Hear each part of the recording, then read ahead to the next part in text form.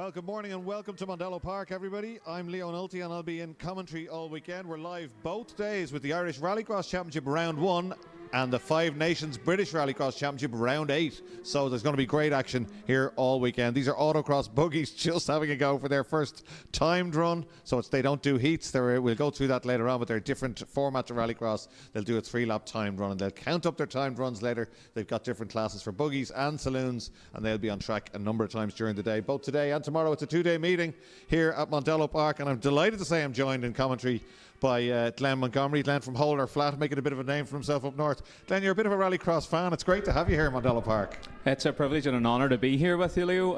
It's been a long time coming. It's a dream of mine to join you in the tower here. First time I ever come to Mondello was 1997 for Rallycross, and it stole my heart. So it's a sport that's close to my heart.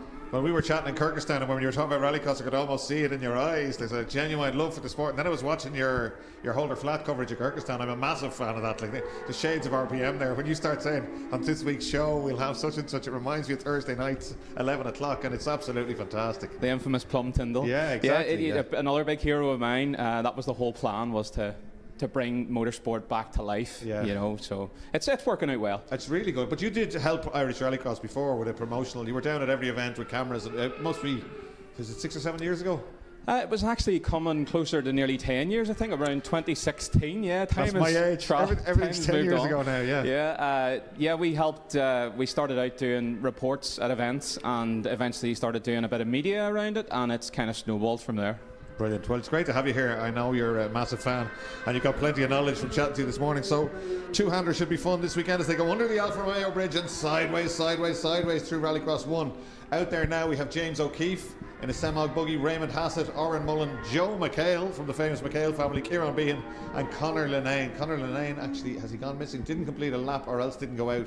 We see an exclamation mark beside his name. So 5 buggies out on track at the moment for this first run. The fastest individual lap. If you hear Glenn or myself talking about individual fastest lap, it's not relevant to their results, but from our point of view, it's relevant to their pace out there. The fastest on track at the moment is Oren Mullen in the 750 Kazmat, and he's gone around in 54.591. The other thing, Glenn, you'll notice, we were talking about this before we came on air, is it's not the normal Rallycross track, is it? No, it's definitely, they've extended it. They're running the longer layout out towards turn 3. I think a lot of drivers will like it. They getting a bit more speed down there and extending the lap. Yeah, there was great banter on social media from some of the UK drivers during the week. Somebody was asking, could they explain which way it goes? And he said, well, you don't turn right through the hole in the hedge. You keep going. And one of the guys said, well, that's what I was doing last year anyway. You know, it can be, the hole in the hedge is another Irish enigma because there's no hedge anymore. Where you used to turn right halfway to turn between Campion Corner, turn 2 and turn 3, there's a gap and you just loop around there normally. We'll be doing that tomorrow. But there was originally a hedge and trees all the way down to the centre of turn 3. And that's where there was a hole in that, so hence the name Hole in the Hedge. They were all removed and it's still called the Hole in the Hedge. It's a very difficult, the Hole in the Hedge is a very difficult corner. Very hard to see the apex coming down into it, but the turn 3 is a very difficult corner also, as it's very unique. It's long right-hander, it tightens towards the end, it's uphill. So it'll bring a new challenge. Yeah, no, you've hit the nail on the head with both of those, Len. The fact that it tightens is very difficult, certainly for front-wheel drive vehicles, because if you're on a trailing throttle, the back end lets go and you're piling on the lock, and you're steering left and you need to get it settled, turn it right, and then the second thing you said is it's uphill, so your exit speed is crucial. Traction also. Yeah, well, a lot of the front-wheel drive cars again will scrabble. The buggies, they set them up on the throttle really way before the apex, which makes them so good to listen to and so good to watch. 4-wheel drive cars, I suppose we'll see the angle of attack when they get down there, but certainly Derek Toll will probably give a little jab of the wand, that's the hydraulic handbrake, before the apex. And get the nose in. Exactly, get the nose in. He'll be hoping to come up the hill with no lock on and drift back towards us, and we'll be watching that with great interest later on. Spectacular to watch.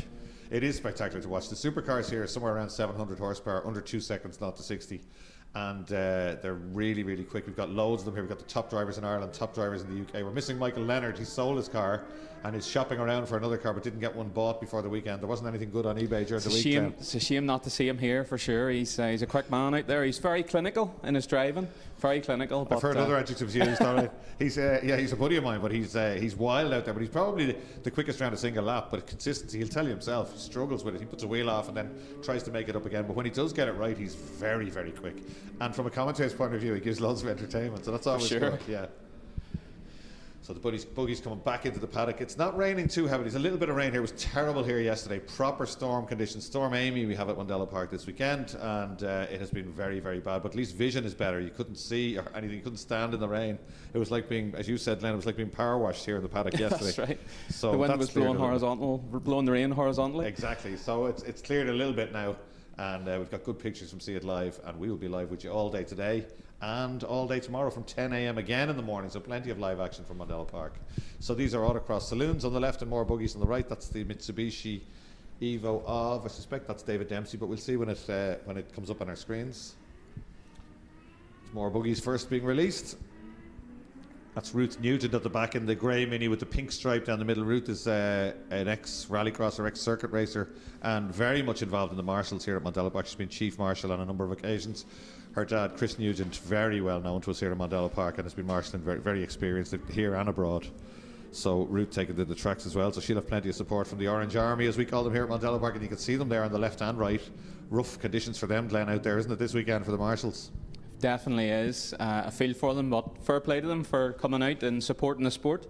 Have you ever driven a buggy, Leo? Never driven a buggy, no. Far too old now. Back in the day, I rallycrossed quite a bit, mainly in a Fiat Uno. When there was a big class here, 5B, and John Dowling from the Kildare Motor Club was the man to beat. Very difficult guy to beat, but Johnny Whelan and myself used to be, we were always aiming for him, not literally. Well, Johnny might have been, but I wasn't.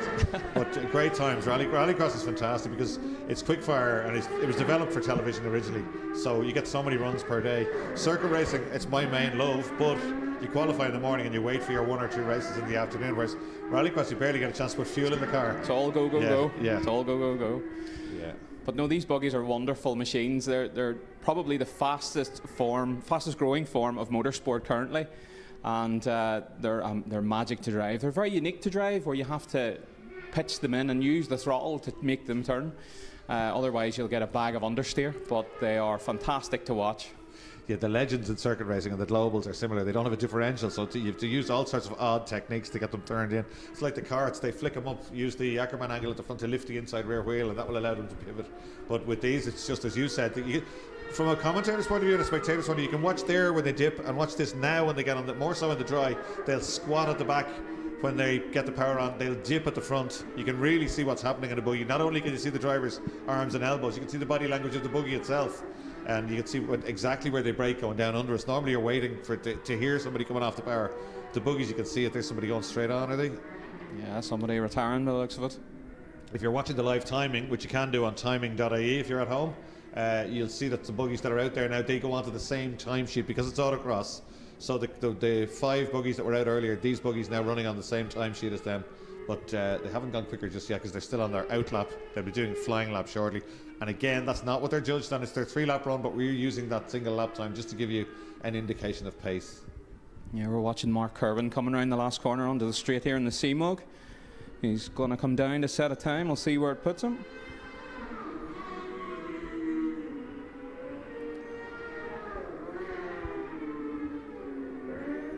And conditions maybe getting a bit trickier out there for them. The times are not improving. Yeah, it's 2:56 as opposed to 54, so 2-second difference there. But we'll see how that settles. Both in 750cc buggies. Joe McHale was in a 1-litre buggy, but that might be an advantage in the weather conditions that we have today at Mondello Park.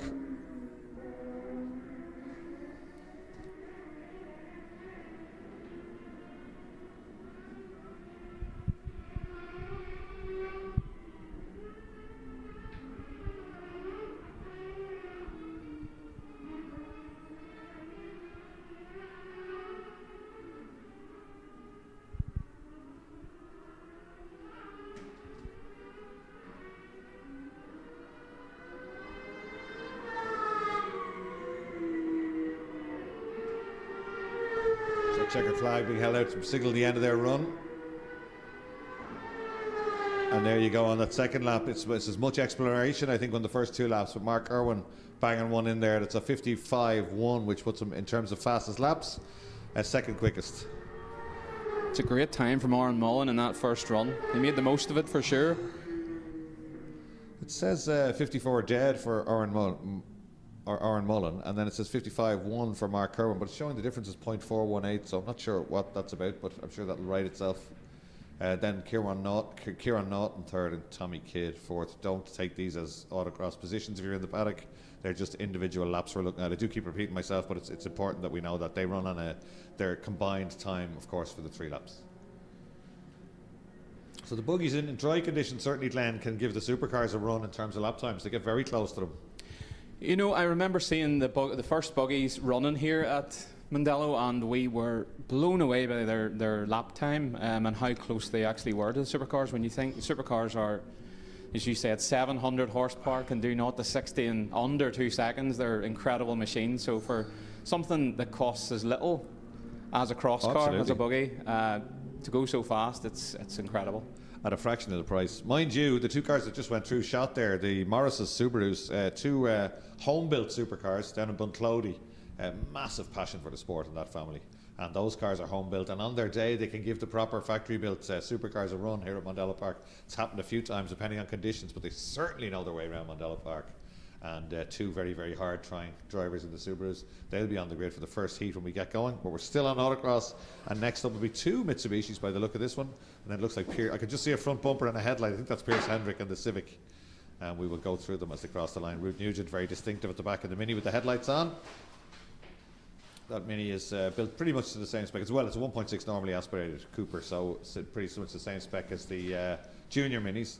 And then Leah McManus has turned 17, so she's now a senior driver. So they've fitted a camshaft and a free-flow manifold and different brakes to the car, and it's going to be called a Mini Graduate. So when you turn 17, you go up into that class. Not the same spec for some reason, but it's a bit quicker. And I think she showed that this morning. She went very quick in the free practice in that car. So we'll see how that goes later on. That car will run with the Clubmans and the BMWs later on. So these are still autocross cars. There's Seamus Hobbs and that beautiful little McGrath shades in 1980s rallycross. If ever I saw one, a box-arched space frame Metro. We used to watch them from Linden Hill and Boyd's Quarry on Saturday afternoons. That's a blast from the past, Boyd's really, Quarry. Yeah. Yeah, it's mighty to see the little car still out there, and very much competitive too. Very fast, very light. You're still running an A-series engine, you know, which is pretty impressive stuff. It would be very easy to shoehorn a more modern engine into that car and it would still be eligible. But Seamus has got a lot of historic cars. He's got a Maguire Mini, which is a space frame Mini, an iconic space frame Mini. He's got one of Morgan Dempsey's GT cars, the original MD GT, which was modified midget with at the time, a Ford twin cam in it. I think it's got an A-series engine back in it now. But some lovely cars, Seamus Hobbs. The big thing is to shoehorn a Honda engine into these Mini and Metro chassis, but it can upset the balance. Yeah. Away they go. The Evos will be lapping up the conditions. They'll have the traction with their 4-wheel drive. David McLaughlin in one of the Lancers. David Dempsey and David McLaughlin are the 2 Lancers according to our screen. There's Ruth Nugent heading away. She'll be getting thumbs up all around. Sideways in the background from that car has a personality crisis, thinks it's a Mark II Escort. It actually is a Civic, and it's Pierce Hendrick, I think, in the background. Pierce Hendrick. Yeah, certainly finding grip levels early on there, Glenn. Foot in the headlight, pull it straight. Yeah. Great job by Pierce there, keeping it on track. Very difficult conditions out there. There'll be a lot of wheel spin, a lot of traction issues. Be good for the Evos, but it'll be tough for a high-powered front-wheel drive car. But Pierce, as we've just seen, is not shortage of commitment. He's trying to hang on. 337 got around there. That's Jack Hendrick, the other Hendrick in the Suzuki Swift twin cam. Lovely little cars, those screaming 1300cc twin cams. Very rare now, but they were a very competitive car in Rallycross back in the day with the likes of Cecil Haffey. Yes. Synonymous with Rallycross in the north. But great to see one still going. Unfortunately, it's in the wall, but hopefully it'll get going again. If we skip the rules a little bit, look out the window, we can see he's already gone out of your shot there. He's already got it, picked up his bits and pieces, and there are no bits of Suzuki Swift over there, so happy days. Look at this, a lot more circumspect this time round. This time, Pierce tidies it up for sure. Yeah. We'll try and find the time on this run. At least he done it on the first lap, and he can clean it up over the course of the next few. Bodywork flapping on the Swift as it comes down across the line into turn 1. 3 goes. Heading down onto the extended part of the track.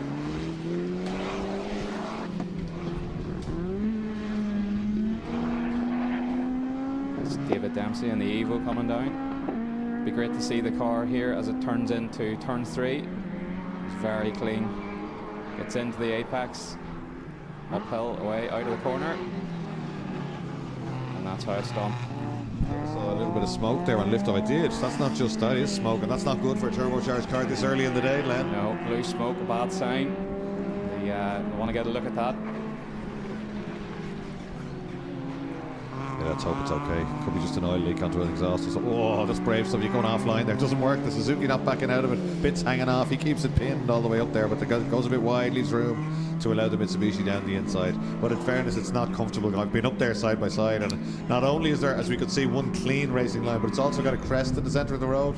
And it narrows as you come down towards the last corner. Yeah, you're coming up there bumping, and the last thing you want to do is meet somebody side by side in the braking zone into the last corner. Yeah, in a well set up front wheel drive car, you do not need to be lifting off the throttle either. It'll start, the back will start trying to overtake you pretty quickly on the way up there. There's Ruth Nugent in the Precision Graphics car, J. O'Reilly's company. Also did the Alpha Bridge, another big puff of smoke. I don't like talking about it, but fairly ominous there from the Mitsubishi, but loads of traction and just blast by the Mini Route Season come and moves it over to the right hand side. It stays right with the Mitsubishi now as they flick it left into Rallycross 2.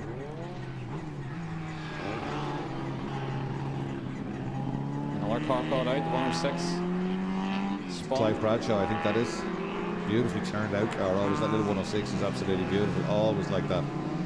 But yeah, the Mitsubishi's just easing its way through the traffic now. Checkered flag is out. Doesn't signal the end of that run. Yeah, David Dempsey, even with the smoke, fastest in that group of cars.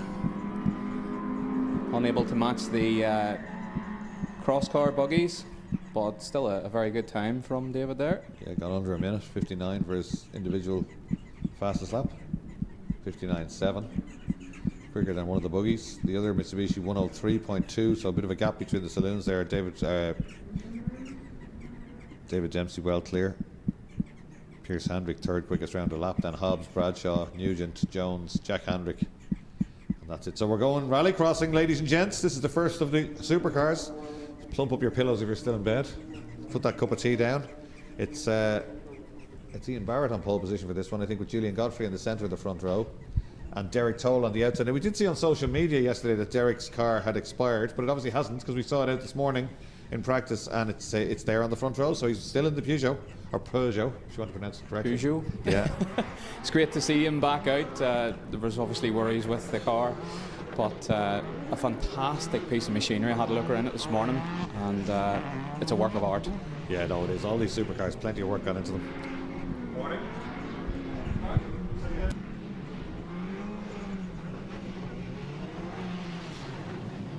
So supercars coming down to us now. Ian Barrett, a relatively new name, but not really to Mondello Park. He would have raced V's here many years ago and was very, very quick. He comes from a massive motorsporting family. They run Barrett's and Maynooth and Earthridge, and they're very much involved in rallying. Triton Showers. They put a lot back into the sport, that Barrett family.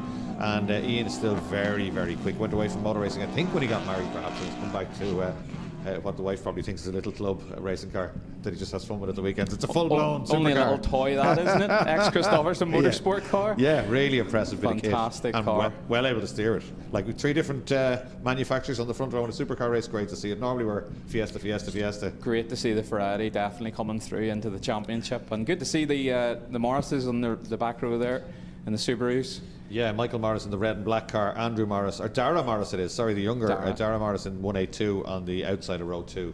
So this will be interesting. Wait till you hear these cars off the line. They make incredible noise, launch control, popping and banging, and certainly in dry conditions under 2 seconds to 100 kilometres an hour, or 60 miles an hour if you're as old as I am. So the whole shot, as they say in bike racing, is crucial here. You need to get to that first corner. If Derek Toll gets half a jump, he'll be trying to get across in front of them. The lights are in the top left of your screen. Wait for the green, they're away. Short wait for the lights, wasn't it, Glenn? That's Toll. A great start from Michael Morris there, coming up alongside Barrett into the first corner. Toll gets there first. Had to have 2 goes of getting it turned in there. It was almost understeering straight on. I think he might have grabbed the wand the second time. Definitely a nip of the bar there. Yeah. Great speed by the supercars, and plumes of water being thrown up behind them now. And it is Julian Godfrey, but just look at Barrett closing in on his home track and closing in again at the second bit of that corner on the brakes. They're all trying to be tidy. That's what you spoke about, Glenn. You can't get out of shape down there. You'll pay for it all the way up the hill. Derek had the right move there. A wee nip of the handbrake, got the car rotated, was able to get in the power early, and he's gapped Godfrey already. He has. Godfrey getting sideways onto the gravel here. And I think that Barrett saw that coming and went for the Joker. Realised that Derek was going to get away. Didn't want to be in traffic. So gets the clean air. Yeah. In fact, he's not though. He's out behind one of the Subarus already. Yeah. Caught up behind Michael Morris, unfortunately. Michael knows his way around here, but doesn't have the straight line power of these big machines. The Subaru will probably be disposed of here by Barrett down the straight. Oh, Godfrey's wide into the first corner, very wide, losing time.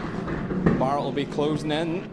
Yeah, right out into what the drivers call the porridge on the outside there. The car, a supercar will get you back out of it, but a modified or hot hatch, as we used to call them, will sink out there. It'll take you a while to get back out. Lose a lot of time out there. Yeah. I've done a bit of rallycross myself back in 2016, and it's, as you say, like porridge. You get really stuck in it. So Godfrey taking the Joker this time. What did you drive when you rallycrossed? Peter McGarry's I Love Bulmers. Oh yeah, the Fiesta. Yeah. The infamous. Everybody had a go on that car, car. I think. Yeah. Here's Toll leading. Oh, wide Godfrey's again. really wide. Sure, that's not Michael Leonard in that car. He's trying so hard, just making mistakes. Julian Godfrey never makes mistakes. He's the calmest of the drivers normally, but he's trying very hard. I wonder, is that car not set up? And he's in the way, isn't he, there for Barrett? Barrett's low down the grass. He's trying hard here, Barrett. Oh, Barrett won't be happy with that. He had a big run to go by. I'm not sure that Julian saw him, you know. I think this will be totals. I think we need to watch and see what the Joker lap delta is going to be. At this rate, Derek will be changed back into civvies by the time the boys get to the finish line. Certainly Barrett is quicker of this pair, but he can't get by. He did try and get by. I don't think Julian Godfrey saw him. He took a conventional line out of the final corner, and that ended up, he didn't get to the apex there again, and he gets sideways again, and Barrett with a far cleaner run up the hill and back down towards Rallycross 2. Derek Toll takes the Joker lap with the partsforcars.ie machine. No problem at all, and he is way ahead. Yeah. Out onto Rallycross 2. That's Nordic Spirit corner and up the hill, and look at Toll. He'd be very, very happy with this one. Julian might hang on here, you know that? I don't think. Last lap to Joker by the looks of it. He's really holding up Barrett. He's had an unfortunate run there, getting held behind Michael Morris and down to the line. I don't think Godfrey took his Joker there. I took it second lap. Second lap? Yeah. If you look at the fastest laps, though, there's not that much in it. That's interesting. 54.5 for Derek Toll, 54.8 for Julian Godfrey, 54.7. Well, that means we're going to have good racing in supercars later on today. Very close. It's great to see. Dara Morris coming down now to take the checkered flag. Those cars just in these conditions won't have a hope of staying with the supercars, but they still drive them beautifully. In fact, in a straight line, there's not a whole lot of difference. Those Subarus can pick up their skirts and run. They're very good off the line. They are. They just that's better reactions, they'll tell you. But it's actually, but they don't have the electronics. Michael had a problem there. I think he went off down at Rallycross 1, but he blasted across the line. But if it dried out just a little bit, they'll get closer to the factory built cars. We've seen that before. So Derek Toll takes first blood at Mondello Park. Julian Godfrey second, Ian Barrett third, then Dara Morris and Michael Morris. Oh, what's happening here? Somebody's gone off in the assembly area. The officials won't like that, Glenn. No, definitely not. Gary Donoghue getting a bit excited there as he heads out to start his first heat. Yeah. Gary Donoghue, he lives in America, he commutes over here to race. We do have to remember Gary's dad Joe, a lovely man, and he passed away unfortunately during the week, and always in the paddock, always a great man to chat to. When Davey raced here, and Dave rallycrossed, Gary rallycrossed in the 8-valve stock hatch class for the axe murderers, as we used to call them back in the day, and Joe was always here, red jacket on, big smile, and as I wrote somewhere last night, the two boys have inherited the same smile, so the smile certainly lives on. They're very distinctive, a very friendly family, so great to have Gary on the grid, and no doubt he's racing in memory of his father today, and we will miss him here very much at Mondello Park. That's Joe Donoghue. So here's the rest of them coming down on the grid for Heat 2. All the excitement, I forgot to flip the page. But I do see Derek Job. It's always great to see Derek Job. A classic name for rallycross in Ireland here. And it's great to see he brought the Escort back out. It's been around the paddock for a long time. Yeah. It tends to be a bit troublesome these days, but when it goes, it goes. It's been very quick through the speed trap. I got a couple of meetings here, frighteningly quick through the speed trap for the more modern machinery. But Ollie tried a wee test launch up at the Southside Motor Factors corner there and stalled. So I think he'll want to adjust the launch RPM there as he comes down to the line. But then the surface is different. The surface is different, so he may have wanted to try it further down. But yeah. Be interesting to see what happens. So it's Gary Donoghue on pole position. It's Ollie O'Donovan in the centre, our proud Irishman, centre of the front row, and John McCluskey, JMC, well known to us, great name in rallying and rallycross for many years, and a real character of the sport. He's just come back in lately and is starting to go really well in the Murray Motorsport car. Then William Carey, a revelation in the ex-Tommy Graham car last season. Really, really quick, really tidy, very determined, and comes from a line of rallycross races. His father and his uncle raced for many years here in Escorts, Zach Speed and BDA Escorts Mark IIs. So, and then it's Derek Job that we spoke about earlier, and that Escort beautifully turned out at the back, the JM Cookstown car. Thumbs up from the marshals to clear the grid. We wait for the ready to race light, so on. Bit of a hold. It's a lot longer than the last one. And it's Donoghue who gets away first. Carey's going to try and get the nose down the inside of O'Donovan here. Oh, McCluskey goes into the porridge. That's the problem, isn't it, Len? You can have that run around the outside, but it's never going to work. Oh, Donoghue's got the head down here, hasn't he? Good first corner for him. He's got a great gap already as they head up to turn 3. They're trying to close him in. They do close him in on the brakes quite a lot, though. Look at this, just rolling up to him after they come off the brakes. It looks like you see. Oh, but he got a great exit. Bit of lag there for Ollie as he came out of the corner. Yeah, certainly. Car didn't lift. Certainly slow off. He's gone sideways, and that's allowing he's lost it in the back. Carey down the inside. Carey's got him just down the inside, relatively easy. Ollie doesn't give places away ever, so that must have been a mistake coming in there. Just got an armful of opposite lock, didn't get to the apex, and William Carey with no contact just said thank you very much, I'll have that one. Now let's see if Carey can close down Gary Donoghue up front. I wonder how much seat time Ollie has had in this car, because he's driven the Focus and the Proton quite a lot, but I don't know how much seat time he has in the Peugeot. I don't think Patrick will let him into it. Patrick's busy this weekend, he's away, so as he just said, I'll take that instead of the other cars. But Ollie tends to be able to jump from car to car and go pretty well. It's great to see Patrick get the opportunity to race in Extreme E with Stard Racing alongside Amanda Sorensen. That's a great opportunity for him. It's a shame he's not here to bag more points in the championship, but I'm sure his father will be doing his utmost to stop Derek taking as many points as he does. Don't mention the war. Yeah, no, Patrick is an undoubted talent. The last time he was here last year, blitzed everyone, and I mistakenly referred to him as being half Irish, and he told me he was proud Irish passport holder afterwards. So they're very proud of their heritage and lineage, the O'Donovans. So, but Ollie, I think, struggling a little bit in that car today. Kerry getting away, but it's nobody touching Gary Donoghue here. Let's see what his lap time is when he goes by, because he's just driving away from the boys. Here's John McCluskey. McCluskey's car a little unsettled on the brakes perhaps there as he tries to get it turned in. Here's the first flying lap. 4.84 from Donoghue. That's a very good time. It's right up there, I think, with Derek in the last heat. I think Ollie's just run wide there into the first corner. Is he retiring or has he gone wide? I'm having a look out the window. He's still going. He's still going. McCluskey's up past him. Yeah. McCluskey in the OneSonic car, run by Murray Motorsport. Usually has his teammate, his teammates with Gary Donoghue who's leading, but he usually has Michael Leonard with him. But Leonard, as we said, has sold the car. Doesn't get to the apex there, and Ollie does, but very different body language from the two cars. Leader takes the Joker lap. I think he's in a bit of a determined mood today, Gary Donoghue. Certainly, maybe driving with emotion. Well, I'm sure he is. I'm sure he is, and rightly so. But he's absolutely flying. As you said, that 54.4 will put him probably quickest, or very much right in the mix with the quickest guys that we saw in Heat 1. So great stuff from him. Carey is closer though after the Jokers are done. Let's see what Carey can do. Here we go. Donoghue takes it from Carey, and third's going to be McCluskey, and double OD comes home in fourth. Fastest lap, William Carey, 54.364. That's the fastest supercar lap today so far. That's a superb time. What a drive from Gary Donoghue in memory of his dad. A great time to do it as well. First heat out of the box. There's one for you, Dad. And he takes the supercar win. Q1, Heat 2. Well, very impressive stuff. And doesn't get much seat time. As we said, flies back from America, commutes back from America to compete in Irish Rallycross. Great to have him back out. A wonderful motorsporting family, County Meath. Let's get our next grade and see who we have. Bits of paper everywhere already, and we're only getting going, Glenn. I'll blame you. There we are.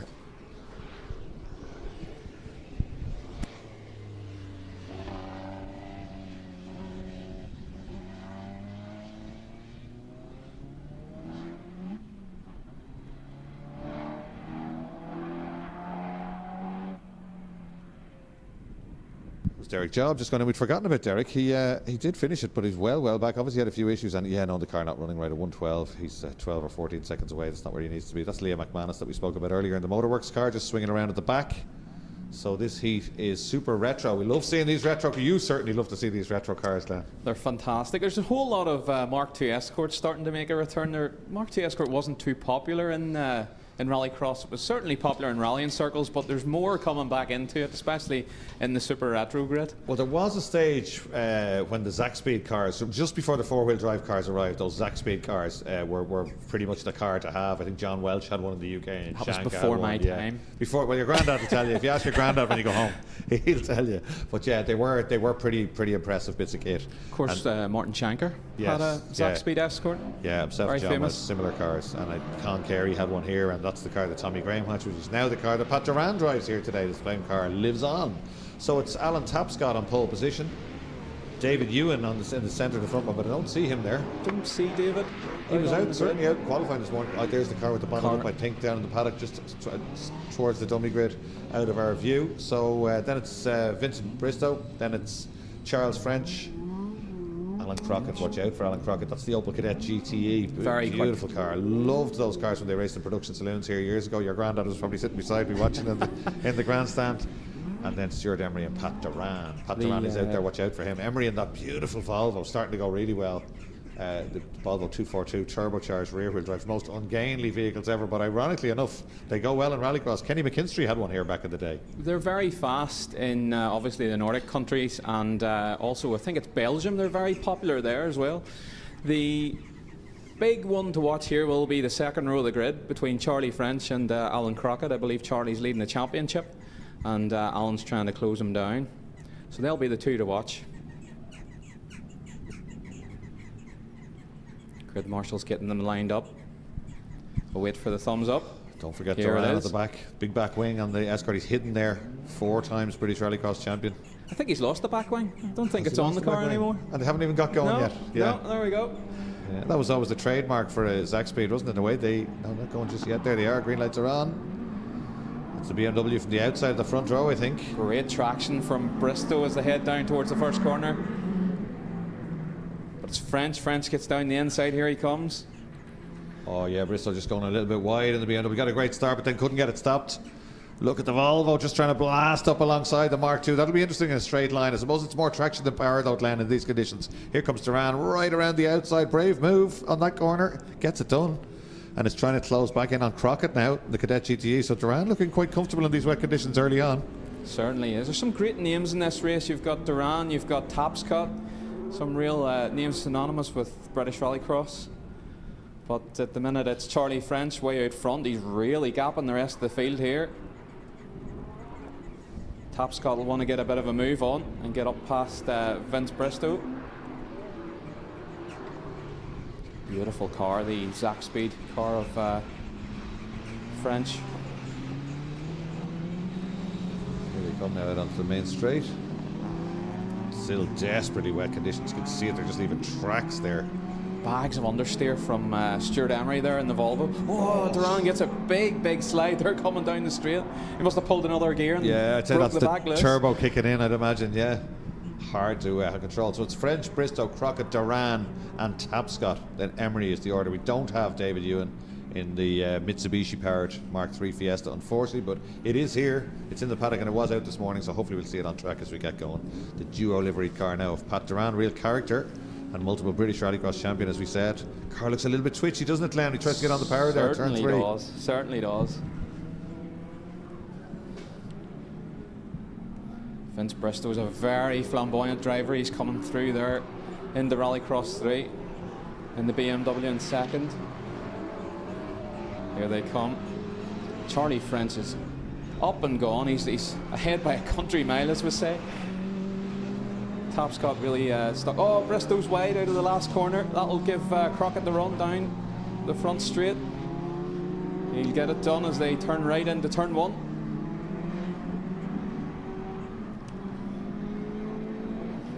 He just keeps it out of the marbles on the outside and he gets it done. He's up to second. Yeah, very close to getting it done, but he does know his way around here, doesn't he, Glenn? Certainly does. It's great to see him develop this car, this Kadett. It's a very quick car. He had a big accident in Liddon Hill last year, and it's great to see it running up at the front again.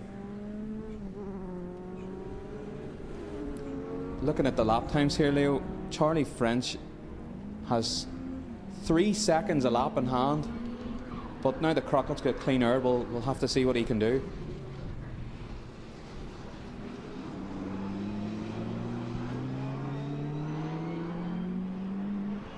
The checkered flag is out though, and it's going to be Charlie French taking a commanding victory there in Q1 of the Super Retros.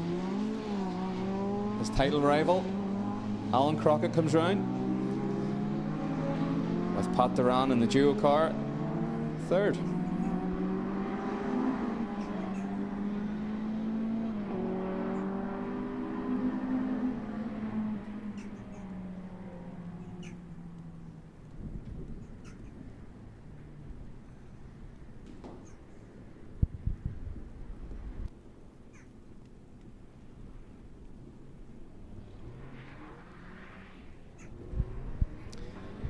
Next up is going to be Clubman modified BMW 120D and Mini graduates. We'll check the grid when they come down. It's going to be Leah McManus on pole position. Leah McManus and Alex Conlon, two young drivers moving up from junior minis, both pretty quick. Abby McGuinness, who went so well here last season, she's in a UK spec Cooper S, so that's they'll be running in the Clubman modified class. And this is Desi Martin in the other red mini at the back. That's also a Cooper S. Right, not showing on our grid, that one. Not showing on our grid. And we don't have any of the BMW 120s, unfortunately. So Leah, and the first two cars are in the mini graduate class, and the second two cars, even though they're all minis, are in the Clubman modified class. Okay, big difference in power here. The two cars in the front row of the grid are normally aspirated, and the two red cars are supercharged. Yeah, but Leah's car does have Thomas in Motorworks, that's her dad, and they had the car up in the ramp during the week. They fitted a cam, they fitted a free flow exhaust system, and they fitted R56 brakes, which are all allowed in this graduate class. I think there's a diff allowed, but they haven't got a diff in it, and they haven't got a map which are allowed in it as well. So that car should have a lot more power than a junior mini, but as you said, these other cars are running reduction pulleys and stuff on the superchargers, should have way up over 200 horsepower, and we saw how quick Abby was last year, so this will be interesting stuff. Alex Condon, I think his car is running the same.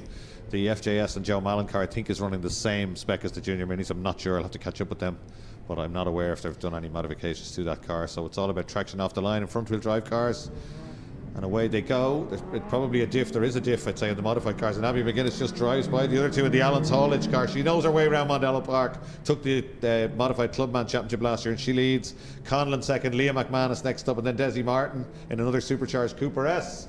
So great stuff. The four minis, that's iconic rallycross stuff, isn't it? Minis Certainly. were huge historically in rallycross, of course. Here at Mondello Park, we would have had Eugene Cahill and Lloyd Spendlove and people like that really quick in minis over the years. Down, trying to get it turned in. A little bit of understeer, but Abby controls it well, using all the track on the way. Maybe it didn't look like she was trying to go for the apex. She probably knows where the grip is out there. She would have done that circuit before. That's one thing circuit racers always do, Glenn, is they'll search around to see where the maximum grip is, because it's not normally the conventional racing line. That gets rubber put down on it and becomes even more slippy, so you see unconventional lines as Alec Conlon flicks his little mini through the left, right and left again. It's a great move by Alex to go early and get the clear run and not get tangled up with anybody. Yeah. And get the head down now and see what he can do about Leah. Leah McManus looks like she's balanced that gap a bit on that lap too, Abby McGuinness. Very impressed with Leah here. She's really putting up a fight to the supercharged cars. Yeah, Leah's definitely talented. On her day, she's had ups and downs, and she's got some physical, some health issues that she's working on as well, really hard with her parents. Really, and on her day, she can be very good. Beautiful driving from both of them there. Four-wheel drift from Abby coming through there and just controlled really nicely. There's the difference in a straight line. Now, Leah's gone through the trap at 116.2. Abby McGuinness gone through at 123.2. And in fact, Alex Conlon, no, who's that? Desi Martin, 122. So yeah, the supercharged car's a lot quicker down the main straight, but not so much quicker through the twiddly bits, Glenn. Definitely not. Leah's holding her own out there. She's gone for a joker, I see. I think it's going to end up with the two supercharged minis ultimately probably in front. I think certainly when Desi Martin gets going in that car, it should be quicker, shouldn't it, than Leah and than Alex Conlon. And Alex Conlon's got back out in front of Leah there. So the two 1600s normally aspirated minis battling away as they come up Rallycross 3, Nordic Spirit corner, then through the gap down to Southside Motor Factors corner. This car, be interested to see if it's quicker in a straight line. It should be. There doesn't seem to be much in it. It is slightly quick. No, not much at all, really, is it? Not really, but she is looking. She's using all the track there to come out and get a Oh, no shortage of commitment from either of them there. Very right, the two of them are flat out. Every bit of track. She even used the exit curve there. That's not a place you want to be at Campion Corner. Especially not in the wet.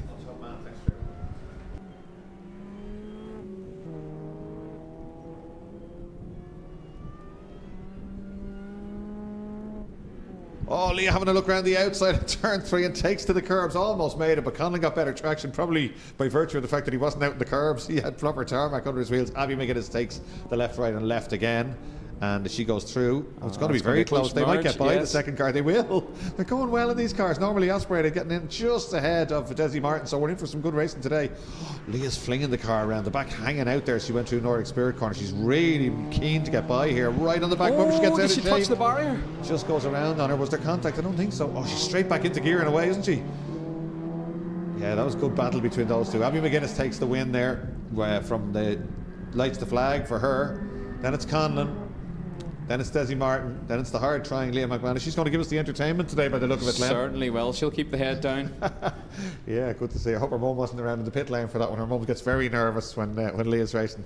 But yeah, the whole family work hard on that car. Great to see. As I did to all the juniors. If you go down there, Brian Sexton and those guys, they all park together. They all work on the cars together. The juniors, great community.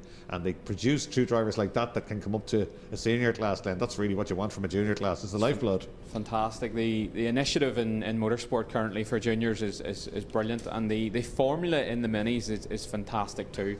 They're great cars, very affordable, and can get them into these cars very young. You can, and the RSA Championship starts them slightly less spec, so you can build an RSA car, go and do a bit of RSA, and then come into Rallycross or come into circuit racing. I think it's 13 is the entry for Rallycross. It's going to be 13 from 2026 for motor racing as well for the ICCR Championship, so you can get them really early, and by the time they get to 16 they're proper drivers. Don't quote me, but I think the age is 12 in the RSA. RSA is a year younger, yeah, so a lot of people use that year to have a go, get used to the mini, just to get the basics underneath them, and that's where we got Joshua Henry from, and that's where we got a few of the other junior minis in the patch tire equipment in the junior race class. That's where a lot of them came from, as RSA, and moved across, which is great. It was Ginetta Juniors in circuit racing, and it was Micras mainly in junior rallycross, but these minis have been a great step forward. 120 odd horsepower, they're not slow. Definitely not. Yeah. Especially at that age. Yeah, really, no fear. So we're getting ready to go now. Some very interesting names and cars on this one, and none more interesting so than Tommy Graham, the local man, the people's champion, as Robin Rhodes used to call him here many years ago. Tommy, massively experienced in oval racing, in rallycrossing and in rallying, and he's been successful in all three, and it's great to have him back. And this is a Dermot Carnegie tribute car, really. He's bought back Dermot Carnegie's Supercar, and he's invested in it, made it into a modified car, so it's rear wheel drive now, so big difference. But Tommy very proud to be driving Dermot Carnegie's car here at Mondello Park today. I was very intrigued to hear that Tommy had made the switch to modified and made the car two-wheel drive. Be interesting to see how he gets on, but there are some very interesting machines in this race, of the likes of Peter McLaughlin there in the 6R4 that has a Nissan GTR engine in it. It's an amazing bit of engineering. Yeah, Stanley Bovell, watch out for him in that Escort, incredibly quick, 2.5 litre, might be a Millington I think, but it's 2.5 litre Millington, very quick car, and he drives it beautifully. Watch out for Niall Carey. Niall Carey's been doing all the winning in the rallycross, rally car section of this, and the car, that white compact, it's a rally car. I would have thought it'd be a little bit heavy for rallycross. He drives it beautifully, and he said at the prize giving, we had the prize giving a couple of weeks ago, great night for the Irish Rallycross Championship, and he told us he was going modifieds, and I said, are you going to do much to the car? And he said a little bit, whatever he could do, not much really. And he goes so well, and that's not the type of car you'd pick for modifieds, if you're going to pick your car, but he drives it superbly. The clue is in the name. That's the same Carey dynasty we spoke about earlier. Then watch out for Derek Lenihan in the ex-Peter Faulkner Honda engined MR2. And then the car everybody's speaking about, Michael Coyne in the Linde Citroen. That's a car that looks like a supercar. It's a modified car. He's just bought it. It is absolutely immaculate. Stunning car. Yeah. Came out of Norway, actually. Yep. Daniel Holton built. Very, very nice car. It'll be interesting to see how he makes the transition to rear-wheel drive, also coming from the the front-wheel drive Nova. Yeah, the absolute expert in the front-wheel drive Nova and a former champion many times. Then it's Peter McGarry hidden out of sight in the ex-Derek Toll touring car rear-wheel drive Fiesta. Looks like Derek's supercar. Don't worry, there are no supercars on the grid. There's 2 cars that look like supercars. A little bit of a jump from the back. Lights are green, away we go, and it's Carey from the second row with an absolute blinder. And here comes McGarry up the outside. Oh, Tommy Graham gets a kiss. Derek Lenihan gives him another one. They're all nudging and elbowing as they head down into turn 1. I think Carey's going to do it. Comes out of nowhere. Brilliant stuff from Carey. That's superb. Just a tad of opposite lock on the way back out. Oh no, he hasn't got the ponies in a straight line, Glenn. Certainly not. He's lacking. He's not lacking in terms of commitment or reactions, though, is he? That was a great start. Great commitment from him. He's a very committed driver. I've seen him do a lot of rally sprints in the north of Ireland, and he's a great driver. But it's Peter McGarry leading the way in the Derek Tohill Fiesta. Be good to see Peter get the Polo back out once it's had its rebuild with Stone Motorsport. And when that car arrived in the paddock, it was in Derek's truck, and everybody was just immediately assumed Derek had bought a Polo Supercar at the time, you know. So Tommy Graham just getting used to this car. I don't think they've tested this car even, and it looks a bit. It doesn't look the steadiest, coming up the hill. But they'll get that sorted. Dominic and Tommy will get working at that first day out with that car. So don't be too concerned about today's pace, I would imagine. Similarly, Coyne right with him and in his wheel tracks. But Boval in the 2.5 litre Millington pulls out, drives up alongside Michael Coyne. See you later, he says. Oh, sideways stuff from Tommy Graham. He's driving it like a supercar. Tommy loses it and straight into the side of Boval. I think he came in there with a kind of a supercar angle. That's exactly what you do with a supercar, but the rear-wheel drive car not responding. What I will say is he hasn't driven the car. I don't think that car is not long built. He did test it here yesterday, but it's going to take a little bit of a while to transfer from 4-wheel drive mindset to 2-wheel drive. And no better man than Tommy. He's always been quick in a 2-wheel drive car. Sideways stuff now for Carey, who's very impressive on his modified debut in that rally car spec BMW.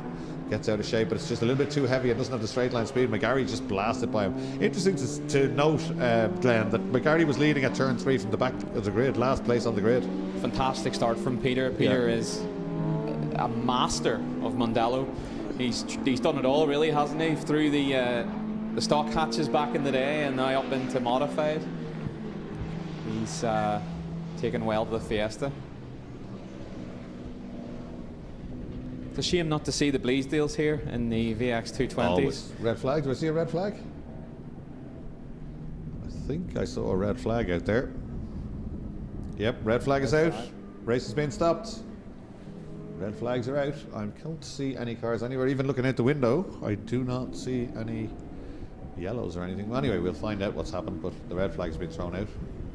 I'd love to say conditions are improving. They look on the screen, Glenn, as if they're improving, but looking out the window, they don't look too pleasant at all. The wind is howling here in Mondello. Yeah. The wind sounds like a supercharged Mini Cooper. It does. Hopefully you can't hear it through the microphones here, but the doors are rattling a little bit at the top of the tower, and the wind is whistling by us here at Mondello Park, but we're warm and dry, unlike the Marshals, so well done once again to them, doing a great job out there. They're going to be absolutely soaked today. It looks like it has gone slightly brighter suddenly, but with the way the wind is, I think the weather will continue to change all day. But McGarry certainly was going to run away and hide in this one. 2 laps they had completed. Let's see what they decide to do with this one. They're coming back down to the grid again anyway.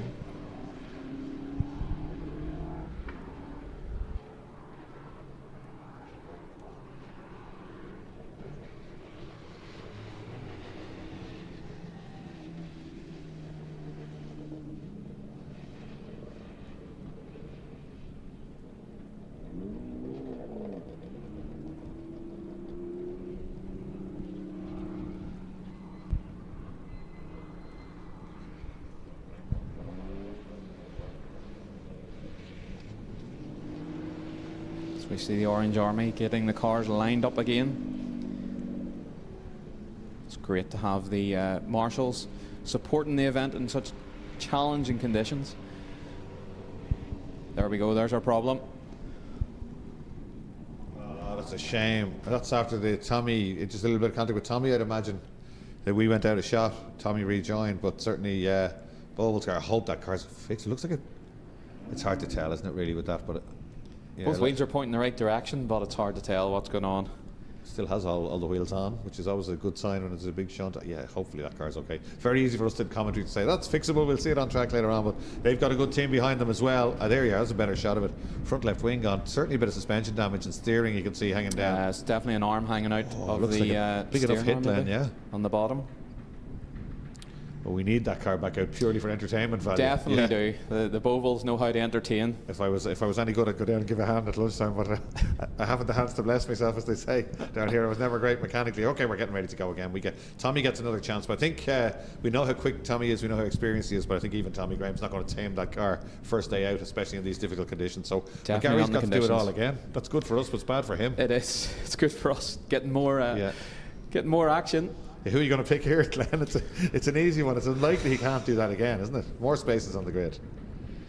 Although Carey will surely split those two going off the line again, will he? You going to give him the commentator's curse?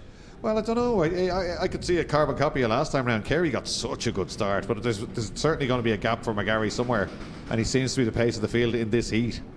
So let's wait and see. The wind really picking up again here. It is. Causing problems with the cameras. And it's Carey. He's got a brilliant start again. And Lenihan's coming up through. And the Metro stalled on the grid. And Derek Lenihan with a great start has come up to second, I think. Indeed, he has. The Sandyford man gets a little bit of opposite lock on and piles on the Honda Power now. And McGarry at the back.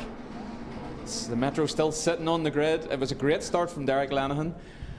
Surprised the marshals haven't Tommy Graham going well. Not as good a start for Peter McGarry. He's locking his wheels coming down into turn 3. Oh, you can see Tommy working at the steering wheel on that car, but Tommy's got years of experience to get on. Look at that for a great run up the hill. He's just realising perhaps he has to stop the car more. No reds again, is it? Yeah, because of the Metro. The Metro's still sitting on the line, unfortunately.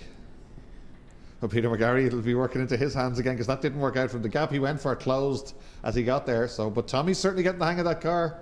He was driving it differently, I think, that time, isn't he? He got it stopped and then got it straightened and then got up the hill, and he got a great run. I think the first run put manners on him, and he certainly tidied it up there in the second start, but we'll see what he can do. Maybe third time lucky. It can't be easy to jump from a supercar into a powerful rear-wheel drive car, especially when they're the same surroundings. I think Tommy had that car as a supercar, didn't he, after Dermot? So the mindset is going to be supercar, and you'll think you can flick it in, stand on the power, and it'll pull itself through the corner, but rear wheel drives are a little bit different. But as we said, we know how quick the local man is, so we'll watch out for him on the restart. Peter McGarry has to go all the way to the back once again in the Derek Toll partsforcars.ie rear wheel drive car, known as a touring car in European Rallycross Championship. Very, very competitive car of Derek's. Is that the car that Derek won the touring car championship in? Yeah. Still just kept it in the shed as one does. Yeah, that'll be a special car to him. Made him a European champion. Probably why he still has it, yeah. It's unfortunate to see McLaughlin getting towed off the start line. That's the Nissan GTR engine 6R4 Metro. It's a wonderful piece of machinery.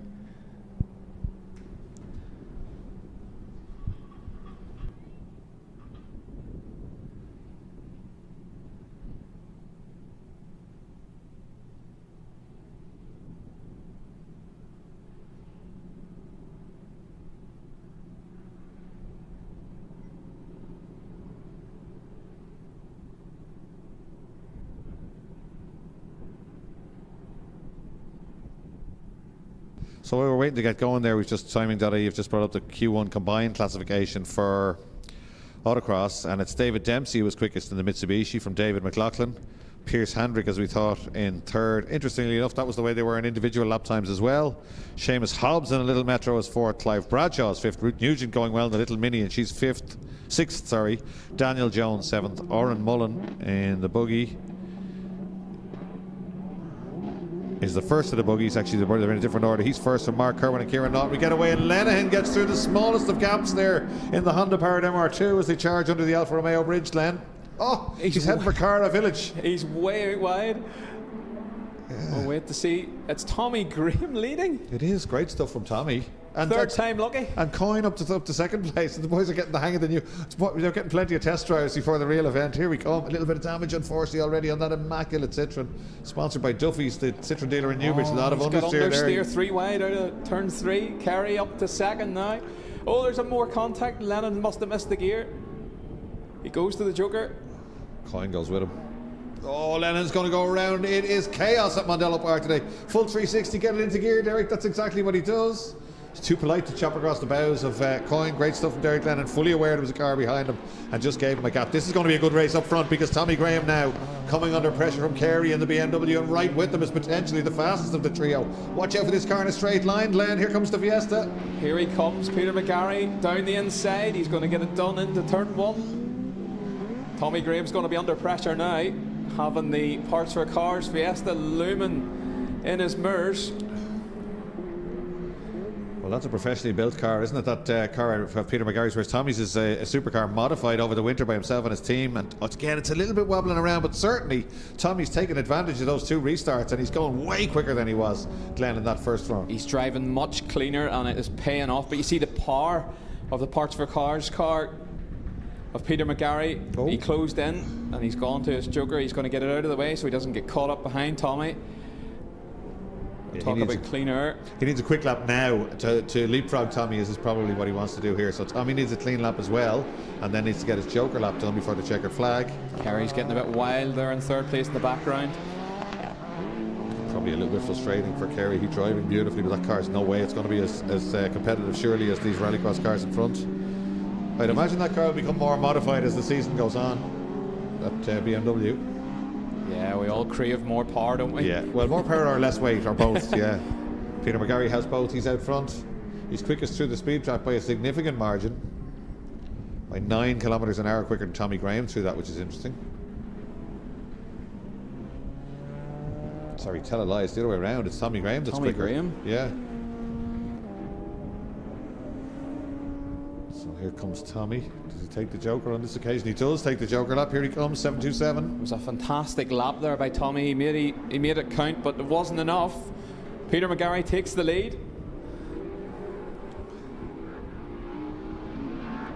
They're still close enough, those 3. We're going to get good battles in this class all day long.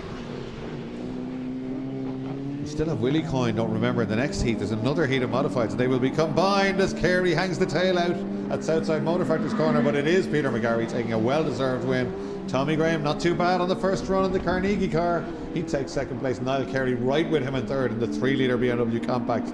Then it's Coyne just ahead, the Citroen just ahead of the Toyota as they cross the line.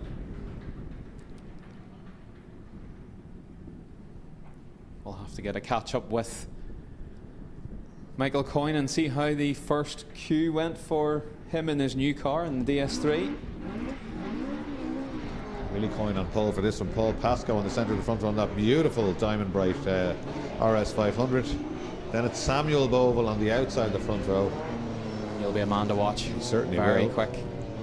Eric Byrne and the little ex-Derek Lennon and Saxo, and then Rory McAlonan. Then who else have we got? Joe Cahill and James McVicker. Have we got Joe Cahill on the grid? There's a few cars here that's not on our grids. There is, and there's a definitely. And the Mini's not there. Unless Joe Cahill is driving something different. No, there's definitely a few cars there that aren't on our grids. We'll get them as they cross the line on the first time. They'll come up on our screens. But definitely that's not the grid we have.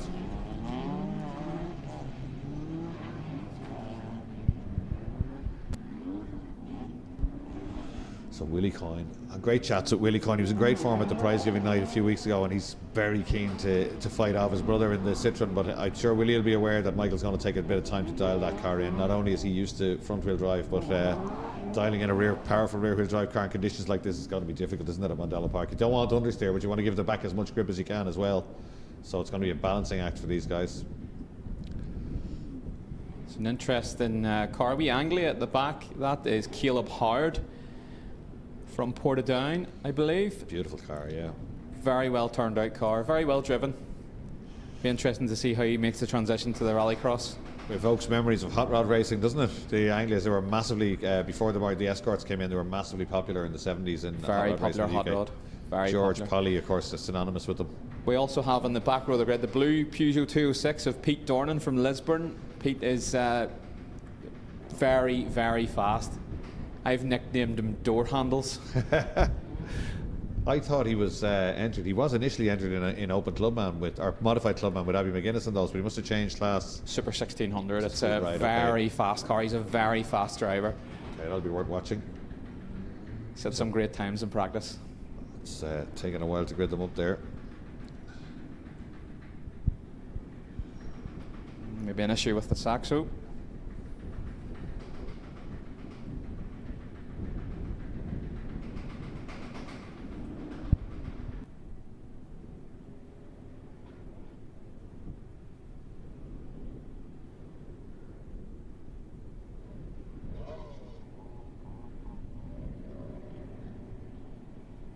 Yeah, the bonnet up on the Saxo. We'll wait to see what's going on here.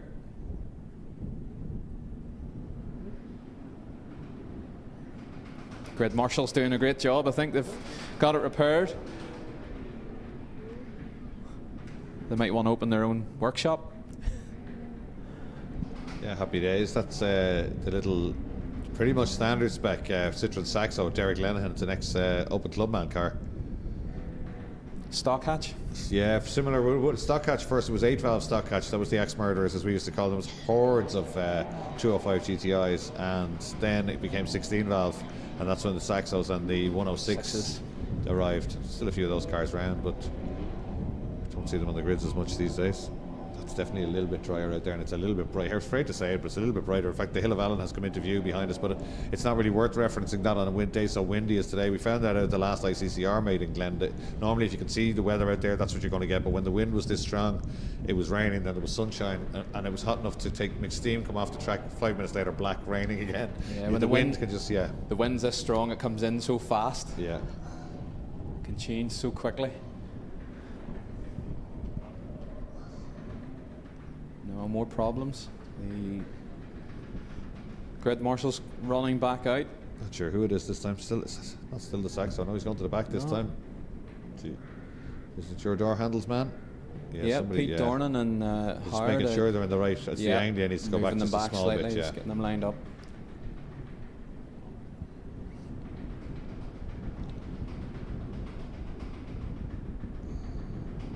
Hope the grid sensors are well in the ground, because they could be blown away very handy. Our cameraman up on the tower here is he's holding on for dear life at times.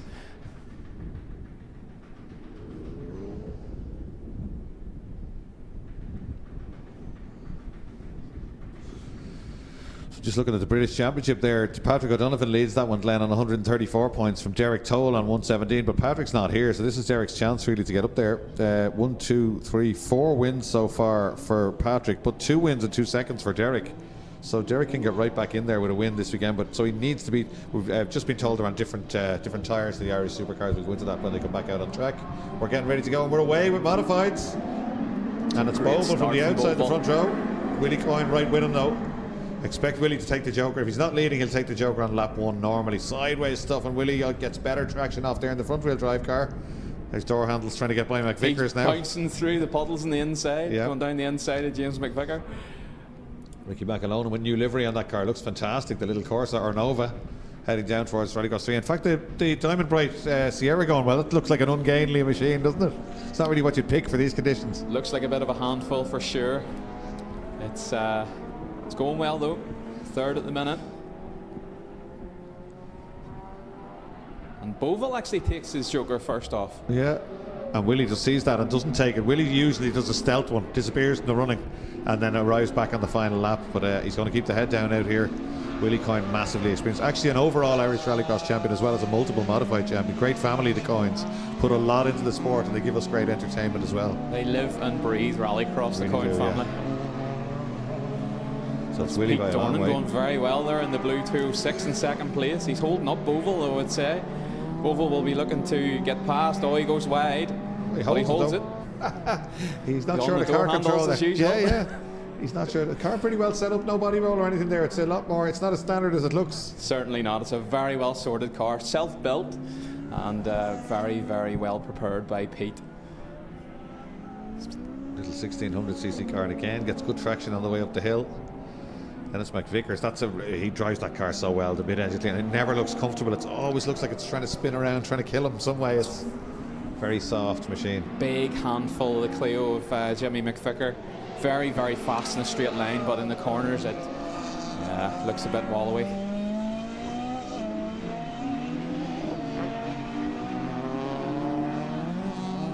Very Great sound effects going by the tower here. You can hear Willie Coyne just feeding it gears and then late on the brakes, down 2 gears and straight back on the power again as he goes across Rallycross 1. He's done it many, many times before. Under the BMW bridge with a little bit of opposite lock comes Samuel Boval. Then it's Pete Dornan comfortable there in 3rd place. Then it's going to be McVicker and Pascoe. Pascoe and McVicker actually, they've swapped. There's Dornan in the 206 out towards turn 3. I think that's conventional racing line. Gets the first apex out to the outside, slows it right down. Oh, Willie Coyne has almost gone around, but Willie nails it and pulls it back straight again. Oh, he just got that back in time to negotiate it, and it didn't actually cost him much time. That's brilliant stuff from Willie. I'm glad we got that on camera. That's fantastic stuff. Willie almost coming in with, as they call it in drifting, a reverse entry. A reverse entry, certainly. Would have got plenty of style points for that. Yeah, really. We would expect that from Sam Boval's rear-wheel drive Fiesta, but not the Coyne Corsa. Oh, he brought it back on the throttle beautifully, and he takes a well-deserved win now, Willie Coyne, as he crosses the line at fastest lap of 56.431. Only 4/10 slower, 5/10 slower Samuel Boval. It's a great time from Willie Coyne there. It's a great time. Pete Dornan takes a 3rd place on his debut. His Good debut stuff, heat yeah. in Rallycross. That's fantastic. That's a good drive from him. Nobody else under the minute though, which is interesting. The guy's 4 seconds a lap quicker than anybody else, Coyne and Boval. So the rest with a lot of work to do. Not suitable conditions for the likes of the Cosworth and the Clio and stuff like that. Big handful. There's Eric Byrne and the Saxo going through. His time's pretty similar to Howard in the Anglia, so they'll probably be battling later on if they're in the same heat again. I think it's juniors next up, so expect a little bit of entertainment. And you haven't got time for a cup of tea if you're at home, hang on for this one. It's going to be David McAdams on pole position. Now David McAdams came back from the UK with a Suzuki Swift junior rallycross car and tried to fight the minis last year, and it just wasn't quick enough, but drove really well. This year he's gone into circuit racing with a mini, and he's really quick. He's got Joshua Henry's old car starting to really fly, and now he's back in rallycross with a mini as well. So this will be interesting. He starts this one on pole position. Logan Hoy, double junior rallycross champion, very much the man to beat here. Then Owen Dooley tries so hard in the little Z-Tech Fiesta. He's about 40 brake horsepower short of the power that the minis have, but he's not short of commitment. So we'll see that later on. Then it's going to be Sean Savage, great young driver. His dad's been racing Irish touring cars for years, another great motorsporting family, and Sean was very impressive the last few times he's been out here. He's massive on social media, brings his car to every show. He's at track days and everything. He's big into it, and the car beautifully prepared as well. Very passionate. Yeah. Very passionate young man. Hugo Lunham in the yellow car alongside him, very, very quick. 3rd in the championship, I think, last year. Very, very fast. And then watch out for Jack Glennahan. So that's another 3rd generation competitor. His grandfather was Frank Glennahan from the Trials Drivers Club. His dad is Derek Glennahan, who we just saw in the Honda-powered MR2. And he's racing and rallycrossing in this Mini. And he's there in the car number 99. Alongside him is a car we don't have. We were looking for that one earlier. We don't have that on our grid sheet. Is that Heron? It might be Heron. There are 3 silver minis in this one. Well, we're down to 2 because there's one on pole. That's McAdams. And the other one is DC, so it's got to be Heron, yeah. Can't see a number from here. Apologies for that, but we will get a little trigger as soon as it goes by. So Dooley and the floor.ie machine will be hoping to get better traction off the line. The minis can sometimes smoke up one wheel. A couple of 100 revs too much when you drop the clutch and they'll smoke up one wheel up, and the Fiesta will get away. But by the time they pull 2nd gear, they're so much quicker. So you got to get across in front of them very, very quick. Plus, it's unlikely they'll both make a mistake. Hoy now very, very experienced. Had a great win in Linden Hill recently as well. The dog man. Great wee driver. Watch him obviously with yourself in the Circuit Racing Championship. And it's Logan Hoy who takes the lead. A bit of bumping with the Fiesta. Yeah. As they head down into the turn 1. Oh, Logan carries the speed in beautifully. Loonham's up to 2nd place. Then it's Dooley. And it's who's that? The 2 silver minis together. Savage trying to make a run down the inside. The mini's just easing by the Fiesta. Nothing he can do. Now Sean Savage wants to go, and Savage gets caught, and he's across the gravel. He's into the gravel. Just touches the barrier. I think that car will be okay. The front bumper might be off it, but the gravel did its job. Look how deep it's gone in. That's great stuff. Fantastic job there from the gravel. Stop it going in the wall. It could have went in hard. That's why the guys at Mondello on a Thursday afternoon are raking that gravel, because if you don't, it won't do that. It just grabbed the car and stopped it. So that car will be fine, and Sean will be a little bit disappointed because he was on a bit of a charge there, as he always is. But they'll get that car back in. They'll get that car back out. I wouldn't be worrying too much about that. It might have made very light contact with the barrier, but I think all the momentum was gone, wasn't it, Glenn? I think more the gravel pulled the bumper off it, so it should be fine. A red flag. It's in an ominous position down there as the fast part heading down towards turn 3. Yeah, you wouldn't want to be sitting there for too long. It's that's the firing line. We can see it from here out the window. But already one of the rescue units is down there. I suspect it's John Rock. He always has about 50 jobs on a race meeting here. They'll get that pulled out relatively quickly, even though it was difficult at the last meeting when we got a bit of rain to get them out, purely because the gravel tops have been loaded with new gravel and they've been raked quite a lot lately, so they are doing their job. If you didn't have that gravel rake, the car would have gone straight across that and you would have had a heavy front left impact into the barrier. So great stuff to all involved there.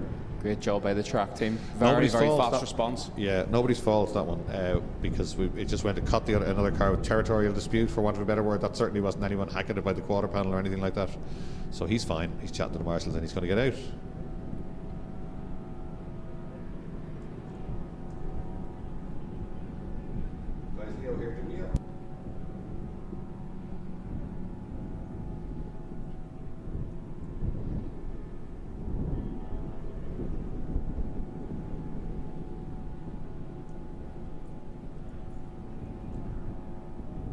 So there we are, the MCG Auto Styling car, giving great coverage to all its sponsors there. Precision Tint and Graphics, Jay will be delighted with that one. No doubt he's watching. SR, CMC, all the rest. There he is. He's grown in height, hasn't he, since we last saw him at Mondello Park. He was very, very small. He's certainly growing. Well, that tends to happen with junior drivers, but he's stretched a lot over the winter. Sean Savage, great to see him. He's still smiling. He knows the car's okay, and he's already heading back up. They're using the teleporter for this rather than trying to tow it back out, because it can be difficult to get them out of the gravel when they're in so deep. Marshals are there. The rescue crew is already down there.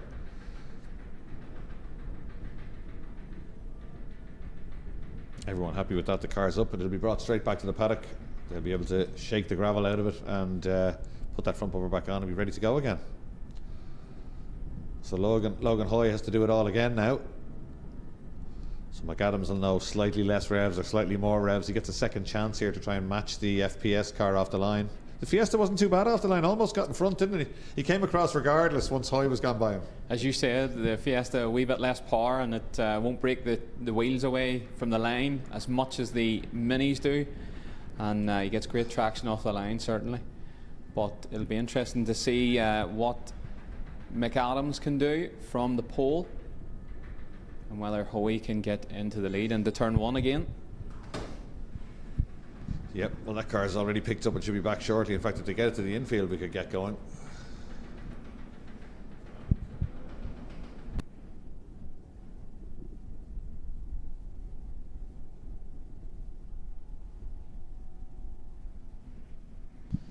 So back to our original grid of juniors. So 1600cc minis are eligible, or the older cars that used to be in this class. So that's a 1250cc Z-Tech engine Ford Fiesta. Running to the same spec as the race cars. That forms the biggest racing class here at Mondello Park. Would you believe those cars? Somewhere around 30 cars at most race meetings, and a rookie championship runs alongside. They're pretty standard. You're let up the compression ratio very slightly. They run a standard Ford spec shock. I think it's a KYB, but it's a standard spec. It's not a racing shock.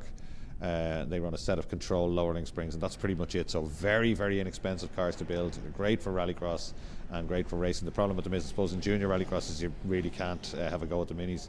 You can have a go at some of them, but they're out and out. The mini is certainly a good bit quicker around a lap and a lot quicker in a straight line, as we'll see later on. So the Mondello Park teleporter there picking up that car should be able to. It is John Rock. I was half joking, but it is actually him there. So he's going to bring that car back in, and we will no doubt see that car back on the grid later on. Swing it around just to show us the rest of the sponsors there. It's exactly what you want for your sponsors. So if publicity. If you want a bit of publicity, parking the gravel down at turn 3. No, I'm joking, don't do that. But yeah, great to see it. That car beautifully turned out, as indeed are many of the junior cars this weekend at Mondello Park.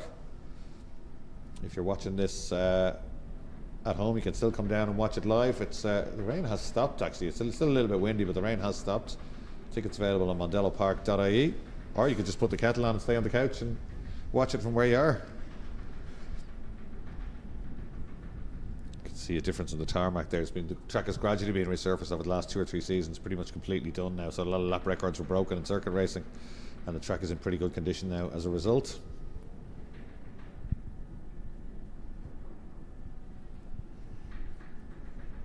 Yeah, that's a lot of investment from Mondello Park. It's great to see the money come back in, and Leo, as you know, the circuit racing is really, really healthy at the moment. Yeah, it's great to see it. I mean, obviously that's my gig during the week, so I'm delighted. But from a personal point of view, I love it. I mean, go back 5, 6, 7 years and the signs were empty, the gantries were empty around the track. They're all full. There are no empty gantries. All our signage has been sold. All our race classes have sponsors. We now have Teng Tools involved as the sponsor of the ICCR for the remainder of 2025 and all of 2026. So yeah, it's great. It's great to see, and like, you know, the differences from when I raced many years ago, when you did a couple of rallycrosses, is to have it like a live stream like this. You've got something to sell to your sponsors. Every single driver down there has something to sell to their sponsors. You know, your mates can watch the whole lot and see it live. Have just brought on their coverage. We're not using it today because it's too windy, but they've got a proper full-size drone that has given us unbelievable shots here to follow the cars around the international track, watching them going under the bridge. If a car goes off, it finds it and hovers over it for a couple of seconds. So it's just been, it's fantastic. So yeah, circuit racing is looking pretty strong at the minute. A lot of work being put into rallycross by a lot of people, you know, and that needs to come the same way. Derek Toll's been supporting the championship and his father George for many, many years.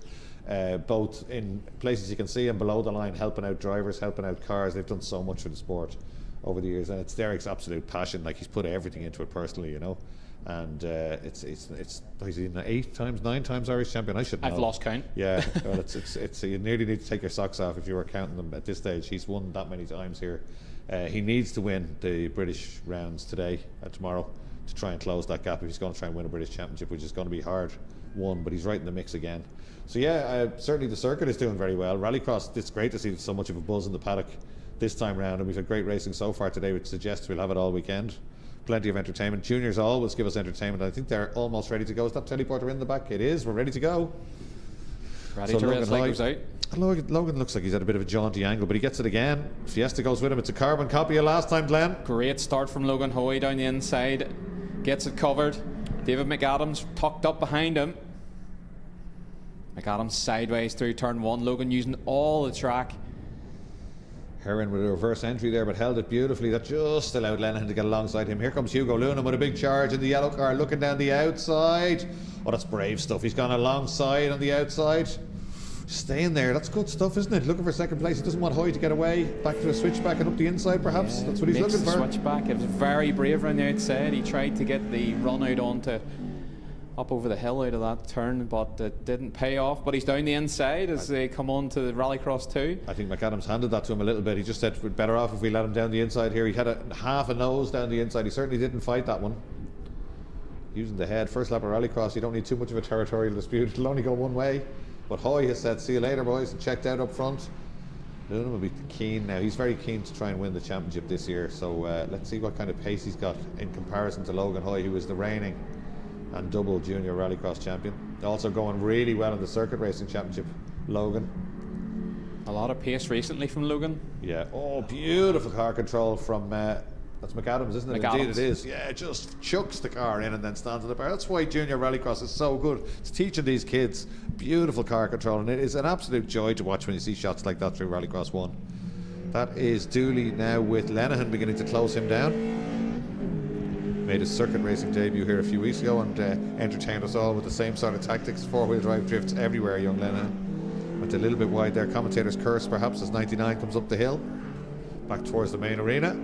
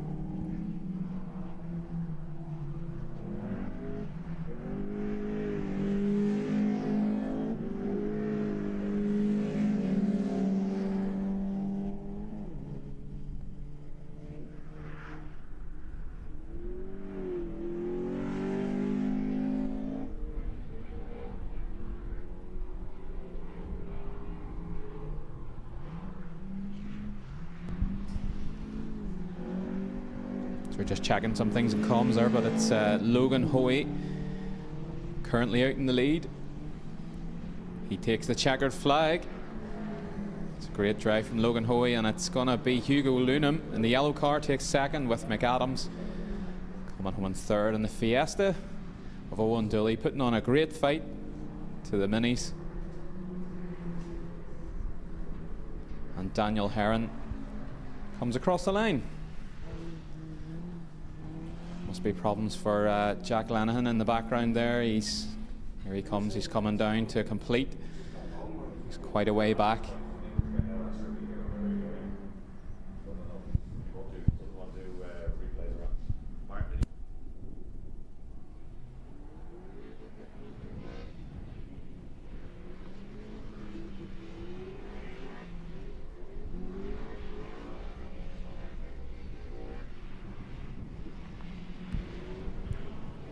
That's heat one of the IRX Juniors over.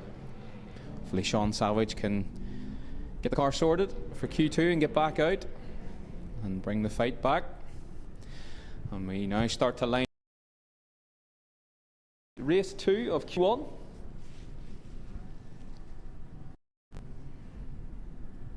On pole we'll have Dean Deasy with Corey back alongside in the Fiesta. And on the outside of row 1, Cody Mahon. That's a beautiful little car, the car with the eyes there on the outside, number 130.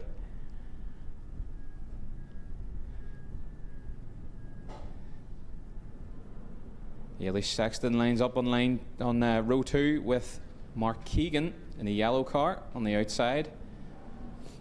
Ailish goes very well in the Rallycross. The wind really howling again, blowing the camera around.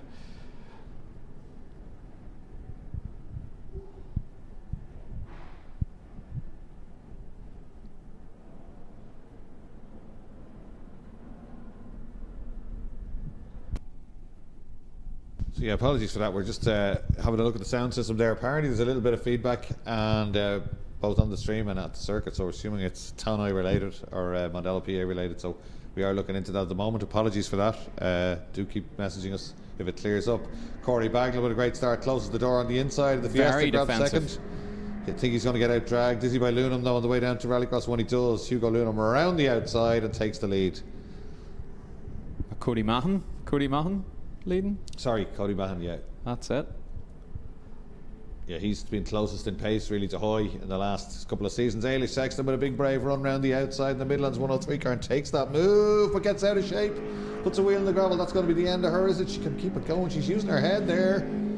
Only just got it back. Now that after the initial error, that's good driving, clever driving by Ailish there. Magic. She didn't go on the brakes. She let the momentum keep going and going. She didn't put on too much lock. Didn't jump on the throttle either and dig in. Well, I tell you, I was probably twice her age by the time I learned that that's what you've got to do. And I learned it the hard way. That's really good stuff from her to get it back, because we saw what the gravel will do. And it happened here at the last race meeting. Sam Doyle absolutely flying in his E-Tech. His left wheel, just like that, went in. It turned the car around and it sank. And she did so well to get it back out there. But certainly she wasn't sure of commitment either to go around the outside. Somebody going very slowly. That is Mark Keegan going very slowly. She goes around the outside again and again. That's brave stuff. That's third gear, pretty quick in one of these little minis. So she's not short of commitment. No, she isn't short of commitment, Ailish, in this one.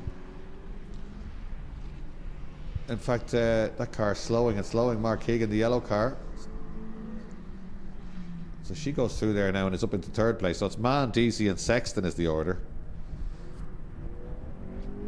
And Bagnall, and then still going but very slowly is 119. Mark Keegan. Oh, there's Bagnall again. As we said, these guys in the Z-Techs really do have a go. The tyre box car bouncing on its bump stops across Rallycross 1 now and heading down towards the double apex right-hander. Duckham's back in the day, if you're as old as I am, which you're not, Glenn. I think it was Duckham's when I first came here. Was it? Yeah. A lot of the older boys in the paddock still say Duckham's, yeah. Just Boac for turn 2, BOAC. There's the leader. You can tell he's the leader because the front of the car is clean. No muck being sprayed up on it, yeah. Way ahead for Cody Mahon. Yes, this will be a quick lap time. Gets on the power early, drives right out to the edge of the circuit, up to the third gear. 106.882, but that's and a little bit of understeer coming through there. The back not hanging out as much as it was in some of the other minis. That's tire pressure related. Generally, you can't adjust the suspension on these cars. They're on a bit like the Fiesta Z-Techs we spoke about. They're on a control fixed spring to keep costs down. And they're a standard spec shock as well, so you can't adjust the shocks, so you might be able to play around with tracking a little bit.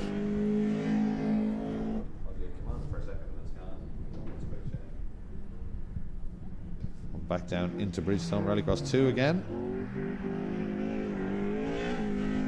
It's the last lap. It's Mahon, DC, Sexton the order. Sexton with fastest lap of the race so far. Ailey Sexton. It's gone quicker than Mahon, so this will be an interesting lap in terms of times. 105.569 is her fastest.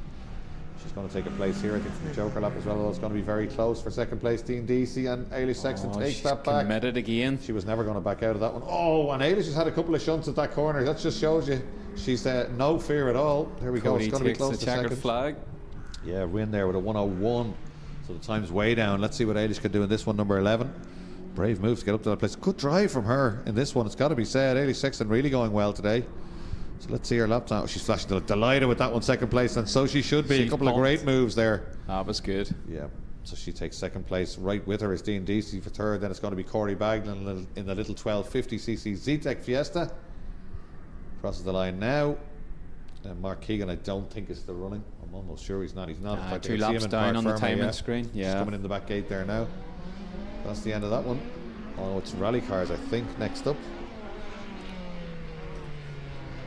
Definitely going to be a great fight between Cody Mahon and Logan Hoey in the minis. Well, that's the normal script in Irish Rallycross. Yeah, they're very, very closely matched. Logan usually gets it up, but certainly Cody does make him work for it, always. So that'll be interesting when they get together later on.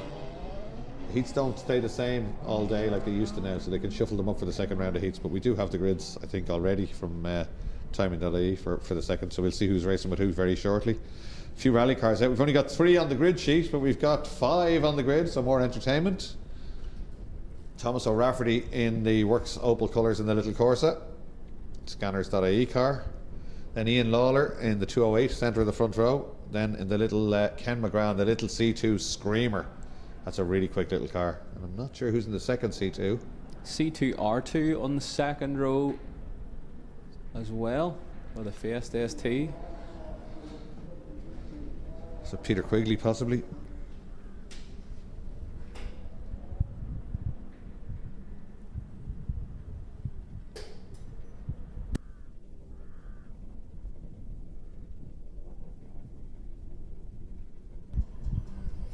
It's great to see. We've got our lights back, ready to race. Light is on. It goes out and we wait for the green. Who's going to get the start? Thomas O'Rafferty has a terrible start. It's Lawler. Lawler has the lead. The 2 C2s give chase down to turn 1. Stephen Lipset, that is in the second car, yeah. And I think he's up to second place, yeah. Yeah, the little Greenfields limited 208 away, but that's a dangerous looking, screaming C2 R2, and it goes down the inside of the first apex of turn 3. It just takes the lead away. Well, no rallycross experience, but he's not letting that count, is he? Definitely not. He's very committed. He's done a couple of rally sprints here at Mondello in a Mark II Escort. Right. And very committed driver. He's had a lot of problems with a C2 though at the rally sprints, and that's why he switched to the Mark II. But it's good to see him back out in it. Oh, Peter Quigley at the bottom of your screen, the ST. That's a shame. Pulling in already. A problem with that car. Unusual. He never normally has problems with it. Thomas O'Rafferty, potentially quickest man on track. Let's watch out for his pace as the 2 Citroens begin to have. One of them's gone by already. The other one now nibbling on the back bumper of Ken McGrath. Of Ian Lawler in the 208. Not much in a straight line, is there? Very close. These 3 cars obviously come from a rallying background, and they'll all be very well balanced, depending on whether they've been further modified to use here at the Rallycross. But great to see Stephen Lipset going very well out front. I think this could be his Rallycross debut. Yeah, it's not a name that's familiar to me, but Lawler going nicely there. In fact, McGrath had a look down the inside, but Lawler just closed the door as if he wasn't there into Rallycross 1. But he's been rallycrossing quite a while now in the 208, and very, very impressive. In fact, he gave Carey in that BMW Compact a couple of good runs last year when Carey was in this before he moved to modifieds. We had some great battles. So as they go across Rallycross 2, and the little Peugeot taking the Joker lap now, Ian Lawler. He comes out ahead of Thomas O'Rafferty. Thomas O'Rafferty maybe not going just as quickly as he should be in the ex-Danny Callinan Corsa. Thomas obviously well known in the Irish Rallycross grids. used to campaign a Fiesta Mark III supercar. Oh, McGrath really wide on turn 1. He gets it gathered up, gets it slowed down, he's away again. Any wider, he would have had to pay to get back in, Glenn. He was heading for Cara Village there. He was heading for Cara. Lifting an inside rear wheel now on the Citroen. Oh, and a little bit back to break it away, but he's on the throttle almost as soon as it happens. You can only just barely see it there. That's great stuff. Nice balance on the throttle there. Beautiful work, yeah. It's as fast as that 59.1 to Lipset, 59.7 to McGrath. Lawler hasn't done a representative lap yet, so we'll see what he can do. Stephen Lipset seems to have found his niche here. He's going very well. His calling, yeah, he has, hasn't he? And O'Rafferty is not featuring, and in fact, I think it's a transponder issue maybe for O'Rafferty, is it? Is he still going? I don't see him. No, I don't see him out there, but I don't see him back in the paddock either, so it's hard to know. Checkered flag is waved. Stephen Lipset takes a fine win, very well earned there, and fastest lap 58.390. No joker race lap to the flag. I don't see a joker lap showing for Lipset on the timing screen, so it's not coming up. Well spotted. So that's going to be a penalty for him, Lipset, for getting to do the joker lap. That's unfortunate. Commentator's curse. Yeah, just saying he was getting used to rallycross. So he'll learn quickly. Yeah, he will, unfortunately. Thomas O'Rafferty didn't finish, so we were missing him a lap earlier. I'm not sure where he pulled in because I don't see. Oh, there he is. Yeah, he's come in through the tunnel, as the drivers called it, at the back of the paddock. So it's buggy time. Yeah, Thomas O'Rafferty looked to be getting a bit of push there into the back of the pits. So definitely problems with the Corsa.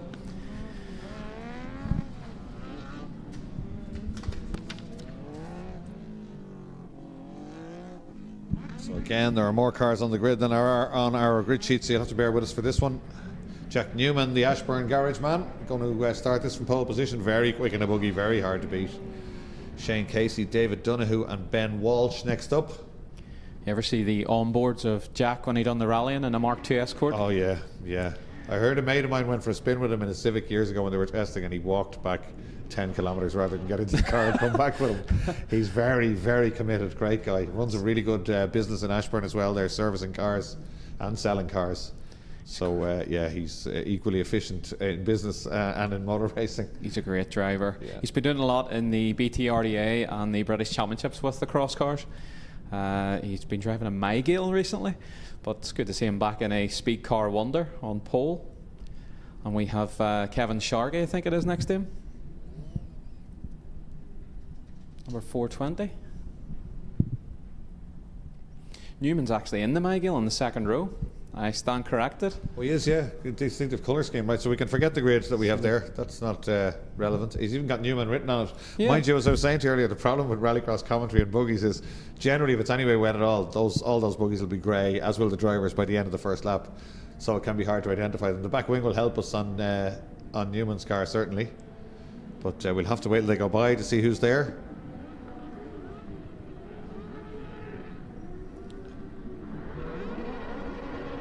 Oh, wheel spinning furiously. Everybody popping off the limiter there. They can't get any traction off the line. Screaming down to turn 1. Walsh, Sharkey and Brogan, but it's Newman who gets that crucial inside line. He's up to 4th. Is he up to 3rd? He is 2nd, perhaps. That'll do in one corner. Few rally men in this. It's actually Ben Walsh who leads in the speed car wonder. Yeah, 608 still, I think, out in front. Again, doesn't quite get to the apex. Newman, of course, does. Puts a wheel up on that inside curve to try and utilise every bit of track that he can, and closes in on the leader. And Newman decides to take the joker lap, takes someone with him. Leader goes a little bit wide once again. Newman with that beautiful balance you see in the buggies. We spoke about this. They're so soft, you can see exactly what the driver's doing. No sudden change of direction, and he really needs to not lose that place. That doesn't work when you come out and you're not in clean air. But in fact, the other driver being driven a bit wide, and Newman just motors by on the clean line. They both do, and he's up a place again. So that's him in 3rd place, having taken the joker lap. Not a bad first lap, Glenn. That's a good first lap from Newman there. He got up past Kieran Greenan in the Yak car, and he'll be looking to make inroads. I see the roof panel looks to be coming up on the Mygale. It is. It's an air intake currently for Jack Newman, but he's under pressure from Kevin Sharkey here. Kevin's going very well in the black and fluorescent green So Kieran Greenan making his rallycross debut. He did his first race 27 years ago when he was 27 years old, and he's back racing his original number, which is 27. 27. Yeah, great guy. Good friends with Derek Lenihan. Would have raced karts with us years ago. Great family, the Greenans, great fun. Distant relation to Joey, would you believe? And he was very quick in saloons in 205 GTIs, then in touring cars. Then he bought the Jonathan Files 309 and was right at the front of the Irish Touring Car Championship. Retired, stepped back and had a family. Whoa! Paul Brogan. Sideways stuff from him. Fantastic. So, that's what we'd like to see. Greenham with a brand new buggy, hasn't driven it, tested it yesterday, said it was a bit of an eye-opener, and expect him to start moving forward. He's not at the front or anywhere near it initially, but he will certainly be worth keeping an eye on. Kieran Greenham well able to steer. So Walsh, Brogan, Newman, Sharkey, Cummins and Greenham the order now, at the end of the second lap. Ben Walsh breaking clear again. Brogan very sideways as he heads in to do his joker. He's really fighting that MV Racing. Of course, some of these are different engines. Some of them are a 4-cylinder 750cc, and others the MT09 3-cylinder. You'll hear the difference in tone of them. The MT09 a lot torquier than the 4-cylinder. So good to see them mixing it up when they come across the line. It's Ben Walsh to take the win. It's going to be Paul Brogan in the MV second, with Jack Newman in the Mygale taking third. You get the odd rogue 1 litre buggy as well. On a dry day it can be a fair bit quicker here, but the wet conditions tend to level everything out. Yeah, the 1 litre buggies have the potential to wheelie on a dry day. Yeah, they're insane.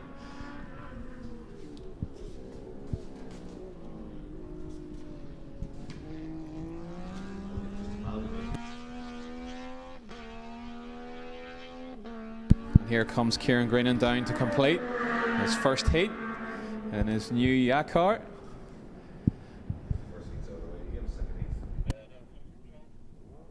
That's the first heats already out of the way in Rallycross, in both the Irish and British Rallycross here at Mondello Park, the Five Nations. So we're going back to Autocross now, and they will have their second run of the day. There's that Mitsubishi. It's a little bit of smoke coming from. We said that earlier, but there's nothing wrong with it in terms of power and pace. That was the fastest saloon last time round. So yeah, there it is. David Dempsey was quickest in that one.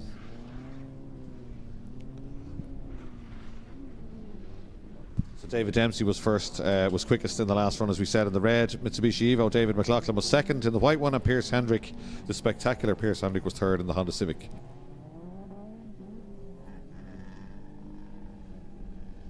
So the only difference here, they don't grid them because they start like a rally stage. They count them down to go away, but to head off. But they're in the order of their pace in the first run. So as we see, the quickest car starts first, and so on.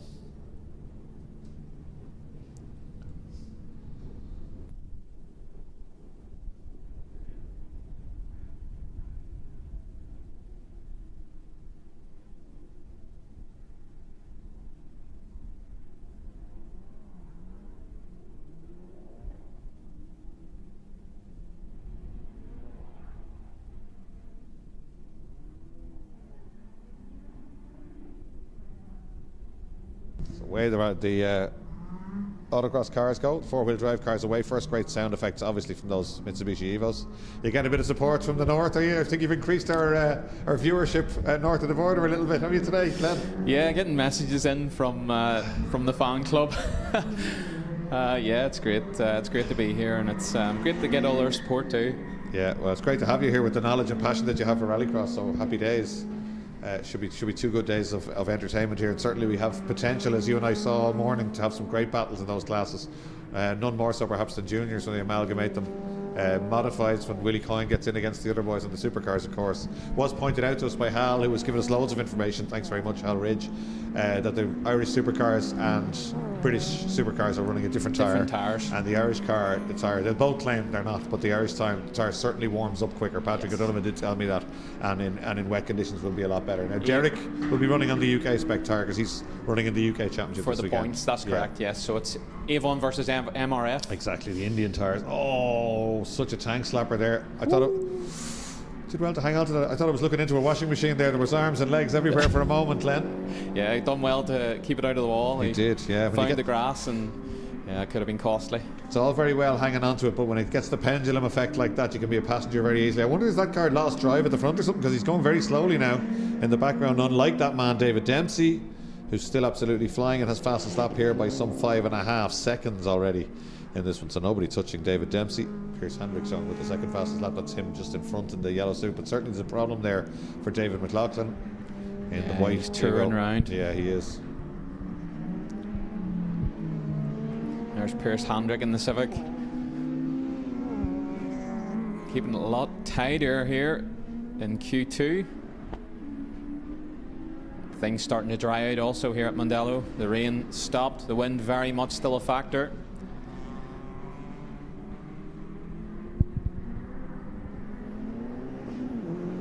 But at the moment it's still David Dempsey who's quickest of our autocross runners in the red Evo.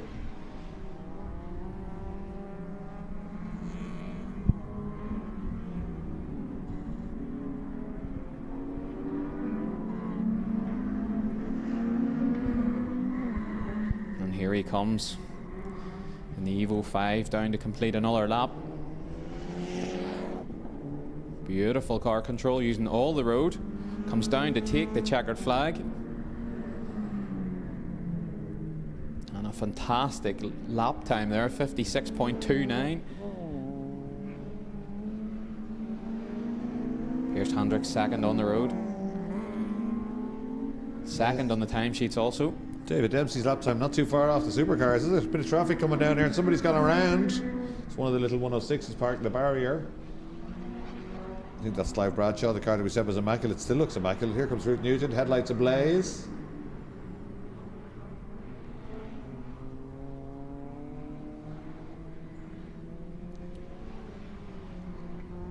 Certainly a little bit of traffic down there. 3 cars running together. Ruth Nugent well clear of that one.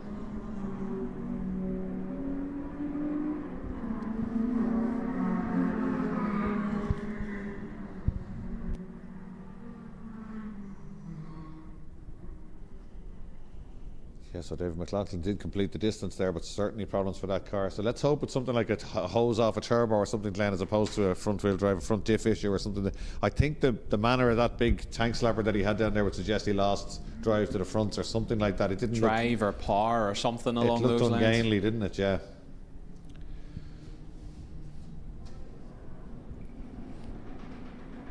Here come our autocross buggies round to line up. There's a whole lot of manufacturers now that have become so popular. You have the likes of Speedcar, you have LaBase, you have Yakar. There's so many different brands and factories out there making these cross cars become so popular. A lot of them come from the Balearic region out in Spain, and they are fantastic little machines. Yeah, anyone that drives them seems to absolutely love them. You can see why they're so quick. They're very responsive. There's a little bit of an art to driving them, as we spoke about earlier, getting them initially turned into the apex. Once you get the hang of that, they're great fun and very, very quick.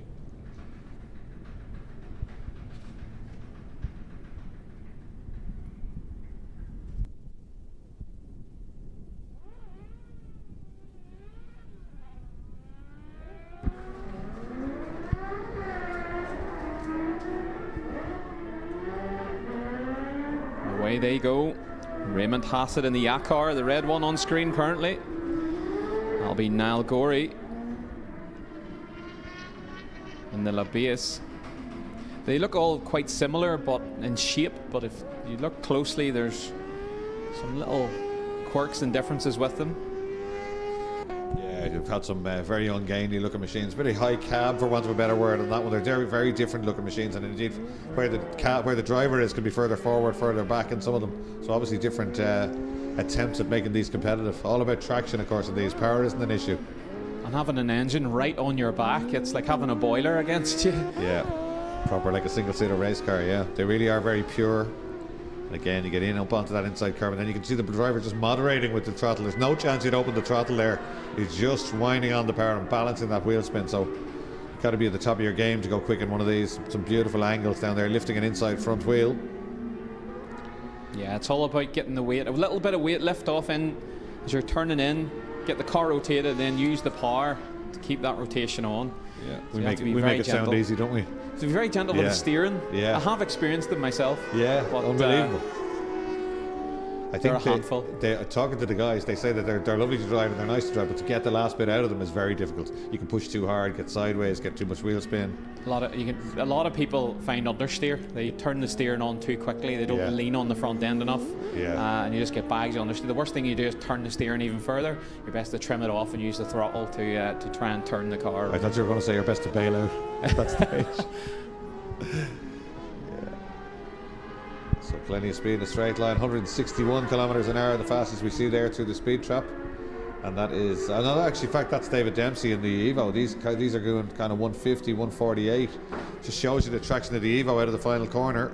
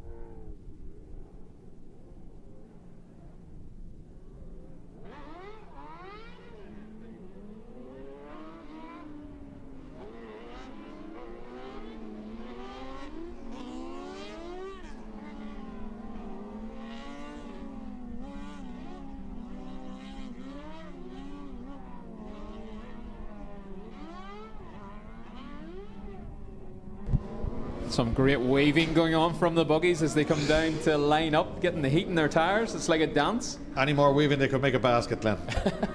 Yeah, the autocross buggies are always very, very aggressive coming down there in terms of trying to get some heat into these tyres. Apparently it makes a difference. And there's no warm-up lap or anything like that on these. They're timed as soon as they drop the clutch. So there they go, away on the run again.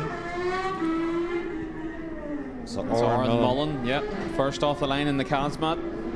Patrick Curley, Mark Kerwin and Tommy Kidd. 544 heading away there now. Should come up on screen. That's James O'Keefe, the 600cc buggy, C-Mug.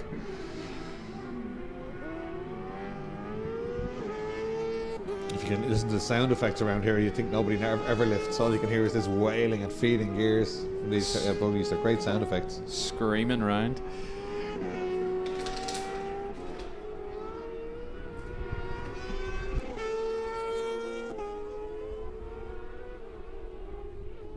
A bit of sunshine coming out here at Mondello Park. Hopefully dry things up. Yeah, it'd be great if that stayed all day, although it looks a bit ominous around. Well, in fact, as we said earlier, it's just the wind, isn't it? Yeah, the wind will help dry things up, but it's all about the rain staying away. Yeah, well, that's really what it is, isn't it? Yeah. You see, it's actually just proving you right there, looking at the Autocross Q2 times. It was really wet this morning, and the Evo was quicker than all the buggies, and now the Evo has dropped down to 4th place, and 3 of the buggies have gone quicker. Kieran Behan, Niall Gorey and Raymond Hassett, certainly in terms of individual lap times. And one of them, Kieran Behan's gone quicker than the Supercars have gone, but Supercars are back out after this, and we can expect them to go even quicker again, I think, Glenn. Definitely drying a little bit out there. Will it stay? I don't know. Will there be more traction there? Definitely will be. Up out of turn 3, the crucial area, coming out onto the main straight. That's where you need to get the traction in Mondello Park. A long straight afterwards, and your speed down the straight will be dictated by that. They're showing it to us here. Good clean line up Rallycross 3. Still certainly very, very wet. And no sign of a dry line. Curb there. That's, yeah. Big angle of attack there. and it's still spraying up a little bit of water, but there is the beginning of a dry line starting up there. The supercars might dry that off with this wind, and as you said, a little bit of sunshine. Let's see what happens, but certainly I will expect times to tumble here at Mondello Park as the day goes on if we don't get any rain, and we certainly don't have any at the moment, thankfully. Out to turn 3. We don't usually use this turn for Rallycross if you're just tuning in. That's turn 3 of the national track, the circuit racing track, added in just for a little bit of fun on day 1 of this event. Tomorrow we revert to the classic Rallycross layout here at Mondello Park for an extra round of each championship. So it's the Irish Championship, round 1 of the Parts for Cars IRX Championship, and it's round 8 of the Five Nations BRX Championship.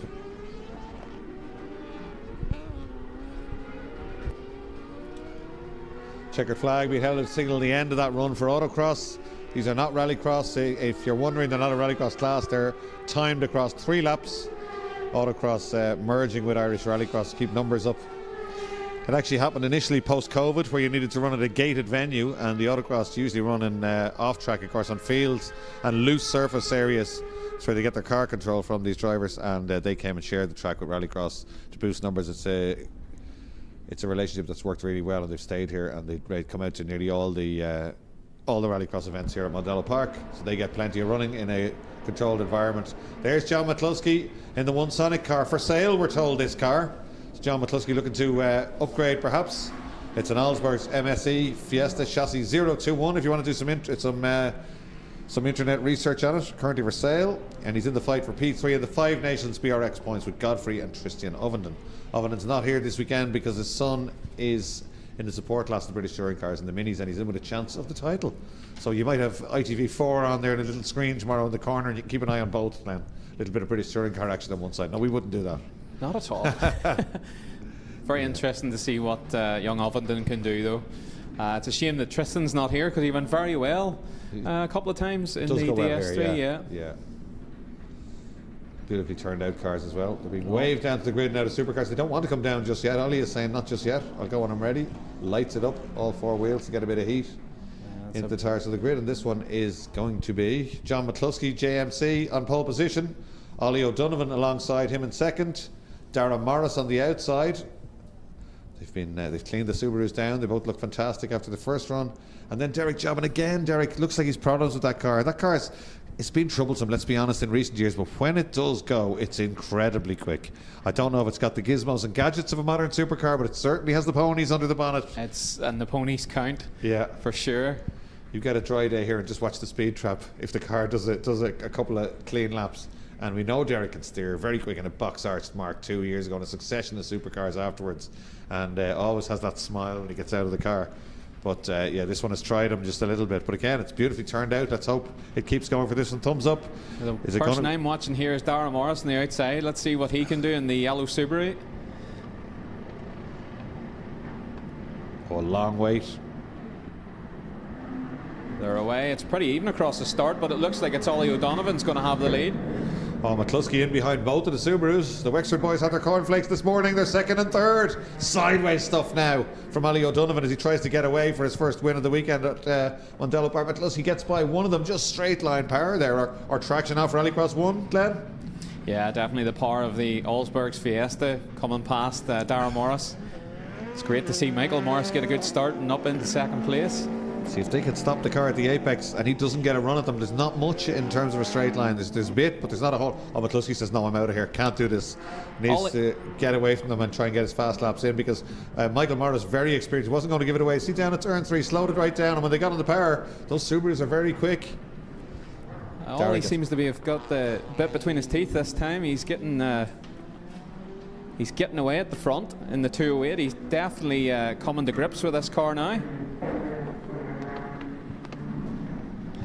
As Darren Morris gone through, he has his joker lap done with Derek Jobb behind in the older Escort. Through Dara comes to complete the lap. And Ollie O'Donovan quickest out front. He's got a great lap time in from the start. Got the pen out of the bag now. I think we're going to write down a couple of times and just see. This is certainly going to be the quickest supercar heat I'd imagine so far. But I want to compare these to the next heat when Derek Toll and Gary Donoghue are out. So let's see, fast lap 59, 122 is not representative. Let's see what he can do this time around as McCluskey in the OneSonic Murray Motorsport car charges across Rallycross 2, flicks it into Nordic Spirit corner and piles on the coals. And he's coming right up behind Morris again. And remember, McCluskey jokered on lap 1, so he'd be looking Michael Morris to get out of the way and get his joker done. Yeah, look at this in a straight line though. You really have to work. There's not much there, is there? A little bit, not but much. not a whole lot. Holding on for sure. Oh, that's, yeah. He's quick around a lot. And again, Morris tight, and stays to the inside again. Uber defensive, even though he still has to take his joker, I think, does he? He does, yeah. So track position won't really matter here, but McCluskey gets down the inside. Just putting the nose in, just to let him know he's there. But Michael comes across, he closes the door. He does, yeah. Great defensive drive from Michael Morris, but look at this, double OD. He has the joker done and he's clear. McCluskey put off a little bit by Michael Morris's joker. I'd say that might be an understatement. Yeah, he's definitely flicking the car in there. He won't be happy about that one, I'd imagine, but Morris perfectly legitimate. He was out front and had track position. Here he comes, good, going well, Michael Morris, as Ollie takes the win. 51.94 from Ollie O'Donovan. That's a superb lap to take the win. Here comes Michael Morris, third place for Michael. You can see the speed difference and the speed trap between the 208, the Fiesta, and the Subaru. There's about 15 kilometres of difference. I'm not sure if John, I'd say John can go quicker than that. He didn't get a clean run perhaps out onto the straight. That's how he was trying to battle the Subaru. And again, Michael Morris is probably not that representative because he was being uber defensive coming onto the main straight as well. So I think they could probably both go a little bit quicker in a straight line. Good drive by both of them, but certainly Michael Morris fighting hard against the factory built cars there in his home built car. So Michael Morris third and Darren Morris fourth.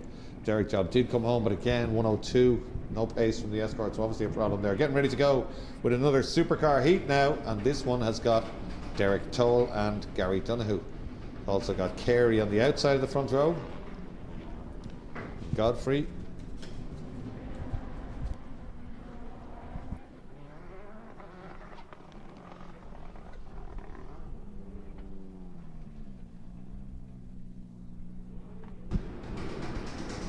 We've got a brave photographer and a See It Live cameraman out on the balcony here. You can probably almost see them on your screen there, but yeah, they're getting blown around just a fair bit. It's very, very windy here still. Certainly, as you can see, it's a little bit brighter, thankfully, and there isn't really a dry line yet, but there's almost the start of it, just on the left of Barrett's car there. A lot of quick guys in this heat, Glenn. Yes, it'll be interesting to see what sort of lap times Derek Tohill can put in to bring the fight to Ollie O'Donovan. Say Ollie, I think, will be here to try and scupper Derek's points. Yeah. Well, we've seen that happen before, haven't we? Let's hope it's all good hard racing. I'd say they will be very, very close in terms of it. Again, we might be looking at a direct. If the track is drying every heat, then this one might be slightly quicker than the last one, but who knows? But Ollie did get good clean runs, got away early, and got his laps in. So yeah, of course that's why he's here. They're from the same team, aren't they? I think we might see some fireworks in this one because Gary Donoghue was driving very aggressive in his first qualifying. Yeah, he's very quick. And Ian Barrett from the back as well. Yeah, loads of pace. Didn't go right in the first heat, but plenty of pace. So yeah, a lot of quick guys in this one. William Carey was very quick in the final 2 laps of the last heat as well. So, pick your winner here. Could be any of them.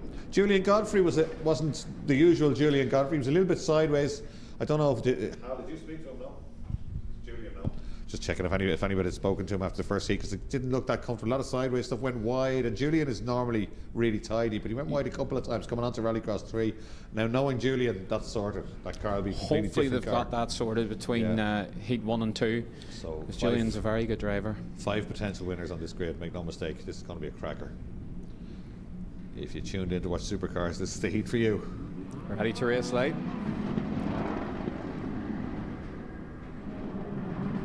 Barrett with a great one from the back. Donoghue lacking a little bit off the start there. They're all shuffling about. Who's going to have it? It's Carey. Carey has the lead. Toll's wide out in the marbles. And Barrett is up the inside as they head down towards turn 3. That's a bad first corner for Derek Toll. A very bad one. And for Donoghue as well, after going so well in the first one. Donoghue already sniffing around the back of Godfrey's car for a look around the outside. We've seen that go wrong already for a few people today. Back to the leader, Carey. No problem at all. On the power nice and early and driving away. Yeah, good stuff from Carey. So we're going to take the Joker. Come up. Great to see Barrett come up. Yeah, good decision I think there for Derek Toll, depending on where it brings him out, but certainly he didn't want to be in traffic. It's all going to be at really quick lap times, this one. Donahue tucked in behind him in the Murray Motorsport car, right with him actually, and Donahue closing that slightly as they come off the Joker lap. Kerry's spotter will need to get on the radio and tell him, clean lap here, get in for your Joker and try and get out ahead of Derek Tohill. And Gary Donahue putting some pressure on Derek. You see, so tidy through there, isn't he? Oh, not bags like of understeer from Barrett. Yeah. Runs wide, gives Godfrey a chance to get up onto the back of him again. Carey was perfection through there, inch perfect coming through. He's just got the car sorted under him. The ex-Tommy Graham machine got on the power and just drove it through there beautifully, but the other two a little bit wilder on the way in. Just Mondello experience perhaps showing there. Definitely. That corner changes all through the day because the gravel gets shoved wide. It can be almost dry tarmac sometimes, and then they'll pile it back up on the lunch break sometimes or between heats. And Toll's going to make up a place there in the Joker lap, and so is Donahue, is he? Oh, he gets it done. Yep. He gets it done, and I thought that Kerry would have went straight to the Joker to try and hold off Tohill, but he didn't. He stayed out. He's obviously got the confidence. Through goes Donahue with pressure from Julian Godfrey in the DS3. Tohill, third place, got his Joker lap done. 7.3 seconds the gap between Carey in first and Tohill in third. They say 6.5 seconds is what you need for a Joker lap at Mondello. That's a good gap for Carey. It's going to look promising for him. It's the last lap. Carey's got to take his Joker lap. I'm watching him here, but he's just ahead of this battle in a white car. Got to watch him taking his Joker lap. He's ahead of this again. Watching somebody. Oh, Godfrey very sideways out of turn 3 there. He's going to do this easy. He's on the grass in the background. Carey back in front of Toll and well in front of Derek Toll there. This is going to be a really impressive run for William Carey. Here he comes down to the last corner. He's well ahead. Yep. Fastest lap two so far, 51.6. 3/10 quicker than Ollie managed, and it said maybe quicker again from somebody here. Let's see, can anybody else match that? See what Tohill can do. Oh, 51.1. Yeah. Wow. Great stuff. So fastest lap for Toll, so he still has the pace. Now that's good again. I keep saying that, but that's good for entertainment value. Derek Toll, 51.1. We'll scribble that down on our pad here in front of us. That's great stuff. And 51.6 for Carey. Great showing from Carey there. Great pace. In an older car. He'll lose his head, but perfection a couple of times. Just getting the car, getting to the apex, a touch of opposite locking on the power. None of this sideways crazy stuff, not going wide. Modifieds now. And the beautiful Cadet GTE 779, the dealer Opel team car, making its way round to us.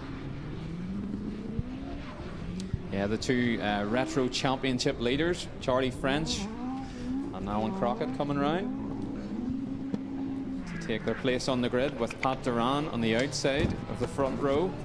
Well, I can pretend I'm highly knowledgeable here because Hal sent me a load of notes during the week and they're printed out in front of us here. Charlie French, a former kart racer, current sprint driver, started racing the Mark II last year and won the Super Retro title. A massive battle at the front of Super Retro this year with Alan Crockett, and they're first and second on the grid. Right here, right now, and just for added entertainment, the character of the paddock, Pat Duran, is on the outside of the We all know who that is. We do. I can do a reasonable impression of him, but I'm not doing it on the air. So yeah, Pat Duran, the outside the front row. Then watch out for Vince Bristow, the UK. It's a fairly standard 328i BMW, but really drives it well. It looks like a minicab, really, doesn't it? It's a 4-door. It's not a coupe. It's not modified. It hasn't got blistered arches. It hasn't got anything like that. Yeah. But he drives it very well. He's very aggressive. Yeah. And Alan Tapscott beside him there in the second row in the red Mark II. Yeah, and then David Ewan, great to see him back out. He wasn't out for the first one. That's a Mitsubishi Evo powered Mark III. Rear wheel drive. Fiesta. That's a mouthful, isn't it? Yeah, so great. Oh, the Volvo was there as well. Always great to see that car. Stuart Emery in the iconic Volvo 242 Turbo at the back. Grid marshals clear the grid. The drivers look towards the lights. They're ready to race. Light comes on. And it's green. It's a pretty even start across the whole grid. It looks like it's French, though. A bit of bumping. Crockett gets into the side of him. We look to see it's French has got the lead, but Crockett's got the switchback. He's going to try and have the inside down to turn 3. And Tapscott with a great start. He's up to 3rd. Yeah, really good stuff. They're both struggling for. I think that elbowing off the grid was more due to wheel spin than anything else. The cars were all moving around trying to get traction, and they just kissed elbows briefly, but there's no problem there. Duran has dropped way back. Tapscott in 3rd. In fact, that's Bristow all over. Oh, sideways stuff from Bristow. Well, the LZ Festival was last week here at Mondello Park. It's rallycross today and not drifting, but that was the full of the rack as he came up the hill there. On the lock stops for sure. Yeah, beautifully held. And the Opel now closing down the Escort and looking for a gap. He certainly has much more experience of Mondello Park as Alan Crockett. And that's showing a little bit here. He's beginning to fire the car around behind the Escort, trying to get up the inside. Classic Mondello manoeuvre coming out of south side.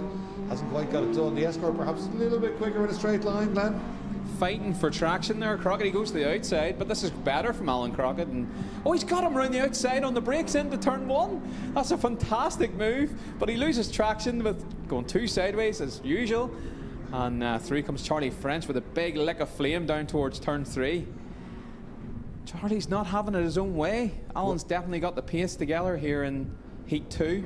Well, the Opel was 10 kilometres an hour quicker than the Escort through the speed trap, but way quicker than both of them was Tapscott, 133 kilometres. 133, so yeah, very quick in a straight line, but certainly these guys having a real go here. Not sure how he scrubbed off that much speed coming off Rallycross 1, because he had the job done beautifully. Must have maybe a misgear or something. He did scrub off some speed by going sideways, but that shouldn't slow you enough to be passed before where the hole in the hedge is, and literally just drove past him at the exit of that corner. And we're missing Tapscott, are we? I think he's went to the Joker. Yes. He has. He's got his Joker lap done. He's looking a bit of clean air. He's out again at the back of the grid. There's a bit of sunshine now. Nice reflection off the track. So it means it will be drying out. Still though, Duran's car wagging the tail there in a straight line. Just can't get traction at all. Every time he pulls the gear, he's just scrabbling for grip. There goes Bristow with Stuart Emery in the background in the 242 Volvo. Such an iconic shape, that car. Yeah, it really is, yeah. Camera's getting a bit of a beating out there. You can tell they're beginning to move around a little bit as well. It's closing down for the lead now. It's great. It's great scrap between these two. But Crockett got a problem. He drops way back. He's out in the marbles there and maybe just lost traction. I think he's got a gear selection problem or an intermittent miss or something, because that's too. It just stopped and then he's back up to speed straight away again, the same as the last time. I wonder if it's a fuel surge or a gear selection problem, but certainly there's something up with that car, because he can stay with the Escort and crowd the Escort, but it's suddenly slowing. And French takes it. Crockett in second place. 2 seconds of a difference that time round. Duran is going to be in third, just about from Vincent Bristow in the BMW. Entered as a 318i, but I'm assured it's a 328i, which would make more sense. Then Stuart Emery in the Volvo 242, 2.5 litre turbo, and then Alan Tapscott.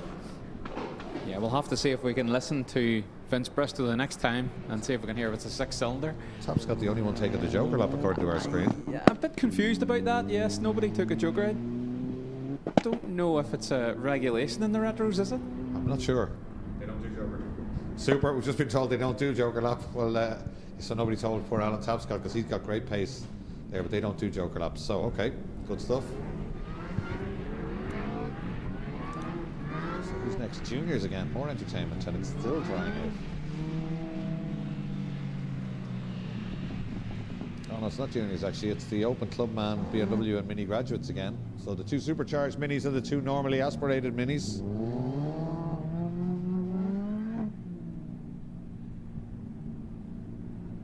Yeah, let's see what Leah McManus can do this time. Hopefully she has a clean run. Yeah. Even split down the middle of genders. Got 2 chaps, 2 girls. So Abby McGuinness will be on pole for this one. She won the first heat. She's in a, as we said, a UK spec supercharged mini, so that's supercharged with some fiberglass panels. And Alex Conlon in a junior spec. I'm not sure if he's made any modifications. You are allowed to make modifications for the graduate class, which is for the juniors to move up into, I believe. It's a camshaft, a map, an exhaust, and I'm not sure if there's a diff or not, but I know Leah doesn't have the map or the diff this weekend. They just modified that car during the week, put the cam in and put the exhaust manifold onto it. So there we are, the 2 supercharged minis, bright red, to give us a hand with our commentary. That's it. Sean Doyle, grid marshal, closes the gate. Ready to race. Light is already on. Going to be a bit of traction here. Abby McGuinness makes a cracking start again, as she did in the last time. Conlon closed the doors and hold Leah back. Yeah, Abby caught the rest of them sleeping on the grid there. Yeah, she really did. Just drove away. She did this in Rallycross in first heat as well. She's already gone. Desi Martin out in the porridge on the outside, trying to find grip, if there's any out there. So 2 minis heading out towards turn 3. Alex Conlon in the Joe Mallon and FJS car. Liam McManus in the Motorworks car. Having a look around the outside. Oh, sideways stuff in the background from Desi Martin. Holds onto it nicely as they come back up the hill already. Abby McGuinness away down the road in the supercharged car. Oh, Liam McManus off on the outside into the tyres, and a fairly hefty whack into the tyres for Leah. Caught off guard by Alex going to the Joker lap, and she missed her braking point to turn left. That's exactly what happened, yeah. She's fine, but the car stopped there. Tyres scattered a little bit. I don't see any damage on the left hand side. We can't see the right hand side of the car, but that'll be a red flag if she doesn't get that going. Yeah, rotten luck for Leah. Well, she's got it going. She's back in gear. The Motorworks car is still going. She joins back onto Rallycross 2. And again, the supercharged Mini this time just driving by Conlon easily in a straight line. You'd expect that. Junior Mini somewhere 120 something horsepower, and probably 100 more horsepower from a good supercharged Cooper S, but he's gone off on the outside of Campion corner. I did How well did to he hang on. hold that? I don't know. That's one of the few places at Mondello where there isn't a huge runoff on the outside there. That's a left-hand corner when it was built, and in Rallycross it's an exit corner of Rallycross 1, yeah. I certainly seen Desi Martin heading for the grass and the barrier there, but he done very well to keep it on track and keep that second place from Alex. He might be changing the underpants after that one. He'd say that was a big one there. Held it well though, kept it pinned and pulled it back, but when front wheel drive car goes to the angled lane, you know this, that you need opposite lock, you're in a spot of bother. Normally just throttle will pull it back in Rallycross, you know. Desi's a very experienced sprint and hill climb driver. He drives a Honda Civic EP3, has various cars actually, but that was great car control by him. And Abby McGuinness is completely checked out front. There's just not even in our shot. Yeah.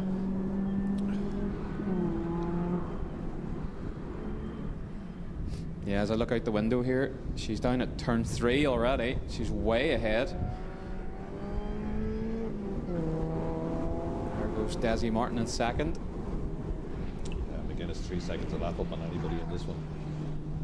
Yeah, she's checked out. She's completing her Joker lap just in front of this because we are on the final lap, but there's nobody going to get near her. Similarly, Conlon is just dropping back now from Desi Martin. And then Leah McManus, having had that spin, she is back going again. She has done her Joker lap, but she's still on track, so she will finish this one.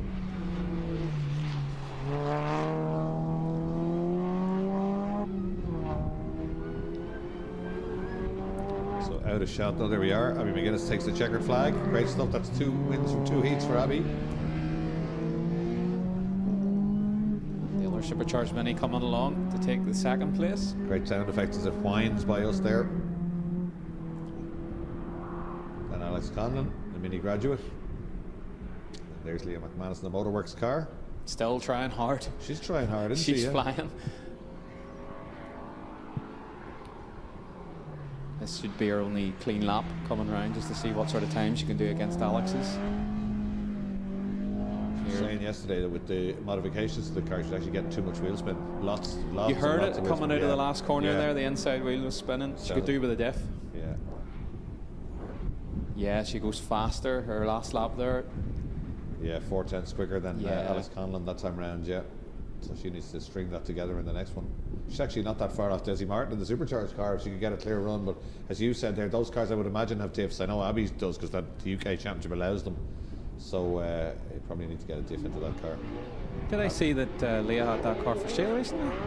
No, her circuit racing cars. Circuit racing cars, she's 2 of them. Yeah. They're identical. They all have 2, actually. I think Logan is the same. I think Lenehan perhaps and Conlon are starting on the same cars, I think. But yeah, Logan Hoy and Leah both have 2 cars. Yeah, they're not expensive to build, you know, and they both have families in the garage business. That helps. So yeah, it does. You know, Murray Motorsport sell bits, or Montgomery's, or that sell kits to put these cars together. That's why there's so many of those minis across many different disciplines. They're in rallycross, they're in hill climbs, they're in sprints, they're in circuit racing now, and RSA, of course. So there are loads of them around. Always a few of them on Dundeel if you fancy joining in. So Abby McGuinness, as you said, just checked out there. If she keeps up that pace, she could end up in the super final today. Although there are a lot of modified cars out, but the odd day the Clubman cars do get into a final. Back to more modifieds now. I'm not sure if have you heat for this one? We should know them by now anyway if we're doing our job correctly. We should have James McVicker on pole, but I don't see him lining up. No, I do see Boval back out though in the escort, the fans' favourite. Yeah. The Ken Block inspired Mark II. Yep. So it's going to be Ricky McAlonan on the front row of the grid with Caleb Howard next to him in the green Anglia. Second row of the grid we have Eric Byrne in the pretty standard Saxo, definitely under par compared to the rest of the cars in the grid here. And the black Mark II Escort 102 of Stanley Boval from Port Glenone in County Antrim. And on the back row of the grid we have that masterpiece, the 6R4 with the GTR engine, a Nissan GTR engine, the VQ I believe it is. It's an absolute monster of a thing. And the last car on the grid is George Tohill, a stalwart of Irish Rallycross. Yeah, and George gets quicker as he gets older. I asked him at the prize giving where did he get the pace from, and he said, finally, Derek gave me proper tyres, he said. He's going really well lately in that car and loves the sport. Oh, look at that. The car's been fixed and he just blasts into the lead opposite lock as he grabs third gear there. Great stuff. A big charge down to the first corner. And leading now from the little course. That was some start. It was a great start from Stanley Boval. He was fighting the traction, but he's away. And your favourite car in third place, the little Anglia? Little Anglia. Yeah, going nicely there. Beautiful little car, that. Great start, the 2-litre Anglia by Howard. It's funny, we often thought in modifieds that they were retro and super retro here, but you often thought in modifieds that the day the Corsair Nova was gone, but the coins kept proving us wrong. They've come back and had a go at mid-engine cars, front-engine cars, you name it. The bonnet's gone from the McLaughlin Metro lost its bonnet somewhere. Yeah. But yeah, you're saying the Corsa and the Nova were getting a bit long in the tooth, but you know, the coin dynasty has kept them alive, and certainly, and showed the pace. Yeah, they're squeezing every last bit out of them, as indeed is Ricky McAlonan. They're really having a go. That's just a 1600cc car. The coins on it, I think a 2.1 with 2.2 or 2.3 maybe even. But, yeah, Ricky going really well there. Gone wide there again. You don't need to be out there, Ricky. And there's a slippery surface flag. I would suggest that somebody's put down some sort of fluid or something. It's not showing out at turn 3. I can see that. Top of the screen now, there's a Marshall's orange jacket, but there wasn't a flag. So it must be just down at Rallycross 1. Could it be debris in the track? Could it be the bonnet of the 6R4 maybe down there somewhere? That's a slippery surface flag though, isn't it? Red and yellow. Yeah. Could be. I suppose a bonnet would be slippery if you drove over it. You're right. It wouldn't offer as much traction as tight tarmac. They're slippy on the snow downhill. Yeah, we all know that from our childhood. Here they come down into the Joker lap, and it's not often you get to say that a Ford Anglia leads a 6R4 through the Joker lap. Caleb Hard's going really well. Gets his Joker lap done. He's holding third. And George Tohill is expecting George to go a bit quicker. Maybe having a bit of problems. We didn't see him in Heat 1. Maybe he got some issues with the BMW Compact. No, but he's motored up to the back of these two now. I think he's got potential to be quicker than both of the cars in front, but he's only got a lap to do it in. They're starting their final lap now. And George has taken his Joker. Everybody's taken the Joker except Boval and McAlonan up front. And Boval's put in a great time, 54.6. The supercars were setting 54.6 in Heat 1. Yeah. So the track is definitely getting quicker. That confirms it. Metro marching up to the back of the Anglia there. Oh, and the leader hangs the tail out. I don't know if he's celebrating or pushing it on or both, but absolutely flying now is Stanley Boval. Probably not happy with that first heat and really wants to get quick lap times in. That's what he's doing. There's a car being driven to the limit. He gets it out of shape again. A big armful of opposite lock coming through that gap. Oh, and it's a battle on the Metro 6R4 has gone round the outside on the final lap of the Anglia. No, he hasn't. The Anglia's back in front. Checker flag's been waved because the winner's already gone through. Stanley Boval by a mile. Commanding one there. He had to make up for that incident in Heat 1 and he's certainly done it. Battle for third though. It's going to be a drag race to the flag, but a good exit for Howard might be enough, I think. No, maybe not. The power of the 6R4, he blasts past, he takes it. I think he pressed the turbo boost button or something there, wasn't it? Yeah. Push to pass. Look at this. He's just broken the speed trap at 181 kilometres an hour. Stanley Boval's best 150. That's the it's the fastest speed through the trap today, possibly. That's on par, certainly, with the supercars. It was like Super Mario. He went over a mushroom or something, wherever he got the power from. I don't know. Mario Kart? Yeah, super stuff. So in Mario Kart, I should have said, yeah. So Boval, McAlonan and McLaughlin starting to get the hang of the Metro, which, as we've just seen, has plenty of straight line power. More modifieds, Willie Coyne in this one, and then it's going to be, let me see when they come down. Sam Boval beside him on the front row of the grid with Peter McGarry. That's going to be a good front row. And we have Nell Kerry tucked in the second row in the compact. It'll be interesting to see what he can do again with Tommy Graham beside him. And door handles, Pete Dornan in the 206. He had a good show in Heat 1. Let's see what he can do from the third row of the grid. And there's the Coyne DS3, which is a strange one to say, as usually it's a Nova or a Corsa. But let's see what Michael Coyne can do. Maybe they've made some setup changes from the first heat, and hopefully he can do better here in Heat 2. The Lind forklifts DS3 lining up there on coming into shot in the background. 104. Michael Coyne, very, very famous Irish rallycrosser. No Derek Lenihan on the grid. Nope, the MR2 is missing from the third row of the grid, the outside there. We have an empty spot. It's the one car you wouldn't have thought would be giving trouble, yeah. Honda engine Toyota. Can it get any more reliable? Yeah, really, yeah. So this is going to be an interesting scrap off the start. We have a great grid of super modifieds. They're ready to race, lights on, it goes out. Who's going to get the jump? It's Boval and McGarry, both level pegging, but it's McGarry takes the lead into turn one. He's scrabbling for grip, splashing through the puddles on the inside. Here we go. The power, the Fiesta powers down. The Parts for Cars Fiesta leads down to turn 3 with the Ken Block inspired Fiesta of Sam Boval second. And Kerry, look, the hot shot in the white compact up to third.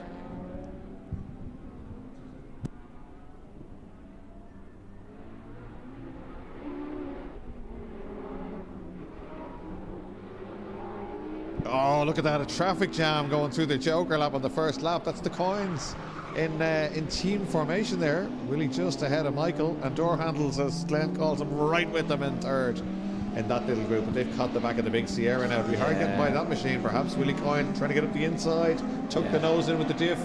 There's no shortage of power. Willie gets alongside the RS 500. That's enough done. He can do that on the brakes, surely. And Pete Dornan getting by Michael Coyne, who comes in backwards. He's gone around. Michael Coyne. Was there contact? I don't think so. No? No, I don't think so. I think there's a one line beginning to appear, Glenn, and I think it's very, very narrow. And if you were to wheel off it, that's what's going to happen. Yeah. I mean, the Coynes don't lose control of a car too easily. So very uncharacteristic for Michael. He could probably drive this place blindfolded. We did see a slippery surface flag that we were talking about. I wonder did somebody dump a bit of coolant or something down there just to add to the action as Kerry takes the Joker lap in that beautiful BMW compact 3 litre. Can he get back in? He does. Head of Willie Coyne. Magic from Kerry. Yeah, no, Kerry's been very impressive since he's come into rallycross, and he's been very, very quick in the rally car class. As we said, he told us he was going modified with the car. That's what he's done. It still sits a bit high for a modified car. Sure, there's something that could be done to that, Glenn. Willie gets the nose up the inside. The Corsa's Nova is a good front-wheel drive car with a diff.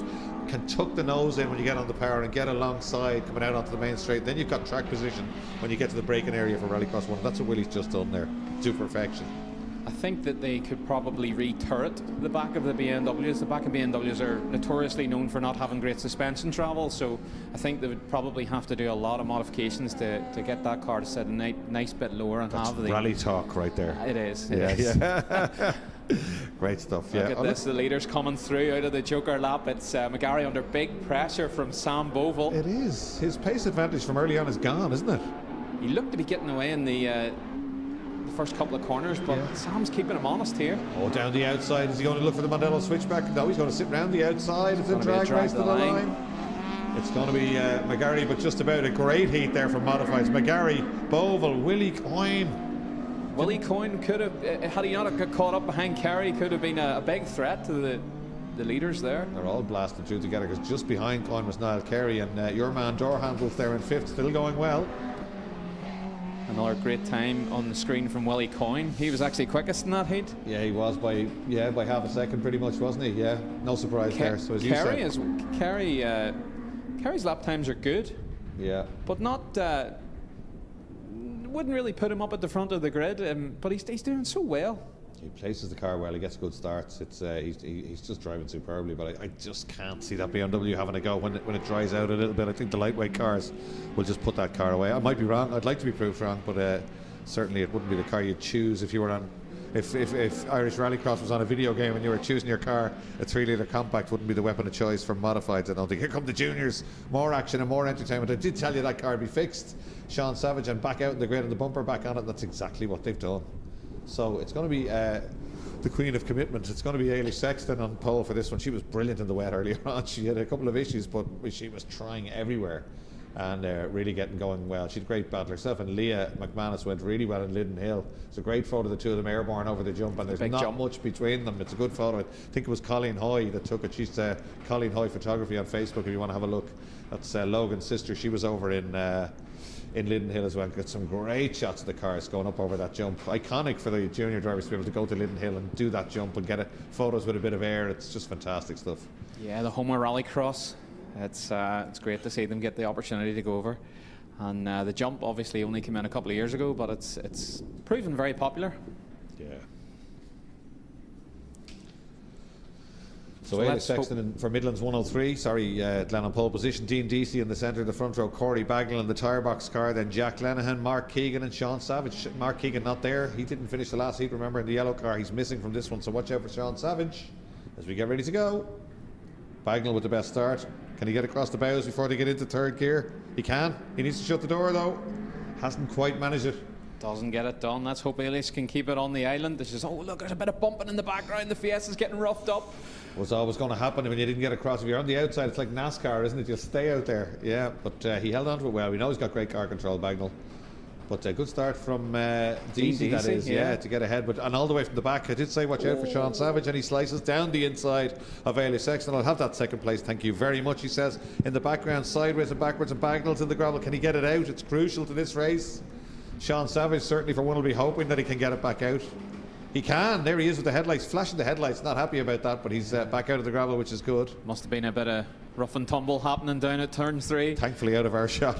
We don't have to call it, but there must have been something there on the way. And we did say that about the front wheel drive cars. Long trailing throttle right-hander in this weather will always give you trouble. As the conditions are starting to dry up as well, it's starting to get greasy. Yeah. And they're finding that at turn 3.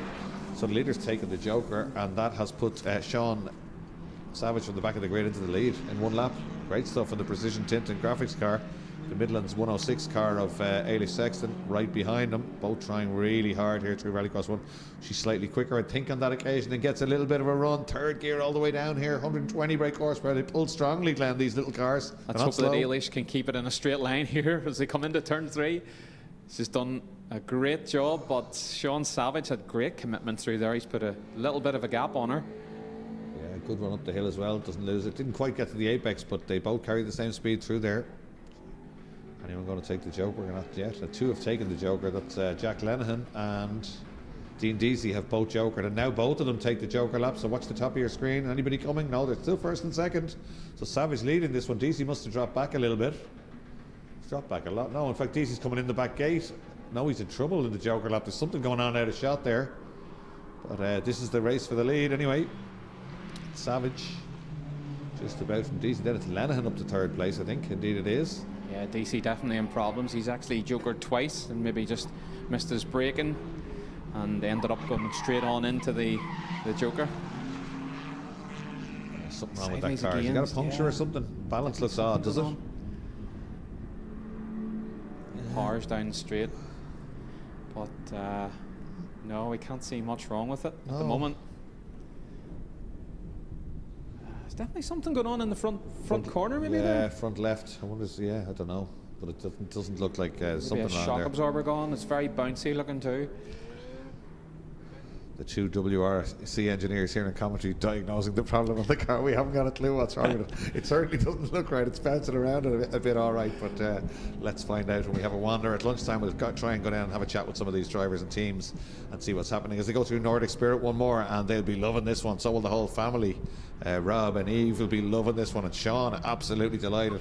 Great young man on social media as well, Sean Savage. He'll have video clips up, he'll have on board, he'll be flashing the lights when he goes here. He's flashing them already. Look at this. This looks like a British touring car, flashing the lights coming down to the flag. What a great drive from Sean Savage to take a junior win and keeping him honest all the way as Ailish Sexton. Then this little mini that we've been diagnosing the problems with coming out onto the main straight. But it's going to be Jack Lenihan with a great drive to third place in the HD tinting car, number 99. Then it's Deasy, and then it's Corey Bagnall trying as hard as ever in the little Z-Tech Fiesta. Some great stuff from juniors. Some great comments there on the live stream. We're just looking at them there. Shirley Gibson, the track's drying out. Will that bring a change in the order in the retros? It probably will, won't it? Because there'll be more traction out there, and the retros struggling for traction. It's definitely drying out. It looks bright here, but certainly from the commentary box looking out. Donna Emery and Shirley Gibson watching this one, and they're saying the track is drying out. They're absolutely correct. You can see it there. I mean, we had standing water earlier, but as the second junior grid comes down to us now, there's a distinct dry line. The yellow car just driving onto it now.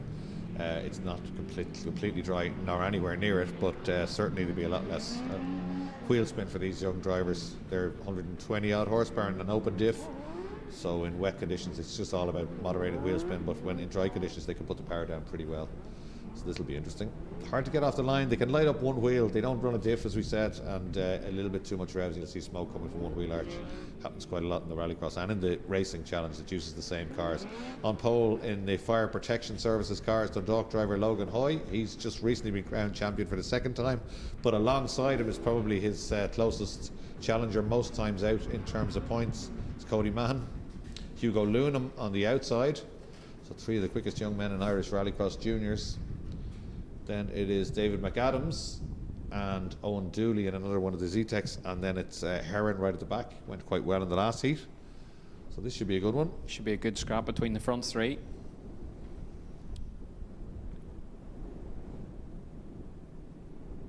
There we go. We look to the lights now. Ready to race is on. Who's going to get the start?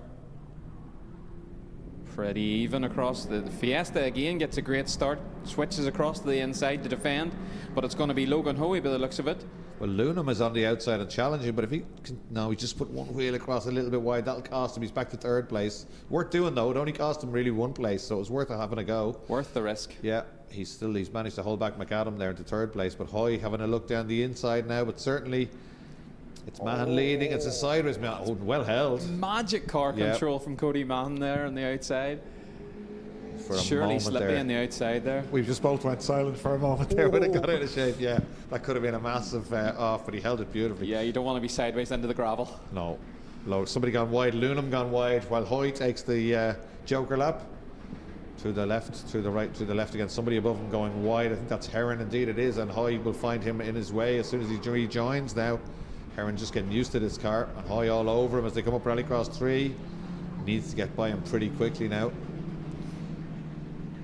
The idea of jokering early, of course, is to get clean air in front, a clean track in front, but he hasn't managed that one, Hoy. And I don't know if he... Oh, there's a lot of weaving around in front of him. I'm not sure if Heron knew there was anyone there, but certainly moves to the outside. Hoy should be able to nail him down the inside on the brakes as they come under the Alpha Bridge. That's exactly what he does. Heron gives him racing room, and both continue. So, but it will have cost inadvertently held up. I don't think it was intentional, but Hoy will have cost Hoy a little bit of time, whereas Mahan will have had nobody holding him up out front. He was leading by 1.1 seconds when they went across last time round, and Hoy really having a go, closing in on Dooley in the Floor.ie car now, Glenn. He's on a big charge here, Leo. He's trying to get into clean air. He's making a move here in the Fiesta. He's going to have it done down the inside as I head into Rallycross 2, but Hugo Lunham's in the Joker lap. Let's see. Hugo looks like he's going to come out. It's going to be tight. Hoy gets it done. Hoy gets it done. That's only one car, isn't it? So he's still got who else have we still got? We still got Cody Mann, who was ahead of Lunham. So Cody Mann looking probably quite good here, unless Hoy can do a really quick lap time in this one in the FPS car, up over the inside curb, right out to the outside, every inch of track there. Does circuit racing as well, so he'll know where all the grip is. Yeah, Cody Mann with a really good lap there on lap 2. a 1 minute dead, 0.7. And his closest challenger in the timesheets anyways, Logan Hoey. Yeah, pretty much identical. A 10th in it is all. 10th in it. Logan's car moving around on the brakes as he comes into turn 3. He's really trying hard. 6.4 is the gap. That's pretty much what you need, isn't it? It's 6 to 6.5 seconds generally for a Joker. Yep. It's going to be close. But it's drying up.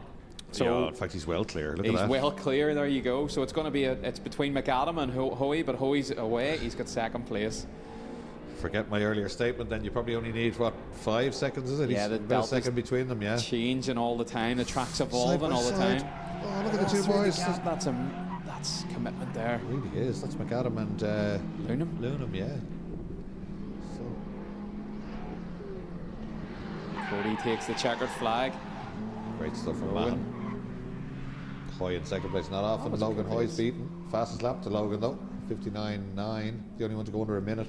First one to break under the minute barrier there. 8/10 quicker than anybody else. So whatever went wrong there, probably got being the Joker on the first lap and then being held up slightly. Being held up, but that's rallycross. The traffic's always gonna. It's all about strategy as well. When you take your Joker and where you're gonna come back out.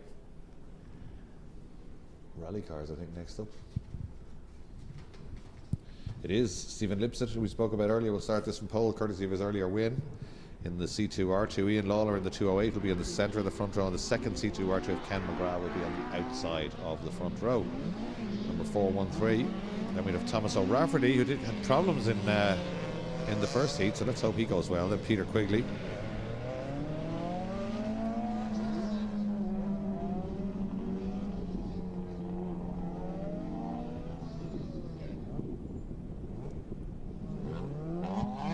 Peter Quigley in the Fiesta ST. Great to see he's got that fixed. He had a problem with that car in Heat 1 and came in the back gate early.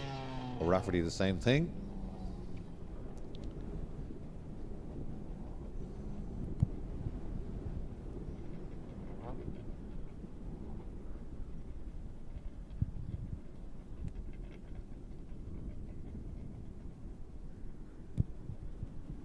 Yeah, let's hope Thomas O'Rafferty has the course sorted and he can take a bit of a fight to the 3 French hot hatches in the front row.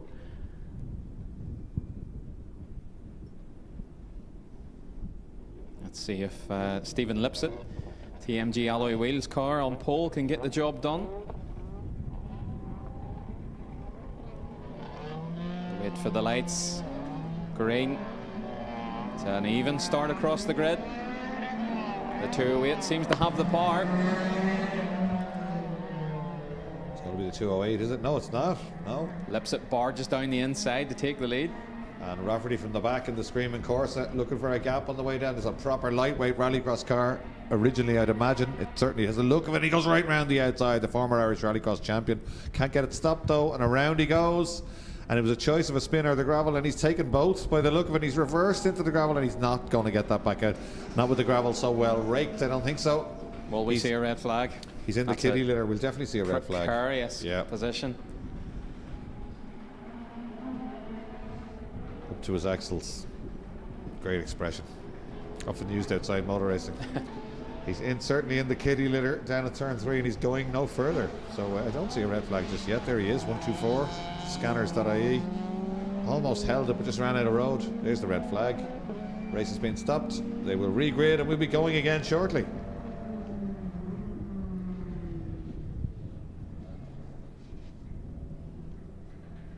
And just while we'll have a wee moment, I'll jump into my YouTube, guys.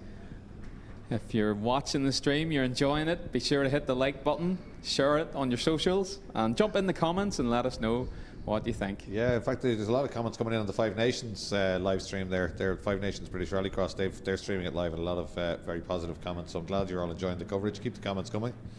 If you have any questions, you can ask them there. We'll try and get them. Glenn is monitoring YouTube, and I'm trying to monitor the Facebook feed. So there you go. Thomas Rafferty staying in the car because he knows what'll happen. He'll get a tow out there pretty quickly.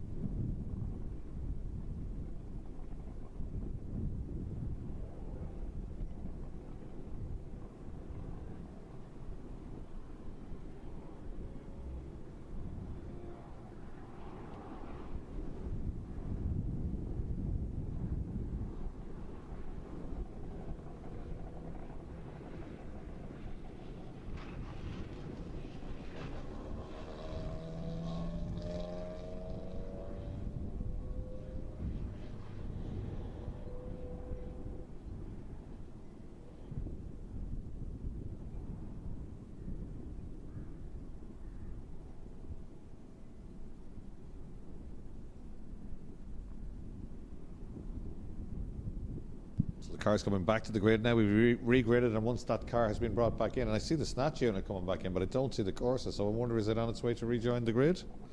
Don't think so. It's still getting brighter at Mondello Park. In fact, it is now decidedly bright out over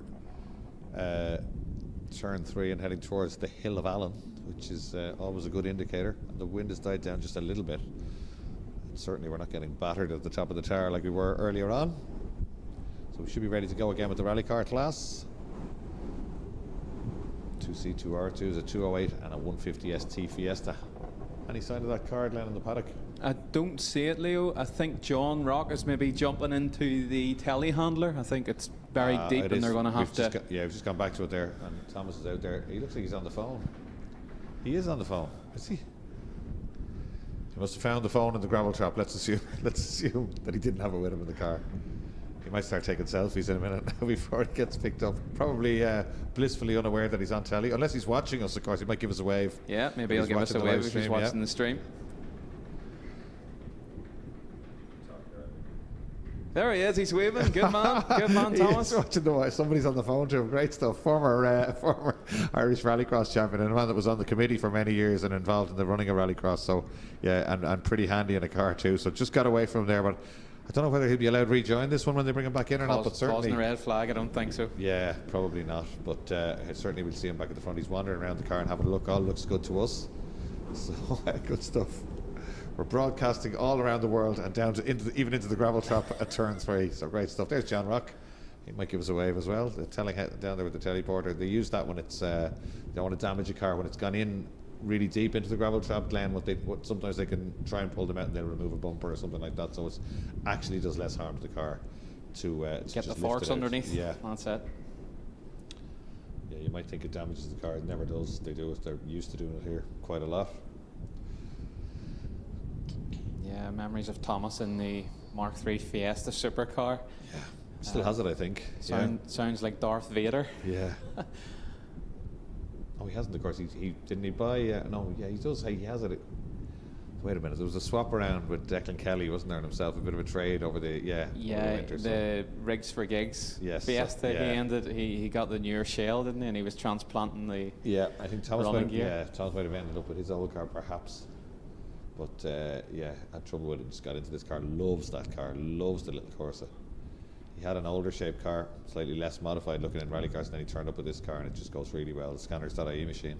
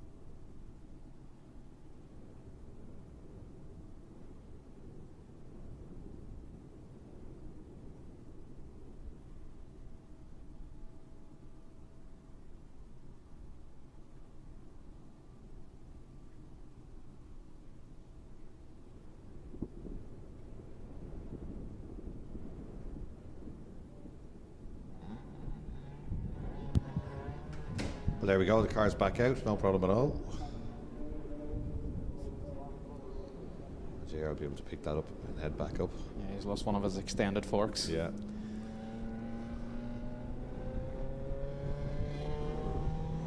Full works opal colours on that car. 124. Thomas O'Rafferty. Not a problem there. He'll probably be scattering a little bit of gravel around the track as it comes back up.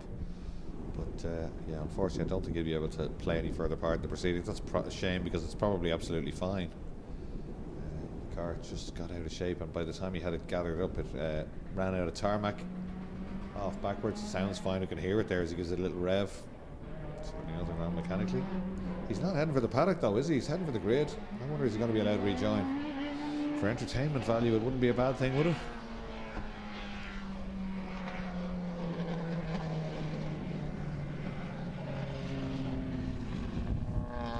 Here he comes. He's coming back round to join the grid.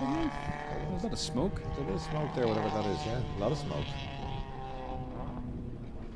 Well, say nothing. Say nothing. more entertainment for us. Yeah, let's see if he can keep it on the island this time. Yeah, and, I think he was just in a bit of a hurry to get to the front, wasn't he? He looked like he'd got a lot of pace. Just caught out by the slippery line on the outside. Easy thing to do when you haven't gone well in the first heat and you know you've paced in the second heat. All you want to do is get to the front, and that's what he's pushing to do. So it'll be interesting when he gets going again.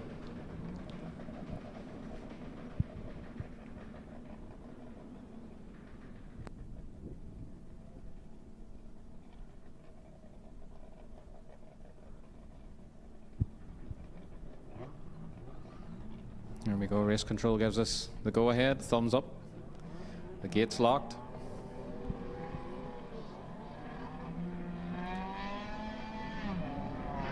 Very equal start from everyone as they head away. Maybe the 208 again, slightly quicker in a straight line, Glenn. And O'Rafferty hunting around in the background. Same of course, again. is not short of power. O'Rafferty up to third place again. This is carbon copy, isn't it? Oh no, he's slowing. slowing. Drive. He's lost drive. I hear it. Yeah. Either he missed the gear or he's broke something coming off Rallycross 1. So it's all the French cars up the front. Oh, very wide there for the 208. Ian Lawler just couldn't get it turned in. Thomas O'Rafferty locking the inside wheel in the Corsa through turn 3. I suspect it doesn't look as quick as it should do. Definitely something wrong. He's fighting with it again as he comes through the Joker lap. Yeah. Ken McGrath behind him in the C2. Yeah, still there's a lot of smoke coming out of the front of the course in the back of the Ken McGrath. Very, very wide. Up Rallycross 3. I'm surprised that Ken McGrath going wide. I wonder if the course are putting down a bit of something. Oh, and again, very, very wide. Something up here. I wonder if that course are dropping oil, Glenn. Something's up, Leo. There's two very experienced drivers getting around. way out of shape there. Yeah, I don't know. I'm surmising, maybe not, but certainly those two guys have been running at the front of rally cars for the last couple of seasons, and they almost went off, both of them there. So maybe it's not the course, but certainly it's very slippery out there by the look of it. Lipset unaffected out front. He's turning across Rallycross 2. There's a lot of smoke coming out of the underside of O'Rafferty's Corsa. There could be oil leaking from that engine, and that's what we're seeing. Yeah, He's sideways it is oil. It's got to be. He's nearly gone off on his own oil there, I think, or fluid or something. Spilling oil onto his back tires, maybe. Say that he's got a head. He's got back in front of. Oh, it just doesn't look healthy, does it? Yeah, he might be best to park that. Lipset clear out front. Lipset's unaffected by the yeah, he is a 58 slippery conditions. Yeah. Sounds fine. Oh, it's on the overrun. There's a lot of smoke as he went by us, and it's still there when he gets back on the power. He's carrying plenty of pace, but certainly everybody else way slower. McGrath's done a 59.2 out of nowhere. 58.1 is the fastest lap to Lipset, so the two Citroen C2s are going well. It's a great lap by Lipset out front. 1.1 seconds fastest. When he gets his Joker lap done, he's going to come way out ahead. Well, it's working well for O'Rafferty. It's like a James Bond smokescreen. He'll have rear-mounted machine guns next up to hold him back. But yeah, I don't know if it's going to keep going. It just doesn't look healthy, does it, as it comes up the hill? But it's a good drive for him to get up to where he is, and he might get second place there. I think he will, you know. There's definitely something very, very wrong in it there. Again, the smoke. The checker flag is held aloft and waved. A great drive from Lipset and a strong drive from Thomas O'Rafferty, but I would wonder about the health of his car. It sounds healthy as it comes by us in the tower here, but it doesn't look healthy. No, it doesn't look healthy, no. There's Quigley coming through. And to prove us wrong, Thomas O'Rafferty fastest through the speed trap, 142 kilometres an hour, 8 kilometres an hour quicker than anybody else. And fastest lap also. Yep. 57.866 on that final lap, I think. Yep.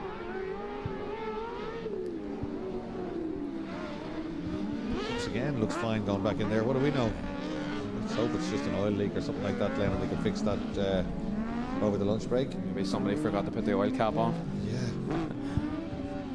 I thought it was related to the trip to the gravel, but it doesn't appear so. It didn't. It certainly was getting worse and not better. Whereas the gravel would have been gone out of that car pretty quickly. Unless it ripped the pipe off in there. Unless JR ripped a pipe off with the teleporter. No, he wouldn't. Don't say that. No, he wouldn't do that. He's a perfectionist. He's never done that in all these years. I doubt he's going to start today. He's a master at getting cars from gravel traps. Here we go, it's buggies again. This time it's Ben Walsh on pole, it's Paul Brogan in the centre of the front row, and it's Jack Newman on the outside of the front row in the distinctive car with the tricolour rear wing. Then it is Kevin Sharkey on row 2 and Michael Cummins alongside, and then Kieran Greenan, who did his last race 27 years ago at age 27 and now runs number 27. So welcome back to Mondello Park, Kieran Greenan. Let's hope Kieran can get a better run. I think it's a baptism of fire for him. He hasn't had any running. It's a brand new machine. He hasn't had any running at all, and it's completely different to anything he was ever in before. So you will see him getting quicker. I have no doubt that he can steer, but will he get to it today and tomorrow? Maybe more so. But let's keep an eye on him, Glenn. The Revs rise their way. Newman with a superb start takes the lead, comes across into turn 1. The Mygale. Very well sorted car. That a lot of carbon fibre on the Mygale. Famous French manufacturer, of course, from F3 cars and Formula Fords over the years. Did Mygale get bought over recently by? They all do, don't they? Yeah. Race car manufacturers. Yeah, exactly. They come up with this great idea, and all of a sudden, somebody else snatches it up. Kieran Greenan beginning to hang the tail out there at the back. So Newman's progress here will be interesting, as we expect him to dominate, but he certainly didn't this morning. Walsh and Brogan finished ahead of him in heat 1. Ben Walsh, of course, a rally driver. His father, Mac Walsh, very, very well known rallying family, and putting the rallying to good use here in the cross cars, in the buggies. I think normal service might have been resumed, Glenn, because a big gap there for Jack Newman at the end of the first lap. In fact, he's ahead by 1.3 seconds, and he looks very tidy through that first one. I wonder, did he have a dry setup on the buggy this morning or something? Because in wet conditions he couldn't stay with the two boys, whereas he's well quicker in this one by the look of it early on, certainly. Could have been set up issues, all right, Leo, but he's got it well sorted this time, and he's way out ahead. Paul Brogan in second in the MV, and the speed car wonder of Kevin Sharkey following him up. But I understeer from Brogan as he turns left across Rallycross 2, and Sharkey heads for his joker lap. The 420 speed car wonder, run by Speed Car Ireland. There he goes, he's out ahead of Ben Walsh. Holding third place, Kevin Sharkey, but Jack Newman down in to the first corner we see at the top of the screen. A great lap from Jack Newman, 53.3, followed up by Paul Brogan with 54 dead. Ben Walsh showed a 54.1. He's putting great pressure on Sharkey. He's going to have the inside line down to turn 3. He's going to get it done. In the MW fire protection machine, Sharkey tries to switch back. He's got the wheel in the curb on the inside. This is a great scrap between these two in the speed cars, but it's the Mygale of Newman way out ahead, and the MV of Brogan maybe going to snatch second. Another 7/10 that time for Newman, gap out to over 2 seconds. Yeah, he's flying. He's really got the car sorted now. Yeah, it looks. It doesn't even look like a. It doesn't look like a buggy. It looks stiffer and more composed than normally you see them, doesn't it? The checker flag is waved. Textbook race from Newman there.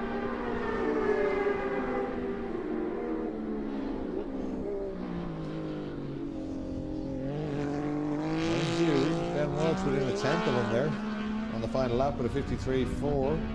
Here comes Kieran Greenan. And a 53.6. Second heat under the belt. Does it sound different to the other buggies, or is that just me? It'll have the, well, it's shown on the timing screen that it's a 750, but I think it should have an MT09 3-cylinder engine, so that's maybe why it sounds a wee bit different, unless it is a 750 and it's off cylinder. I'll have to get you a white coat and a chalkboard if you keep coming out with statements like that. You sound like a technical boffin there. You certainly know your buggies. It's great to have you here. That's the passion. and having experienced both an MV and a Labius. Brilliant, yeah. You know, it's great to have a first-hand experience. Yeah, interesting that you say that, because I thought that Greenan machine didn't sound. It sounded rougher than the rest coming through, certainly. But it's a brand new machine. I doubt there's anything wrong with it, so maybe that's what it is. Shown as a 750. As they come back into the paddock, I think that might be us.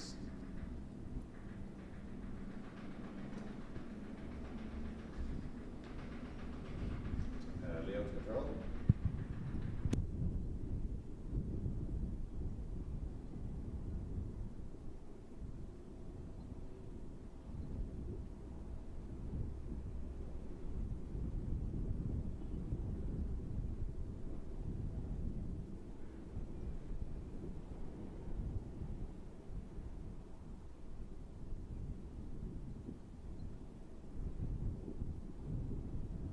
Okay, well, that's been a wonderful morning at Mondello Park. The marshals are thankfully coming down off the banks and coming in for some hot food. That's very, very, very well deserved. They've done a great job all morning in difficult conditions. It's cleared up just a little bit. Glenn, great fun having you here. It's certainly added, from my point of view, to the entertainment value. So how are you enjoying it so far? Well, I'm over the nerves, I think. You know, I was very nervous this morning. Obviously, my first time in the commentary tower. But yeah, enjoying it. Yeah, it's great to have you here. It really is good fun. I'm loving the knowledge, especially with the buggies and some of the rally sprint stuff that I wouldn't have the knowledge of. So absolutely wonderful, yeah. And we'll be treated to some good racing. And as we said earlier, I think as the grids get mingled going forward, we're going to see the modifieds, Willie Coyne going up against some of the other guys, Boville and people like that. And then you're going to get the modifieds, the juniors, of course. They've all got to go head to head. And I think there's a few juniors haven't really got up to their full pace yet. No, definitely not. Having trouble as well, you know, running into certain issues. But I think that, you know, when they're all up at the front and we're going to have some great scraps in the afternoon. I think we are. And then in that Open Clubman and mini graduate class, Leah McManus looks like she's got a bit of hidden pace there that could be unlocked. I don't think she's going to get up to the supercharged cars, but it'll be interesting to see if she can get close. So we're looking forward to coming back. We'll be back online here with the action from Mondello Park from the Parts for Cars IRX and the Five Nations BRX in about 45 minutes time. We'll try and go down and get some information and some sandwiches in the meantime. So see you back here. 45 minutes, Glenn. See you all soon.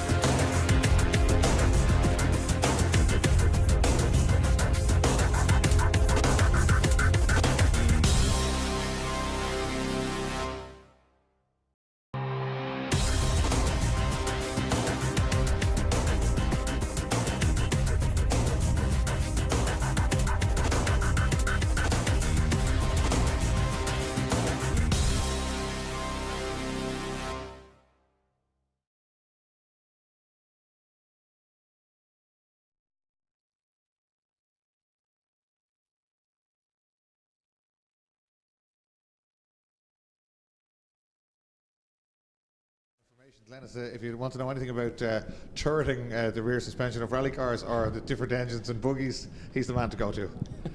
Yeah, bit of technical knowledge for you, Leo. Yeah, fantastic. So great racing. If you didn't have it, if you weren't joining us live this morning, absolutely fantastic coverage here. Great fun and great racing. And as we always do in Rallycross, some of the heats will cross over and we'll see drivers that haven't yet taken on some other cars in the same class. Normally you have to wait for the finals for that to happen, but actually we shuffle up the heats between heats, so that can happen. So we've got some great stuff in juniors, in modifieds, the mini graduate class running with the modified Clubmans as well, the buggies. But we do have Autocross running here today. If you're wondering what's happening there, they don't run in a grid format. They run against the clock for 3 laps. Some are saloons and some are buggies, and they'll be first out.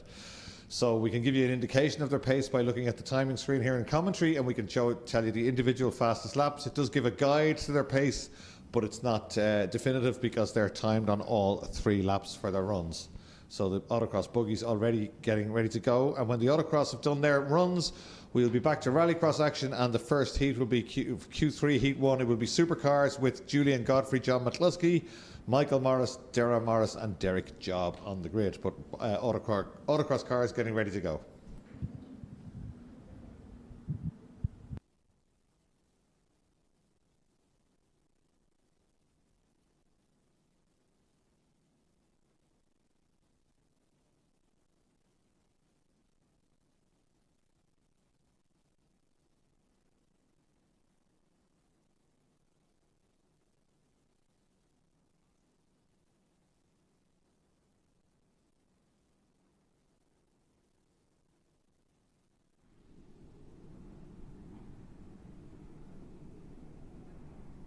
So there's a few of the saloons beginning to arrive. Mitsubishi Evos, unsurprisingly the fastest cars in the conditions we had this morning. Pierce Hendrick very quick in a 2-wheel drive Civic, but I think Glenn, even when it dries out, he's not going to get near the Evos. They'd have a lot more power, I think, as well as having more traction than the Civic. But certainly when we saw him this morning, he was trying pretty hard in the yellow Civic. He certainly was, yeah, backing it into turns 3. He'd done a real good job to get it gallered up though, and he certainly cleaned up his runs towards lunchtime and improved his times. Yeah, so he ended up 3rd, I think, in those. Indeed he did.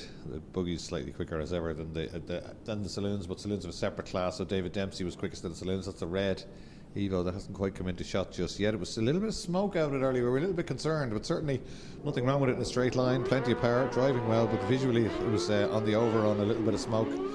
The buggy's always very aggressively trying to get heat in their tyres, but still come down to the grid, line astern, not in grid formation, and when they're waved away, they're on a 3-lap run from a standing start to the checkered flag, and it's against the clock, not against each other, so there'll be a gap between them all. But oh, there's one gone around, too much tyre warming. That's Niall Gorey in the La Base, having a bit of a twirl. Yeah, getting over enthusiastic out, having had his cucumber sandwiches at lunchtime there, and just getting away from him. But it is very important to get heat into these tyres apparently. Hence the excessive weaving and getting on and off the power. They're already away.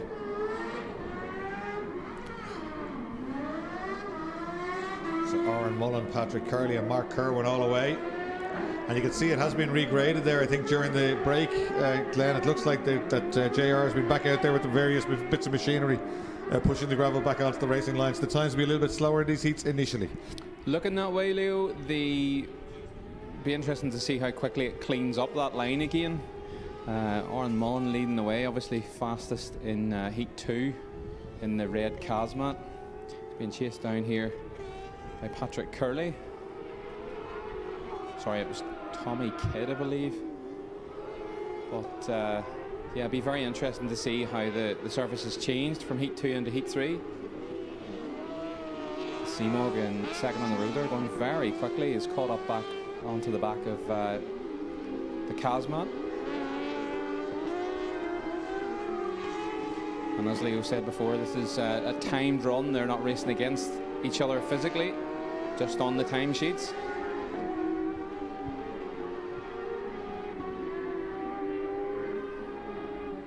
Yakar running quite wide there.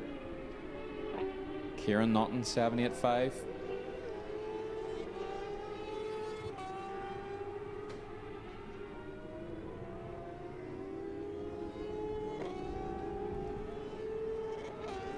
Almost looks like a tiny stealth jet, black with black windows.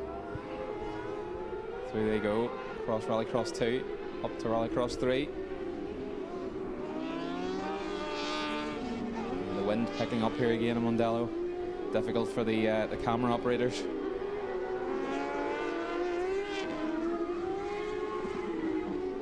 Aaron Mullen tips it into turn 1. I think that's Mark Kerwin in the C-Mog behind him.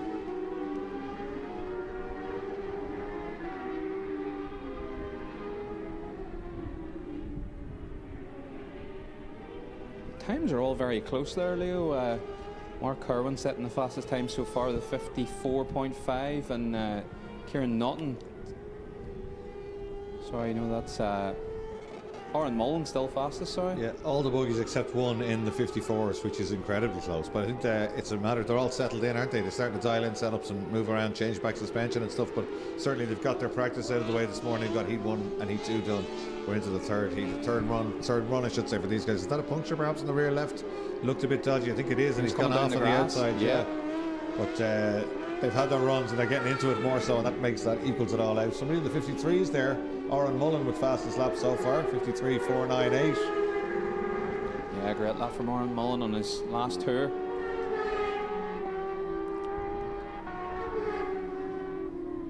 And nobody was able to better him, so Aaron Mullen fastest in the first group of cars in the Autocross.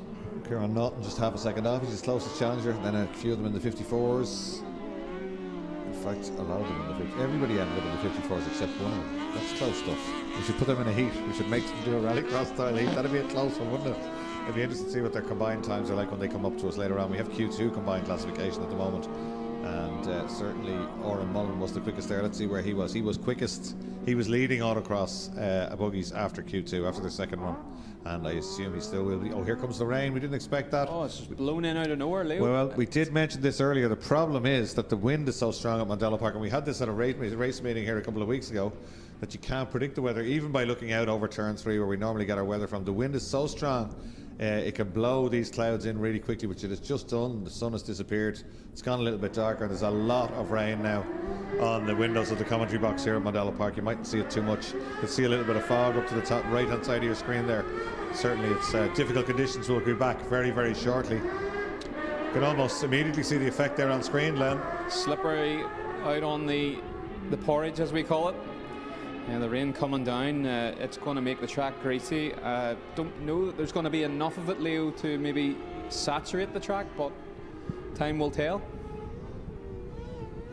Certainly greasy. They're sliding around all over the place. Yeah, really are. It looks like they're enjoying it there, but it'd be hard to get traction at the same time. Didn't take long for that. I mean, I suppose if you could see the windows of the commentary box, you'd see the extent of it. The rain came pouring down very suddenly there, and you can see these sprays, rooster tails of water behind the buggies as they go across Rallycross 2 there. Could be quite a downpour coming, looking at the horizon. Yeah, just when we got the marshals dried and fed, they're back out into it again, unfortunately. I have a message on YouTube from St. Kimmy saying, why do they not start like Rallycross? Well, this is Autocross. It's actually a good question, but it's actually a different discipline. So these are not Rallycross buggies. What happened is they run their own off-road, so generally in fields or on different circuits. And during the end of COVID, when sport was restarting again, the government dictated that you had to have a gated venue. And Mondello obviously is a gated venue, and their courses weren't. So Rallycross at the same time didn't have really strong grids, and it suited everybody. And the Autocross guys and girls came, joined, and everybody gets on great. They do, as you can see, give great entertainment, and just stayed that way. So they keep running with Irish Rallycross. That's where that comes from. But yeah, it is a good question. And in fact, as we were just saying a minute ago there, the times are so close, you'd love to see them on a grid, but that's not their discipline. They do 3 laps. And it's completely timed, so it won't be suiting them. That sort of stuff doesn't suit them, because you don't need people in your way. You need 3 clear laps with the head down, and you're timed from your standing start when the flag goes up to when you cross the line in your final 3rd lap. And they get 4 runs generally instead of 3 lots of heats. I think Raymond Hassett and James O'Keefe didn't get the memo, because they're doing a bit of wheel-to-wheel here now. I was just going to say, yeah, they didn't get they've just proved me wrong in my big long statement there by saying that they don't race wheel-to-wheel, but obviously they can close the gap down and try and get by. But yeah, that's the difference. So completely and utterly different discipline of motorsport. But at the same venue today, OneSonic helping us with the live stream today, as you can see in the bottom right of your screens. So it's what we've got here is the first round of the Irish Championship, the partsforcars.ie IRX, and we have got the 8th round of the British Championship. And when the Supercars come out very shortly, we'll show you the standings there. Basically, it's Patrick O'Donovan leading, and Derek Toll in second, Julian Godfrey in third. Patrick, as we know, is not here, so Derek has a chance to close that gap right down. Derek has had 2 wins and 3 seconds, and Patrick has had 4 wins and 2 seconds.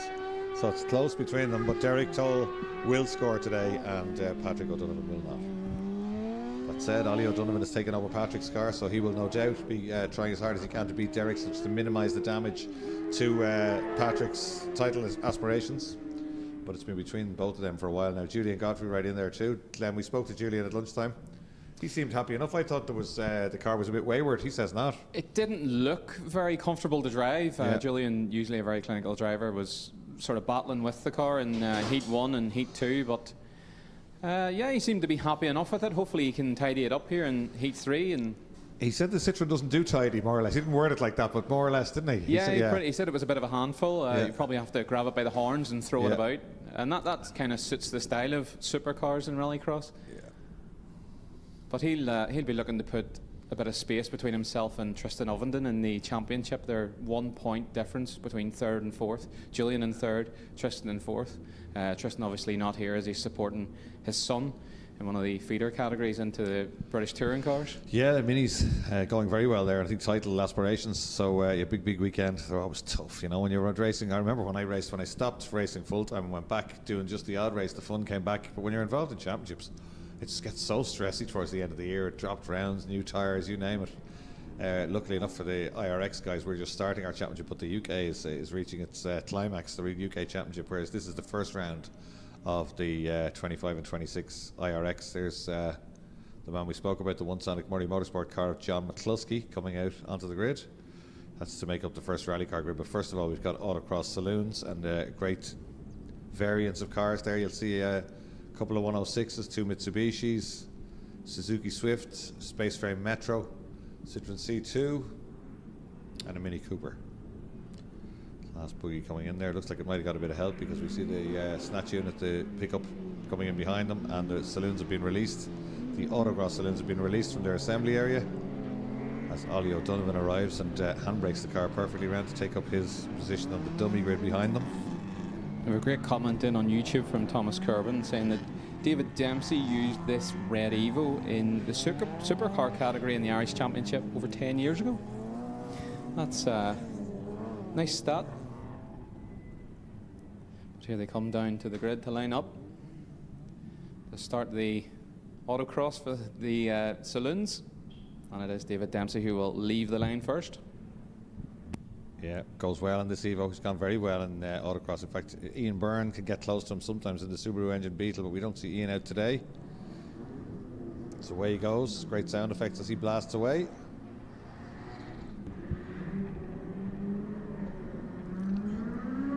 I wonder, did they sort the issue with the smoke on that Evo over lunch? There was an issue in both Evos, we thought, wasn't there, just before lunch, but they both seem absolutely fine. Now they sound great pulling off the line. Let's hope everything's okay there.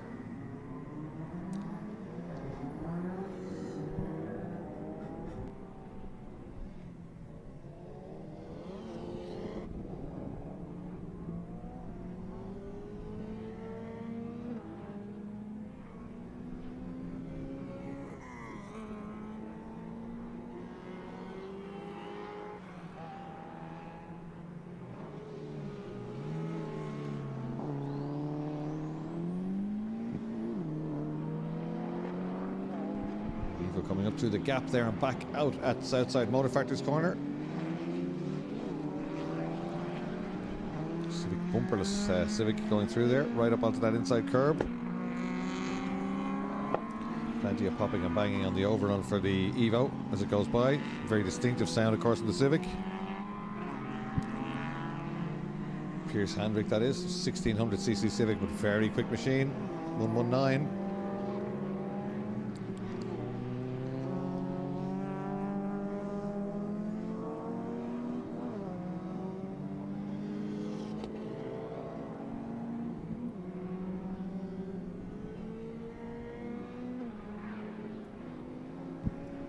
Yeah, Piers Hendrick, the only person to split the Evos actually in the EG Civic in Heat 2. He's going very well. He's very experienced, and since the Autocross cars have come to Mondello, he's been very, very quick. And as we saw this morning, no shortage of commitment. He was really firing that car around in difficult conditions this morning. He's hanging on to that Evo, maybe being drawn away a little bit, but not too much. He's going nicely in this run as well.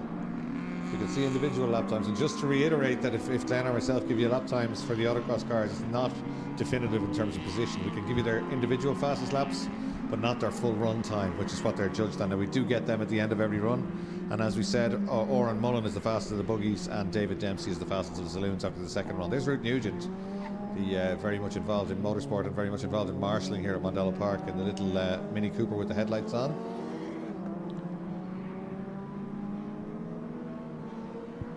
So there's McLaughlin coming back down the second of the Lancers, Hendrick in the Civic. In fact, this Civic quicker than the Evo last time round. There's David Dempsey going through. Yep, he completes. Down to a 55.2 for him. That's not bad, and it's raining. It's a good run. And fastest overall speed through the speed trap of all the Autocross, including the buggies, 161.4. Hendrick with a minute 0.6 last time round. McLaughlin a minute 0.1. So not much between the second of the Mitsubishis and that little flying Civic. There's Seamus Hobbs going through in the 1400cc A-Series Metro, really iconic rallycross car, box arched Metro, really low at the back, like they used to rallycross back in the 80s. Always great to see it here at Mondello Park. Seamus very much involved in Motorsport Ireland and the Rally Commission, as there's a drag race to the line here between Ruth Nugent in the Mini, just pipping the C2 Citroen there. Yeah, Ruth and her father have a great relationship, and they're massively passionate about Irish motorsport in general. Yeah, she's been doing a bit of hill climbing lately, Ruth. She did a bit of racing here in C-Tex and then did a bit in the Mini and does the odd rallycross. And if she's not doing a motorsport event, she's probably on the banks with the orange overalls on. Yeah, totally committed to the marshal and to the marshalling and the cause. I think I've seen them out in Asia. Was it Asia they were? She's been to a couple of Grand Prix. So was her dad. Yeah, over the years. Yeah, a couple of Grand Prix marshalling, which is unbelievable. A lot of a good Irish contingent go over there. We always knew we had good marshals here. It was great to see them getting a chance to have a go on the world stage, you know. So here the Supercars coming down to us for their first heat. Back to rallycross action here at Mondello Park. So let's see, flick the paper, see what we've got. It's Julian Godfrey on pole position. Now, we did speak to Julian at lunchtime, as we said there at Glen, and we thought the car looked like a handful. He didn't seem to think so. He was quite happy there eating a sandwich. Julian seemed happy, he seemed laid back, as he usually is, and yep. He's ready to give it his all, he said, in Heat 3. 6 times British Rallycross champion, and that's a Liam Duran built Citroen RS3 apparently. XL DS3, Motorsport. sorry. Yeah.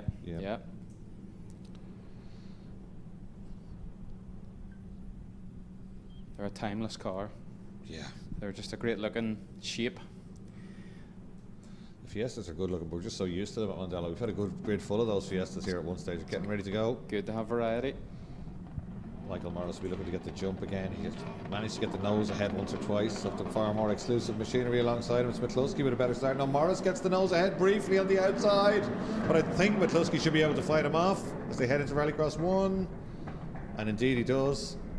And Julian Godfrey blasts through on the inside as well. Just get boxed out there, don't you, Glenn? If you don't get into the apex, you're a sitting duck for someone to follow them through. Yeah, and you can really see the conditions have changed again on turn 1. They're really sliding, looking for traction.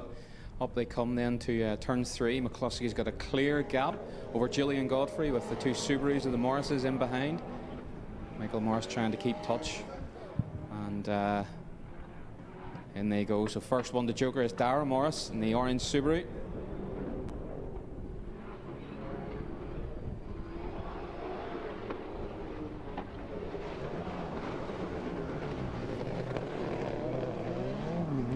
Julian definitely going better in this one. He's trying to keep McCluskey honest.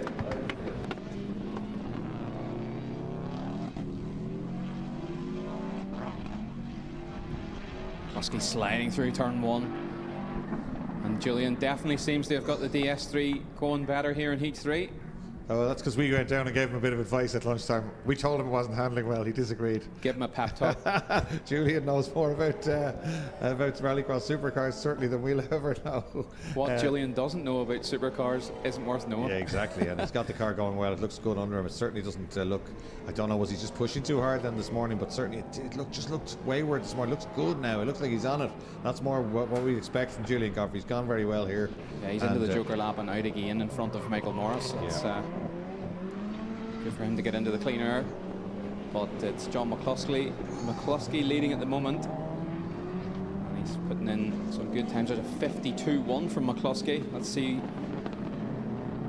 what Julian Godfrey's going to do. He did do his Joker lap. So Joker is looking roughly around 5.2 seconds at the moment.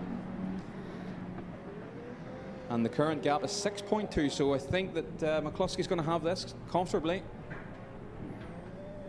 Down he comes into the Joker in the Fiesta, the OneSonic Fiesta. He's through, he's nicely through there out to take the lead. And it's surely going to be an easy heat win for John McCluskey. Yeah, good gap there. Pitches it into the last corner, powers on, heads down to take the checkered flag. Touch of a Scandinavian flick there, wasn't it? He had it heading the wrong way just before he got it turned in. Beautifully done, yeah. Right, John McCluskey, JMC on top form here at Mondello Park. 2.3 seconds clear of Godfrey there. Fastest lap half a second quicker than Julian Godfrey as well. So McCluskey going nicely on home turf. John McCluskey in the OneSonic car, then Julian Godfrey, Michael Morris, Darrell Morris and Derek Job. Still not managing to get the times out of that car. Here comes.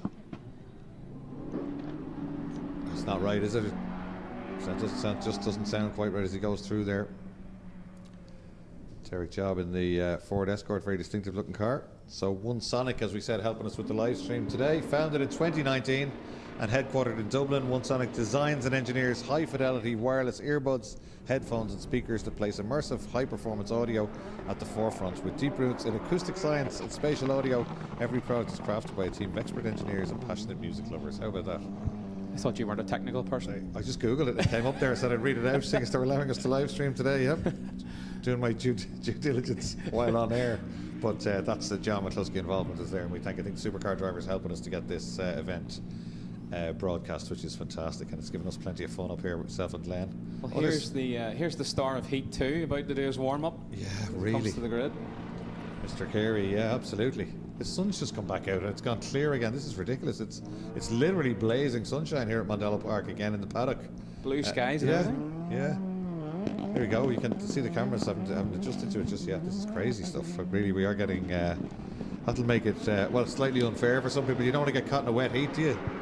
The circuit, well, if it stays clear like this, the circuit's going to dry up, and Carey's in the hot seat along with O'Donovan and Tohill as they come around to the grid. Now this is what we've been waiting to see. The fireworks between Tohill and O'Donovan.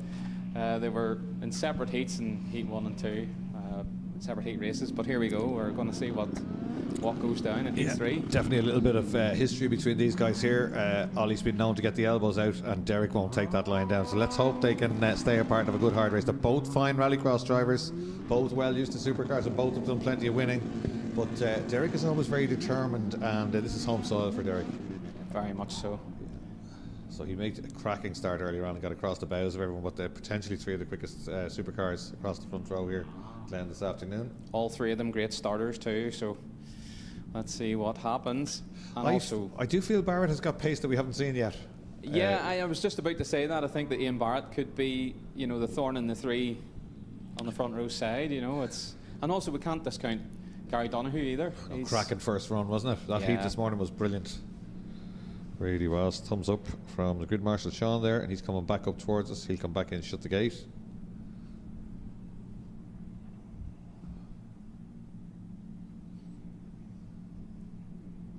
Anti-lag on, ready to race light on. Who's it going to be? Toll again, cracking start. Oh, he's gone. What a start from Toll there. Gets it turned in. Only just. It's very slippery as Donahue finds out on the outside. Armful of opposite lock. The porridge is very porridgey, for want of a better description, I think, Glenn, today. Slimy, nearly. Yeah, honestly. Like Toll had a 7 or 8 length gap into turning into Rallycross 1. It's gone. They're with him. He's got a lot of understeer there on initial turn in.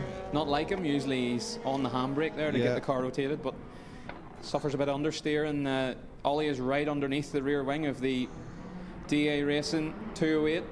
Carey and Donahue go to the joker lap. It's a good joker lap from the pair of them. They're out clean, into clean air. Oh, Ollie's hanging on there, isn't he? Derek's not getting away, and Ollie closes in again on the brakes. 2 different angles of attack. Toll gets the car out of shape before the apex gets on the bar. Similar result, though. Ollie O'Donovan not letting Derek Toll get away, and this is important for both of them, Glenn. Yeah, the points is sneaking away from Patrick, who's not here, unfortunately, today. He's doing extreme E duties with Start Racing, but his father's going to try and take as much points away from Toll as he can. Yep. Close them again. Yeah, hold your breath when that happens. But Ollie very late in the brakes down into turn 3 there. Back up towards us again. And I wonder, will they take different joker laps? They differentiate. Yep, there you go. Joker lap for Ollie. He almost feigned left as if he was going to not take it and then took it at the last minute, but sure, he knew what he was doing.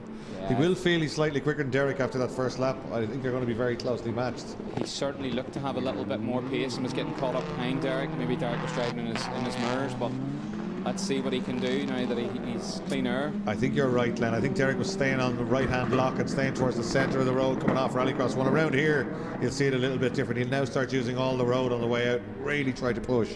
Whereas Ollie's got right behind Ian Barrett, that is. So he's got to get by him, or he's hoped that Ian Barrett takes that joker lap. But all the excitement here, it's Toll, Barrett, O'Donovan, Gary Donahue, and somehow William Carey, and not going well at the back. Has done his joker, but if he did that in his first lap, perhaps. Let's see what his real pace is like. Toll takes the joker lap. This is important. Yeah, he's on the brakes, gets the front turned in beautifully, no mistakes. I think he's going to get pipped. O'Donovan's by and gone. Miles ahead. Yeah. Oh, well, that'll be it's exactly what Ollie O'Donovan wanted and exactly what Derek Toll didn't want as they blast up Rallycross 3 now. This is the last lap as well on the final corner. It's not working out for Derek Toll, is it? Right up onto the curb, and Toll gets a run at him coming out onto the straight. He's closer as they come to the line. But Ollie O'Donovan gets the job done. Toll right with him. Patrick O'Donovan's probably watching this on his phone wherever he is in the world at the moment. But that's a great run by Ollie. Jumping for joy, yeah. Ollie, great job by Ollie. He's really adapted quickly to the car. He seemed a little bit off this morning with it, but he definitely put it to good use there. And here comes William Carey, obviously with problems. Yeah, bit of a disaster for him. Let's hope they can fix them, because the last time we saw him before lunch, he was very, very impressive. But certainly the car going very slowly going by us now. So O'Donovan, Toll, Barrett, Donahue and Carey, the order in that one.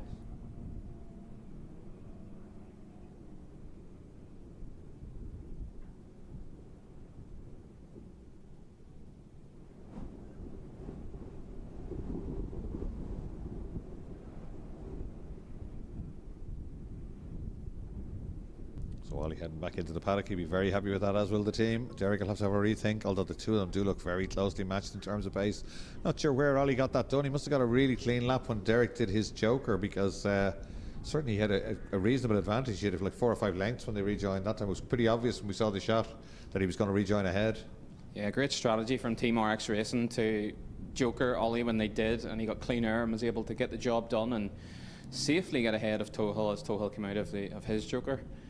Really paid off, but it's great to see them closely matched anyway, because we were worried that Ollie wasn't going to take to the car, but he's like a duck to water, a seasoned professional. Really is.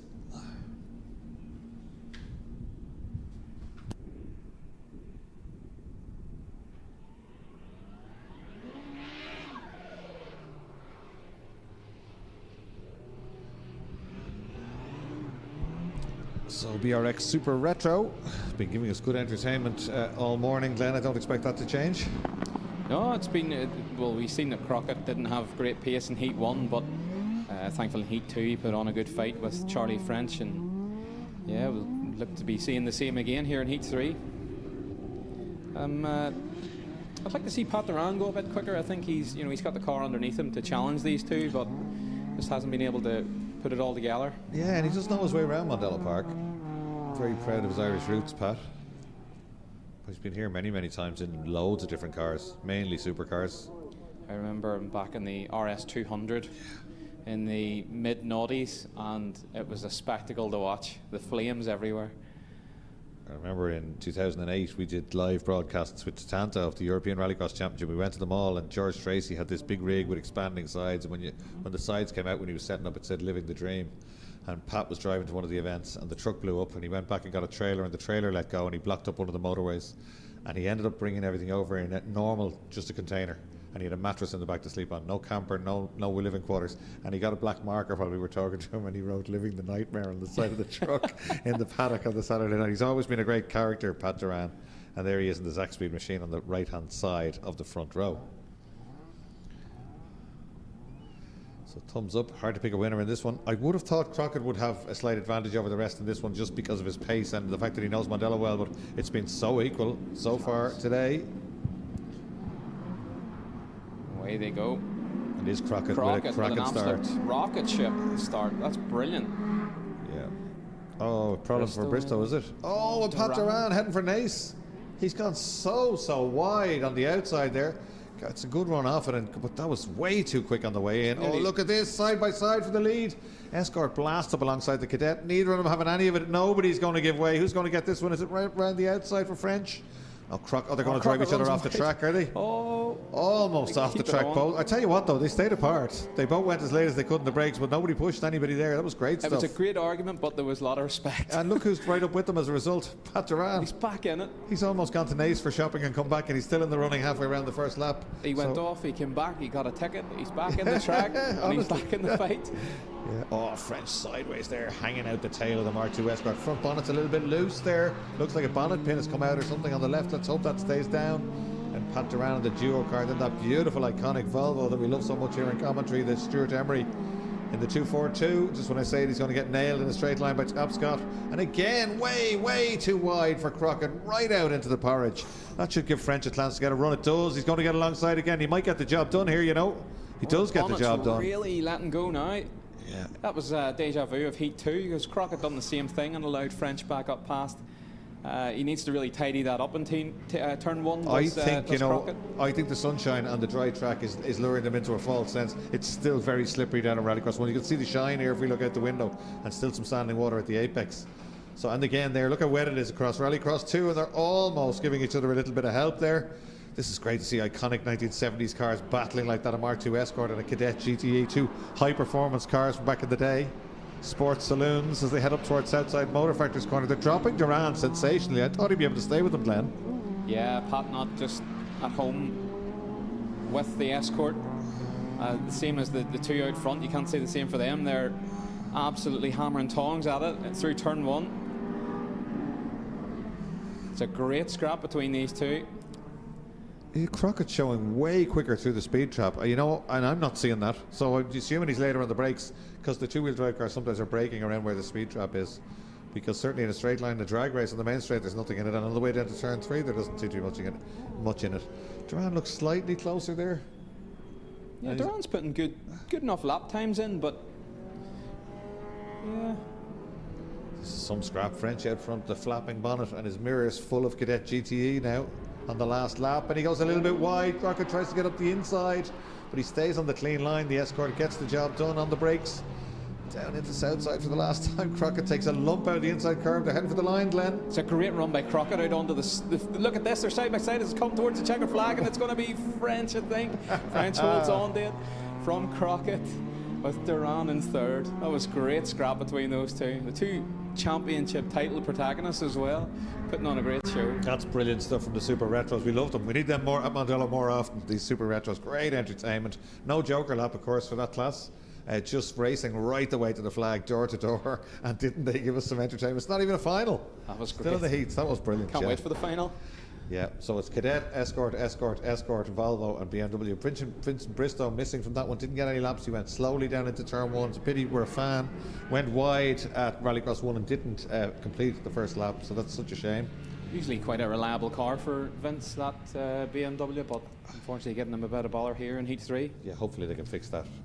Here comes the two supercharged minis and the two normally aspirated minis. Two different classes here. You've got Modified Clubman, which is 2 supercharged Cooper S's, and you have got Mini Graduate, which is a new class, which I believe allows you to run, it certainly allows you to run a cam, 4-branch exhaust manifold, and R56 brakes, so bigger brakes. I think it's allowed a diff, and it is allowed a map as well, but Liam McManus's car kind of half built. I'm told it has the map and it has the brakes, but it doesn't, sorry, it doesn't have the map. It has the cam and the exhaust, but doesn't have the brakes. But her dad thinking that she's not getting the best out of the cam because they haven't got the map yet. I think they're still trying to get it. It was supposed to be on its way. They had an ECU mapped and they were hoping to fit it at the track, but it hasn't arrived. So she's on a standard map, or perhaps the junior mini map still. Alex Conlon going nicely outside of the front row, and he's another junior graduate running in that mini graduate class. So Abby McGuinness has just driven away from everybody here, wet or dry, cracking start and drove away. I don't expect that to be any different in this one. I had a little chat with number 44, Desi Martin, at lunchtime, and he's hoping to take the fight to Abby here in this one. So let's see if he can stick to his word. The lights. We look to the lights. Here we go. Green again. Yep. Yeah, Abby's gone once again. And Leah just blasts past there. Maybe they got that car going a bit better. She's just ahead of Conlon, trying to hang on to the Cooper S's now through Rallycross 1. And Conlon trying to hang on to her, so they're all having a real go now on the run down to turn 3. But Abby McGuinness again has made good her escape. And all they can see is the back tailgate of that car. She heads down in the Allen's transport car down into turn 3. Nice and tidy. Doesn't go out too wide. Gets onto that inside curb. Gets it turned in and up the hill. Conlon with the headlights on there right behind Leah McManus. But it's the 2 supercharged cars just beginning to ease away there, Glenn. Hopefully Leah can keep it together in this one and show us what she's capable of. We know what she's capable of. She's a very committed driver. But let's see what she can do. See if she can get close to the supercharged cars.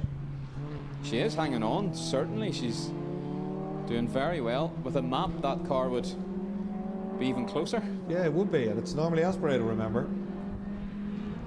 So it's on the main straight she's going to lose out. Let's have a look at the speeds on the main straight.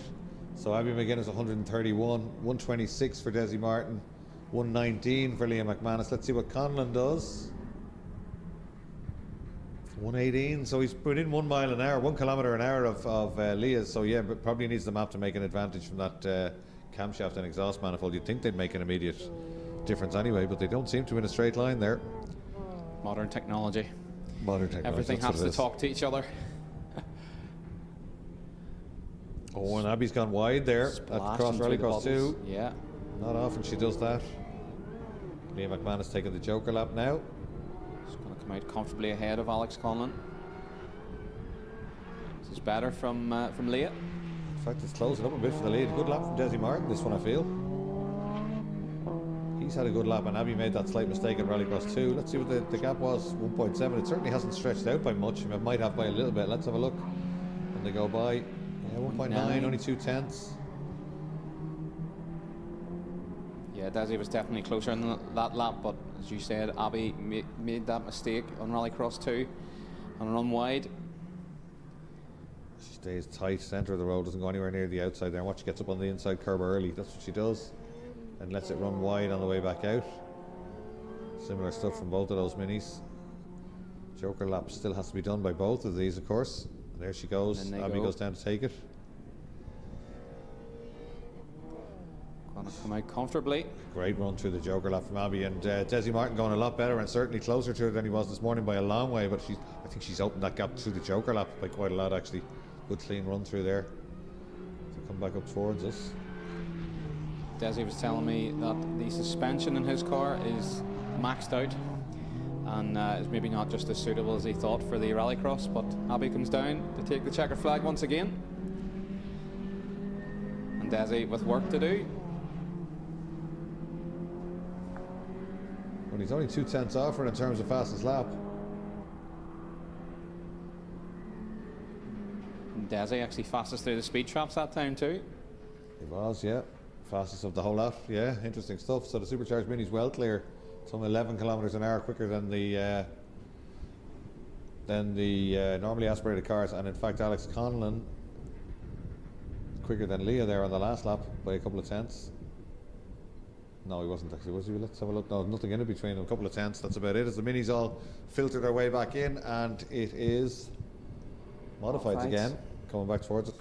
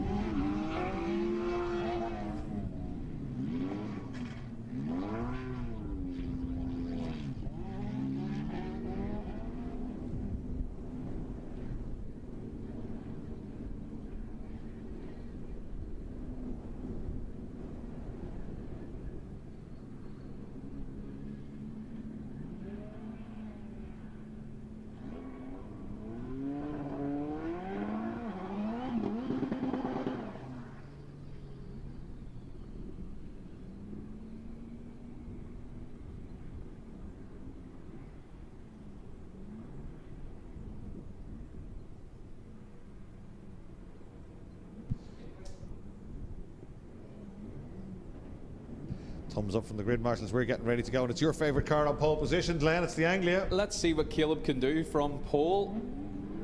The ready to race light comes on. It's not the most fashionable car on the grid, but it might be the most stylish as they head away, and Coyne gets the nose up in the air and leads down towards Rallycross 1. Can he hold off the BMW in a straight line? Let's wait and see. He can. That's back where he should be. Oh, it still looks a little bit twitchy, but that's better than this morning. Great start from Michael. He was pulling gears as he came off the line. He knew he had got that start nailed, and now he can hopefully make headway and be at one with this car. Yeah, that car was in the ballroom 2 weeks ago at the Rallycross Awards night, and everybody having a look at it. It was like showroom fresh. It's brand new. As always, the Coyne cars are beautifully presented. Sponsored by PG Duffy, a local Citroen dealer here, and Linde, of course, on the front bumper and the side flanks. There's Howard in the Anglia, just flicks it down into the Joker lap. Yeah, good move that. He was getting caught up behind George Tohill, and got out into clean air. Hopefully he can make good. Jimmy McVicker running in third. He's getting a bit squirrely as he comes into it. He lost it. That car always looks wayward, doesn't it? Keeps it together. Here comes Howard, already done his Joker, and he's up the inside. That could have been nasty. Coyne is definitely getting that car dialed in, isn't he? They weren't drinking tea and eating sandwiches at lunchtime, those boys. They've been twiddling with the suspension. They were on the spanners for sure. Yes, they were. Fantastic stuff from Michael Coyne out front. Great to see him back out front. I thought he was going to struggle today. First meeting with the car when I saw it this morning, but no, they know their stuff, and they're getting that car sorted. He's not just leading, but he's leading well. He's 1.7 seconds ahead. It looks fantastic. Oh, it still looks a little bit maybe uncomfortable as he turns in, does it? It's an ex-touring car, as they were called, when they run alongside the European and World Championship, but they naturally are a bit softer. They have to set them a wee bit softer to get the traction and get the turn in on them. But he seems to be getting it by the horns now and really going for it. Yeah, we have a few of those touring cars. Oh, great commitment there from Howard in the Anglia, and taking loads of time out of the Clio through the Joker lap. I think Jimmy McVicker in the Clio might have sold him a dummy, and he followed him into the Joker because he's done 2 Jokers, unfortunately, in the Anglia. He has, yeah. Yeah. There's great pace in the little Anglia, but the power, you'll see here, the power of McVicker's Clio is insane the way it goes. 3-4 car lengths down the straight. Yeah, the Anglia goes back at him on the brakes, so it's lighter, and it's probably quicker at the apex. Here it is as it bounces across Rallycross 1. Every inch of track being used there on the way out, and Glenn's smiling here watching the little Anglia as it hauls in the Clio. But that Clio, Jimmy drives it beautifully, but it just looks like a handful, doesn't it? Yeah, there's Hard in the Anglia coming into turn 3, really hard on the brakes. He's definitely got the pace in the corners, but look again, the superior power of that Cosworth engine rear-wheel drive Clio just pulls away again. I thought the Anglia was going to take a third Joker lap there for a minute. I think that second one might have been involuntary. Yeah, definitely. He just couldn't hang on to it and went down the Joker lap. Checkered flag, what a win. First win in the Citroen for Michael Coyne. That'll be popular in the paddock. Great stuff from him. Great to see. And by a long, long way. Not over yet for third though. No, fight on. Hard trying to go around the outside, but again it'll be the power of the Clio. Just watch this. Yeah, McVicker powers his way to third place. Great stuff by Caleb Howard, though. All the entertainment from the Little Anglia. Here's Eric Byrne and the ex-Derek Lenihan sack. So Derek Lenihan I met at lunchtime, third gear gone in the MR2, and he's going home, unfortunately, not fixable. But he's not going home because he's going to keep running his son. But he will be not out for the rest of the weekend, unfortunately. Yeah, sad to see. Derek's a great driver and is always around the Rallycross paddock. Shame we've lost the MR2 from the grid. Yeah, well, he bought Peter McGarry's Volvo, and he's terrible luck with that car. It did an engine straight away, first day out, and then he's had some other issues with it, these shocks and it's just, he's lucky that he has the MR2 to be able to bring it out. But he will get that Volvo sorted and be back. He was very quick in it immediately, the car. And the first day he had it, he was flying, but unfortunately let go. It's just motorsport, isn't it? Some more modifieds coming down, full grid of them. And we have the Boville brothers on the front row with Peter McGarry and the Boville sandwich. This should be good. And Willie Coyne, he's on the second row along with Niall Curry, the fast starting Niall Curry in the BMW Compact. Interesting to see what Niall can do, because the front row is full of very quick starting cars, very powerful cars.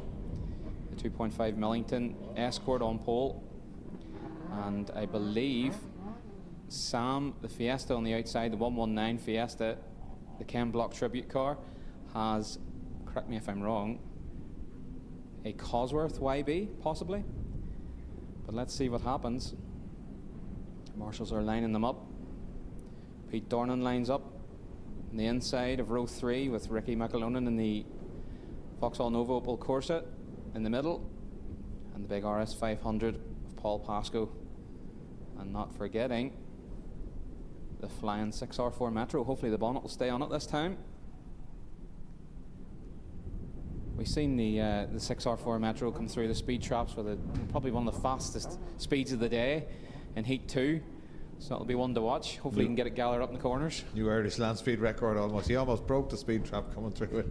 He was super quicker than the supercars, I think, coming through it. But getting it stopped for the first corner might have been a bit of an issue. But yeah, there's no shortage of power on that one. You had pointed that out before they took the track this morning. Thumbs up, we're getting ready to go. And that's a cracking grid, Len. It's a great grid. What's that, 8 cars? 9 cars? 9, yeah. That could be a super final. A great start from McGarry and Sam Boville on the outside, but McGarry has it done. And Kerry again, the fast start, he's up to third. Stanley Boville dropping back to 5th behind Coyne, and then it's everybody having a go. Door handles, front bumpers coming off there. He's had a wee rub with somebody. Yeah. That car's usually immaculate. I was almost going to say Toll leads down into turn 3. It's so easy to say, isn't it? It's Peter McGarry and Derek Toll's old touring car leading, but he's got a bit of a fight on his hands as he gets sideways coming up the hill. In third, Coyne in fourth, Boville in fifth. And it's Peter Dornan in the little 1600 CC206. Oh, beautiful the way he throws that car in. The Sierra Cosworth goes for the Joker lap, as does the Metro. That sounds great, doesn't it? The Sierra Cosworth and the MG Metro take the Joker lap together. Sounds completely bonkers. Yeah. And it's even more bonkers when you think of the engines that's in them. But here we go. McGarry comes down. Lap 1 in the books. Yeah, good first lap for McGarry there. Looks like they've made some changes to the touring car, the Parts for Cars Fiesta, and looks very comfortable here in Heat 3. Yeah, he's definitely stretched the gap to Boville in terms of pace. By 1.2 seconds at the end of that lap. Pretty equal, 148 and 147.9 through the speed trap, so not much difference there. Niall Carey didn't show on the speed trap that time. Then it's Pete Dornan, Ricky McAlonan and Willie Coyne. Stanley Boville, Paul Pascoe and Philip McLaughlin. Look at Coyne looking for a gap down the inside. Coyne's taking his Joker lap and now he's being held up, and he gets crossed up and he goes wide. That's not like Willie Coyne. Again, this layout is selling people a dummy where they try to follow somebody in the track, and Ricky went for the Joker, and unfortunately Willie was caught out and he just missed his braking completely for the left-hander on the Rallycross 2. And you know, from the dummy grid, when you're sitting on the dummy grid, I remember when I used to Rallycross, you could see the heat before you coming through the gap and going through round first one, so he knows his brother just won the last heat. So Willie's, but he never charges, he never doesn't charge. Willie's always been a charging driver, and he'll certainly come back here, and that's what he's doing. He's gone by the little 206, which is very, very quick, but you did warn us of that, and he's certainly moving back up the order. Yeah, the 206 doesn't have it in a straight line compared to the, I think it's a 2.1 Corsa or 2.2. It's 2.1, I think, and then I think Michael's was 2.2, yeah. The 206 definitely has it in the corners, but look at this. Shows you how much Willie Coyne was held up as McGarry comes out of his joker. Way ahead. Yeah, but still has company though, doesn't he? He definitely has company. Last lap, last corner. It's all about traction here, but Bogle comes at him on the brakes and almost has to go down the inside. He's right on his back bumper now. Heading for the line, Glenn. He had a wee nibble, but it didn't pay off, and Pete McGarry just keeps it cool and takes a heat win. It's a good job by the Bogle brothers. Stanley comes home in third. That was a good race. Brilliant race. McGarry from Bogle, from Stanley Bogle, Niall Carey, Willie Coyne, Pete Dornan, Ricky McAlonan, Paul Pascoe and Philip McLaughlin. And McLaughlin blasts through the speed trap there, Glenn. Again, 175 kilometres an hour. He's on par with a supercar. Yeah, he's 10 kilometres an hour quicker than McGarry almost through at that time. So yeah, happy days. All good fun at Mondello Park. Juniors next up, just as if we didn't have enough entertainment. Somebody at home was just about to go and make a cup of tea. Well, stay where you are. You don't want to miss the juniors. We've had great action from them all day at Mondello Park. It won't change in this one. Owen Dooley in the little Zetec Fiesta will start this one on pole position. Daniel Heron in the Mini alongside. Jack Lenihan, 99 on the outside of the front row. He's running 9. He was 99 last week. 53 is Dean DC. 73 is Corey Bagnall in the second of the Zetec Fiestas. Neil Murphy from Siltec Safety is here. Once he heard Zetec, he stood up off the seat looking to recruit them into his racing class. I just heard a shuffle. I looked around, he's on his toes. Who's got a Zetec out there? When is he 17? And then we chose Mark Keegan. Unfortunately, I saw Mark at lunchtime in the paddock. Doesn't seem he'll be back out. Let's hope they can get that sorted for tomorrow. No sign of the minis. They're just being gridded again there and moved slightly forward. Daniel Heron, a newbie to us, on the centre of the front row in the silver car. Yeah, it'll be great to see what Owen Dooley can do off the pole. The Fiesta's very good on the starts. Yeah, they get the initial launch, Glenn, and then the problem is once they get into second gear, the minis pick up their skirts, they're clearly quicker. So it's not just the fact that you beat them off the grid. You normally have to shut the door. But in this stage, if he just holds his line, if you can get ahead, they have to get not only alongside him, but because he has inside track position, they have to get round him. So there is a chance he can lead this one down into turn 1. It's a big ask. But they are easier to get off the line. The Fiestas launch pretty well. The minis are stiffer, and they're stiffer at the back, so they don't squat, so they can light up those front wheels. And of course, they've got a lot more power, about 40 brake horsepower more than the Fiesta. Fiesta somewhere around 80 brake horsepower for the 1250cc engine, 120, 125 for the minis. Well, let's see what Owen can do off the pole. Green light. Well, Lenihan makes a great start.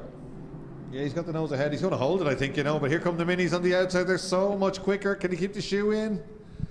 Oh, no, he can't. Right across in front of him and sideways, but he takes it back. It was a good effort from Heron there. It was great car control from Heron just to hold on to that. At least he can say he led when he goes home. Was he leading again twice inside the first lap? I think that's Dean Deasy. Oh, it is the checkered roof. You're right. Yeah, Deasy gets the run. He's picked up the pieces and got into the lead by the turn 3. Bagnall takes 2 places on the run down into turn 3, but he needs to get the door shut on the outside. He gets swamped again after all his hard work. He did 2 of them on pure commitment on the way to turn 3. They just both drove by him on the way up the hill, which is hard to take. We want to see Corey Bagnall getting into a mini at some stage. I think there is talk of it. Must be so frustrating for Corey. He can get them done in the corners, but as soon as they get on the straight, the superior power of the minis just powers past. I'm sure there's nothing more frustrating. He's still having a go though, and he's alongside another one. No, he doesn't quite make it there. Is that Lenihan? He's down the inside of Lenihan on the brakes. He's taking the place back again. But just watch this. Lenihan should be able to square it off, get on the bar and drive by him. Here he comes up the inside. Bagnall gives him the big squeeze, but Lenihan just drives by. It's close up front though. It's DC, Dooley and Heron. Then a small gap to Lenihan and Bagnall. Oh, the bonnet has come up on the leader, Dean DC. Somebody's going to get the blame for that. We've all done that once in our motor racing careers, and it's a horrendous feeling. Let's hope the windscreen has been saved on that car. It's just a case of bolting it back down, because if you crack the windscreen, you're into a bit more work. That's good move. He's pulling off there. That's good driving. He's not going to park it on the track. He's looking over to the right. Knows exactly where he is. Let's put Dooley back in the lead in the Zetec, Glenn. Yeah, I don't think that our intake on DC's car will pass scrutiny, but on they go. The Fiesta leads. It's a great job by Owen Dooley. And it's Daniel Heron on his debut. In second place there is Dean DC, unfortunate for him. Here comes Dooley round the last corner. Down onto the front straight. Heron trying to keep touch. It's great pace here from Owen Dooley. In the underpart Fiesta. Yeah, Heron closing up as they get to the first turn, but again, the commitment from Dooley puts a bit of space between the two. Neil Murphy nodding in approval there as the Z-Tech eases his way from the Mini and through the twiddly stuff. They're certainly very well suited to rallycross because they've got pretty pliable suspension. They're only on a control race spring as per the racing regs and a standard shock, so they work well over the rough. They handle well and they take dog's abuse. And these two young guys always trying to get one over on the Minis down to the Joker lap. And he's unlikely to be beaten here, isn't he now? Because he's taken the Joker lap on the same time as the leader. It's on the last lap. He's opened it by a length or two again. He's got to have that gap when he comes out onto Main Straight, because if he doesn't, if the Mini's within 2 or 3 lengths of him, it'll blast by on the way to the line. Sideways stuff by Heron, but nicely held. But I think Dooley's done enough here, and that is a very impressive drive, Glenn. Definitely, yeah. Heron makes a little mistake there, just coming under Rallycross 3, and that just opens the gap for Owen Dooley to take a heat win. The checkered flag is out. He'd be delighted with that one. Brilliant drive. Oh, the Mini almost came at him anyway on the straight, didn't it? Had he not have made that mistake, we could have been looking at Daniel Heron having his first heat win there. You just imagine the permutations and calculations that have to go through your head when you're a junior in a Z-Tech and you have a Mini behind you. You know you've got to have 3 lengths coming out of the final corner. It's all about exits. Keep your elbows in. Don't make a mistake, because the Minis just come at them on the straight. They really do. So Dooley takes a great win there. Daniel Heron, despite his lack of rallycross experience here at Mondello, going really nicely to finish second. Jack Lenihan climbs all the way up to third. Corey Bagnall fourth. And Dean Deasy unfortunately didn't finish because of that. But has he got back to Park Ferme, or is he still parked out there? I'm sure the marshals would have put that bonnet down and maybe he's got back into the paddock. Yeah, he's coming around there. Okay. Back towards the paddock. Brilliant. And the car looks fine.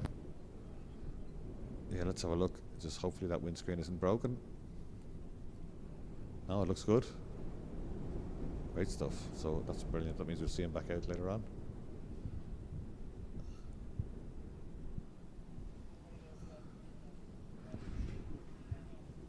Yep, looks fine to me. Yep, it's all clear.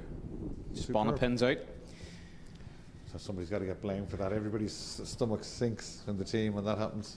Very easy to happen. You get half, put them in, all sides. We've all done it many, many times over the years. He did get a lap. He got a lap in, and then the bonnet came up. It's quite strange. Yeah. Must be good bonnet struts in that car. Yeah, that's what it is. The bonnet struts won the fight against a half pin maybe, who knows. So juniors again, it's going to be Cody Mahan on pole with Logan Hoy alongside, then Hugo Lunam, then David McAdams, Sean Savage and Ailish Sexton. Watch out for Ailish Sexton at the back. She's been trying really hard all day.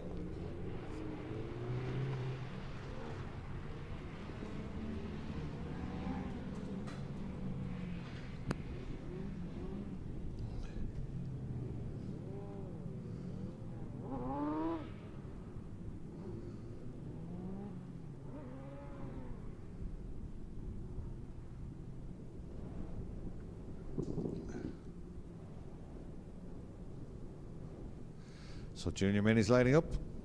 It is Cody Mahan on pole position. Beautifully turned out car, always looks fantastic. Then it's the FPS car of Logan Hoy, and then Hugo Lunam in the yellow car on the outside of the front row.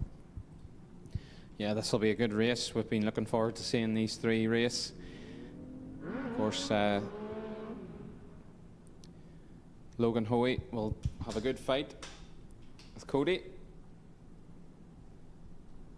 And let's see what Hugo can do from the outside of the front row. Sean Savage just repositioning his car there. Being a little bit closer to the centre of the track.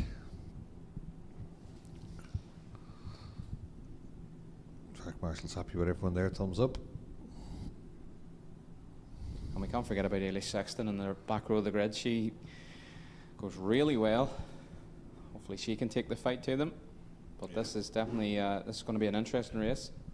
Yeah, she's been quick all weekend and certainly very committed. Sean Savage been quick as well. The 3 big names, probably a junior rallycross across the front row there. Logan's been doing all the winning, and they're probably his 2 closest challengers, but certainly Cody Mahan today very much on form. He'd be lucky to try and get a final win.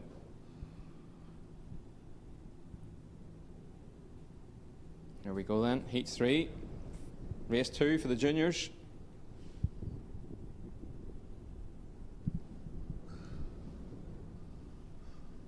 That's a long hold, yes. I'd almost say too long. Yeah, there must be maybe a problem with the lights. Never mind the juniors' nerves. Our nerves are shot from this on the commentary box here. Yeah, maybe there's a problem with the lights. That's... Drivers seem nonplussed.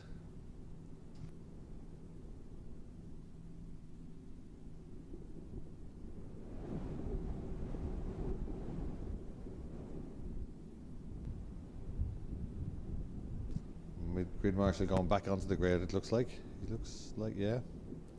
Okay, so somebody must be misplaced. They've got sensors on the track to judge jump starts. If the cars are slightly out of place, they won't allow the starting system to engage. So that seems to be what happened there. There we are, and start marshal's been told exactly which car it is. Probably only needs to go back an inch or a few centimetres, depending on where you're from. Yep, McAdams. No, 2 cars on row 2 getting pushed back. And Sean Savage as well. Sean on the, just checking to see if that's okay with the starters.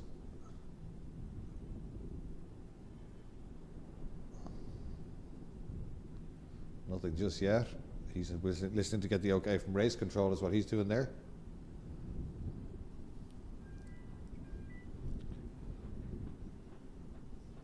Okay, thumbs up, we should be good to go. Hopefully, sorry about that, folks, but they all have to be lined up correctly. Ready to race, light is on, just to tell us. That's what the drivers can see just underneath the Alfa Romeo bridge. That goes out, the lights go green, away we go. And it's Hoy again, just drives away from them. Cracking start. Should be able to get the door shut. Indeed he does. Great start from Savage as well on the outside.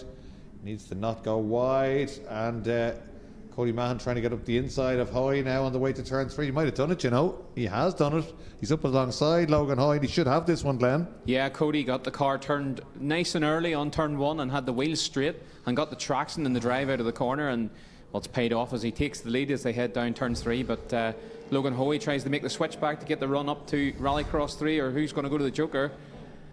Yeah, Mahan missed the apex there, and Hoy got right into it. That gave him a slightly better run up the hill and put him back in touch. They're bumper to bumper now.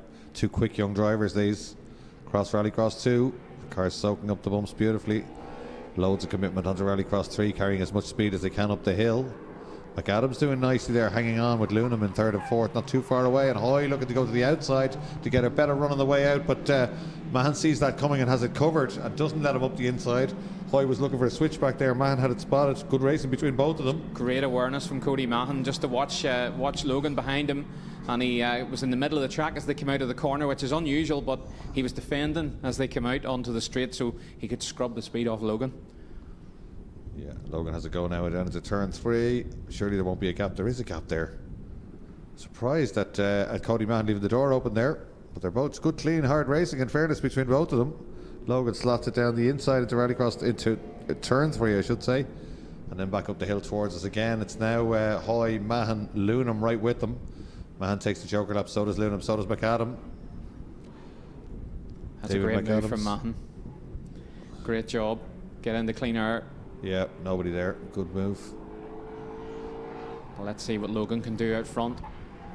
Let's see what the gap is. What do we reckon? 5 seconds, 5.5 seconds they need for a Joker? In the dry, about 5.5 seconds, yes, we think. But the minis, maybe a wee bit slower as we'll look at the time screens. 5.298. There you go. That's about it, isn't it? It's going to be very close. Early Sexton ahead of David McAdams now. He's taken the Joker lap, though she hasn't. Yeah, maybe a bit of a moment for Eilish on lap 1. She's usually a bit further up, and she concedes that at 4th place to David. Yeah, I think she's got a good head on her shoulders. I think she knows well she hasn't jokered. That does not make a whole lot of difference. She's going to joker this lap, I imagine. So as Logan dive to the Joker, we'll wait to see what's going on at the front. He has done, and he's back in front, out of our shot. He's heading for the final corner. He's got a great gap. He's way ahead. That must have been an absolutely fantastic lap for Logan Hoy as he comes round. And the checkered flag is out. It's going to be Logan Hoy with another win in Heat 3. Yeah, great win for Logan there. Good effort from Cody Mahan. He got by at one stage. Hugo Lunham keeping them honest. Here's a McAdams right scrap. there. Ellie Sexton holding on from Sean Savage. And they come across the line to complete. More great battles from juniors. And more grids from timing.ie arriving into the commentary box. Thank you. So rally cars next up. Giving us good entertainment today. Stephen Lipset on pole position, the C2R2, then Thomas O'Rafferty in the lightweight Corsa that we were so worried about earlier because there was plumes of smoke coming from. We went looking for him at lunchtime, Glenn, we couldn't find him. So we're not sure what was wrong with the car, but so he's out there, it must be sorted. Yeah, Then Ian Lawler in the little 208. Ken McGrath in the C2R2 and Peter Quigley in the ST150 Fiesta. Yeah, hopefully they'll have the O'Rafferty Corsa sorted now, and he can keep it clean and take the fight to the Peugeots and the Peugeot and the Citroens. But I had a brief chat with Stephen Lipset in the TMG alloy wheel C2 at lunch, and this is his debut in Rallycross, and he is loving it. He was telling me that his father actually used to do Rallycross back quite a while ago.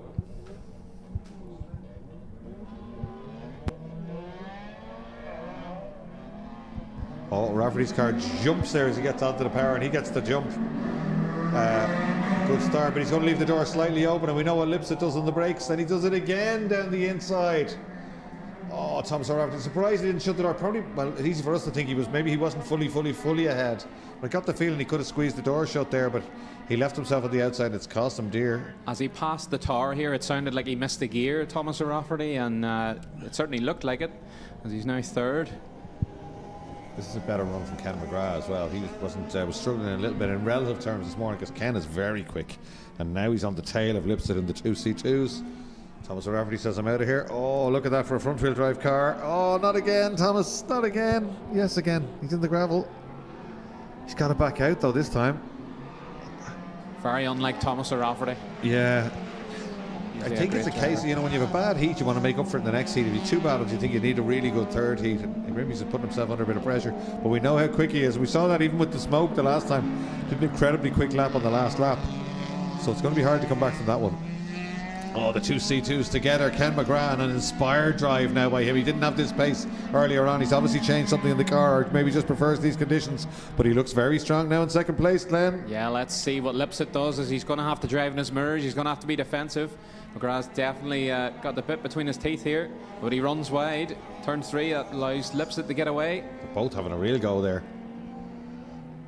Lovely little cars, those C2R2s. Where are they all gone these days, Glenn? All up your end of the country, no doubt. You don't see very many of them about.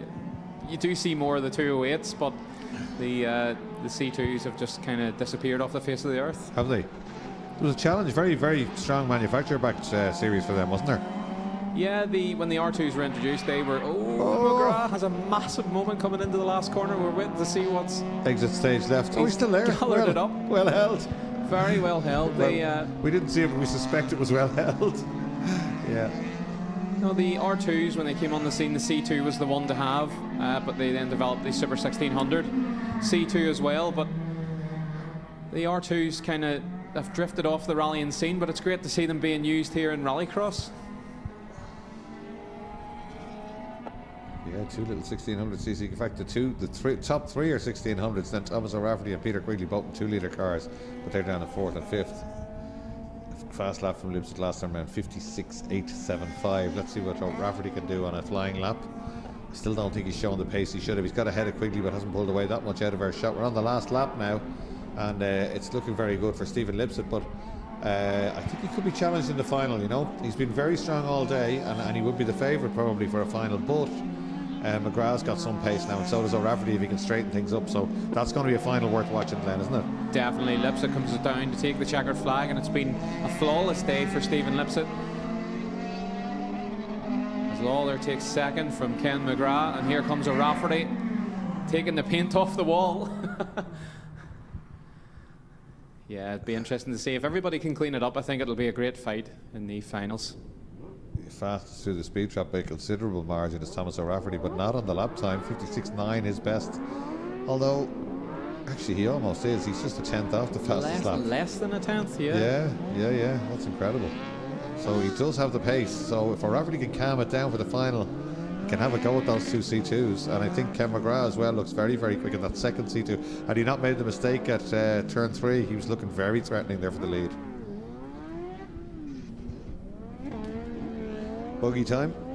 Blame it on the buggy. Jack Newman going to be on pole position again. He's once it dried out, he's been untouchable, Glenn.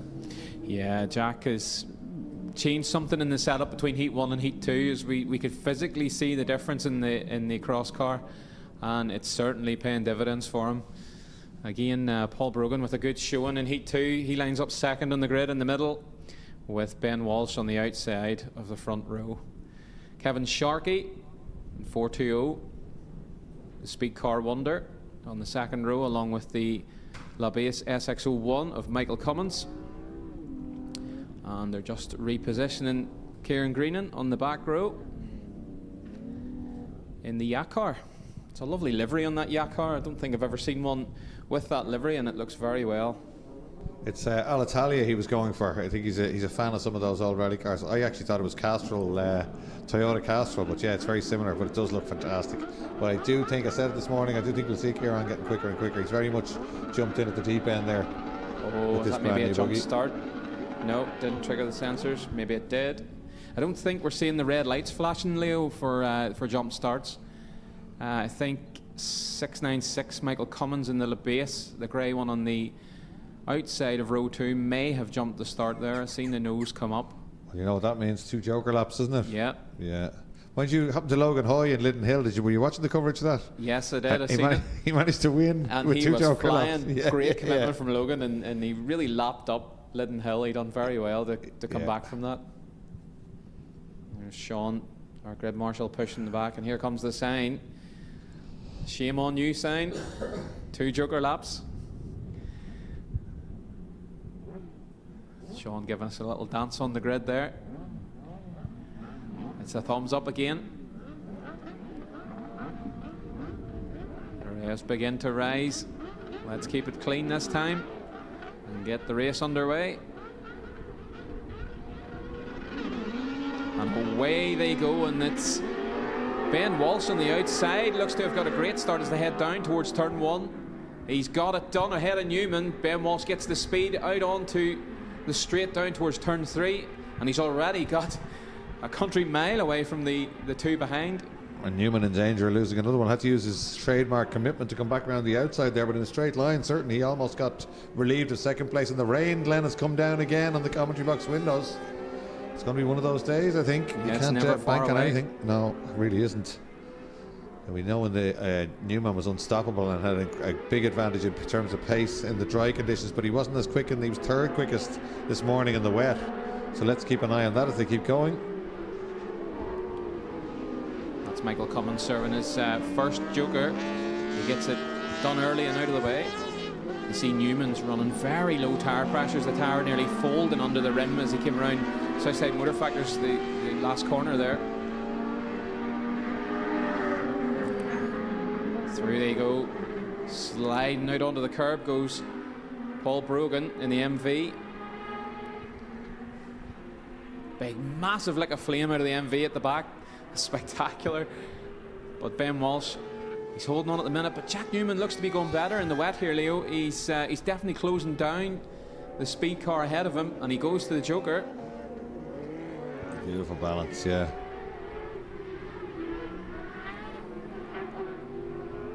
Oh no, we have Kieran Greenan. Kieran Greenan off on the grass in the Yak car. Tough first day out for Kieran. They really are a tough learning curve. They're, as I say, they're very unique to drive. You have to, at times people will need to alter their driving style completely to adapt to them. But here we go, Ben Walsh out front. Let's see, what was the gap as they come across the line? 5 seconds to Jack Newman. That's going to be close as they come around. And when Ben Walsh comes out of the joker, there's more flames out of the back of the MV Racing car of Paul Brogan. Lovely armful of opposite lock there coming about at turn 3, and the leader takes the joker lap. Let's see, will Newman get the job done? Don't think so. It looks like Ben Walsh is going to be out ahead. He is. Newman slots into second. Paul Brogan comes back out in third. Up to the final corner then. It's going to be Ben Walsh and the Speed Car Wonder to take a win. He's put in some great lap times in that one. Checker flag waves. Newman in second and Paul Brogan in the MV in third. And Kevin Sharkey not that far away either in fourth. You know, Glenn, we were talking earlier about Jack Newman and his car, his buggy, sorry, looking so composed. I think it's a stiffer setup. I don't see as much movement when he brakes. I don't see as much body roll when he corners. I've never seen a buggy run and look so stiff. And maybe I'm wrong, but I think that's why it's so good in drier conditions. That allied to his undoubted talent, of course. No, I think you're absolutely spot on, Leo. You can certainly see definitely a characteristic change in the car, and it seems to be suiting the track a lot better. So we can place our bets after we see the weather for the finals, maybe later on. But yeah, certainly tough conditions out there. The buggies have that much power that they'll struggle for grip. That's the end of heat number 3 for us. So I think we will be going. Let's see now what we have.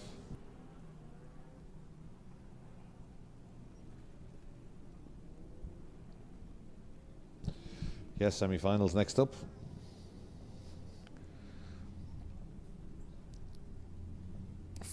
Four laps, yeah, for semi. Written up the top of the sheet.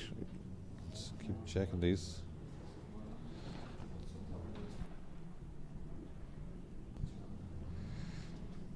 Semi-final grid 1 is Derek Toll, William Carey, Ian Barrett, John McCluskey and Darren Morris. So Ollie's not out against Derek in this one, which just adds to the anticipation as we head towards the finals later on. So great stuff.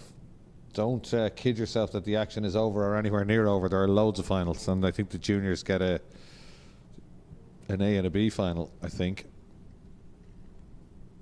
So plenty more action still to come. Super final at the end of the day. Prize giving is in the clubhouse this evening. Normally we do them both on a Sunday night, but tonight we're doing today's, and tomorrow evening we will do tomorrow's. So plenty of fun to be had.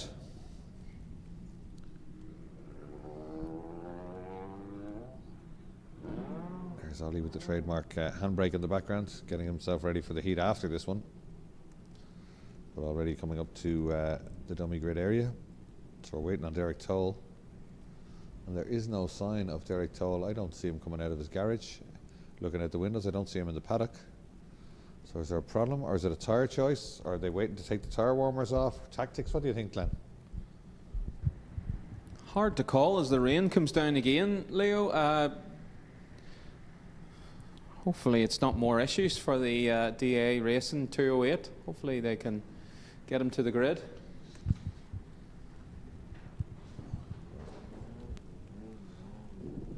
Tommy Graham coming out there, but certainly no sign of Toll. We're wondering.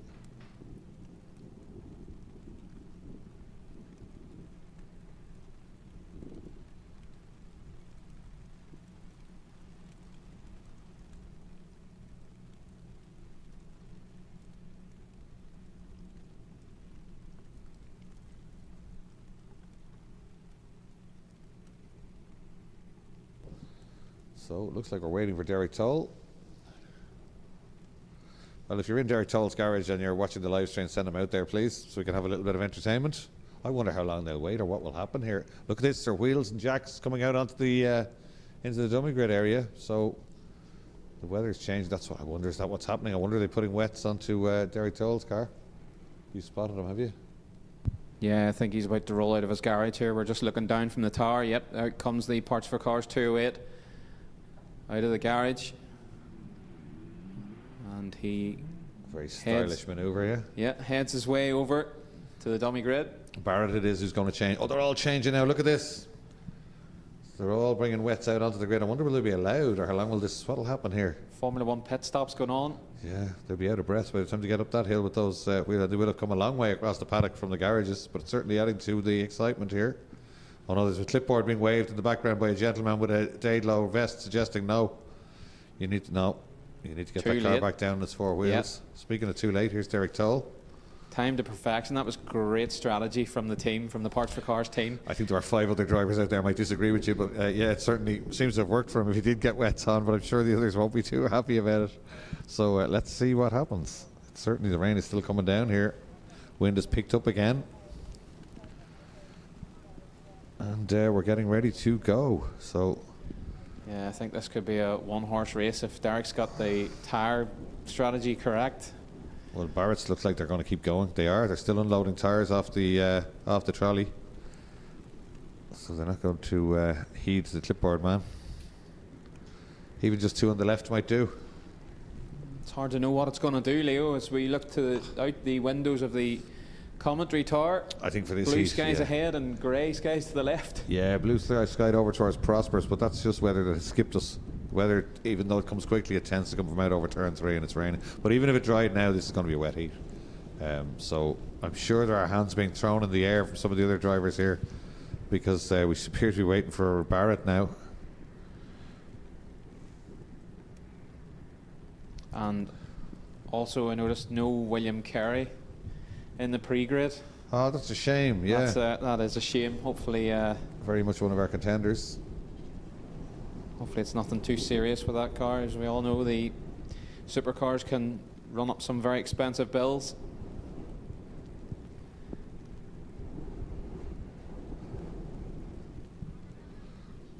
There's a comment in from Robert Cushion there on YouTube saying Cody Mahan doing well today. He was the Irish Hot Rod champion in 2023. So that's interesting stuff. That's where he came from, because he's certainly been quick since he came into Rallycross.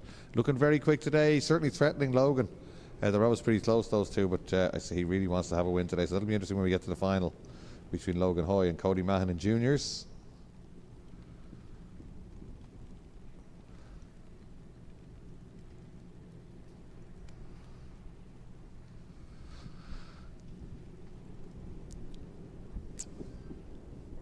So still waiting here. Yeah, the sunshine starts to break out once again, but it's still raining.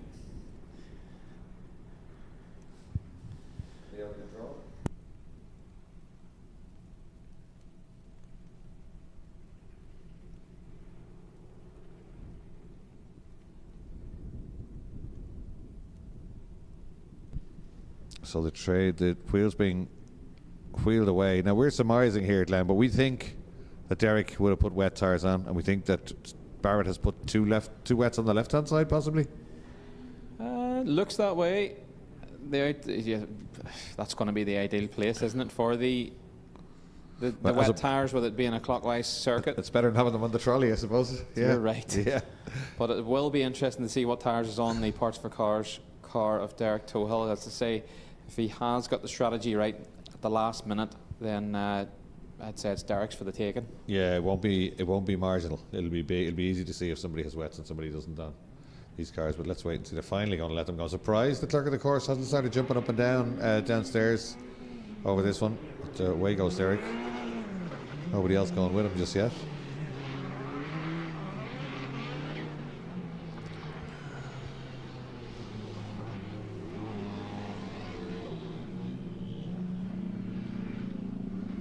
Here we go.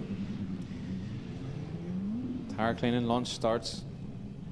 It's actually brightening up again. This is unbelievable, isn't it? I haven't seen this before, really. So unpredictable.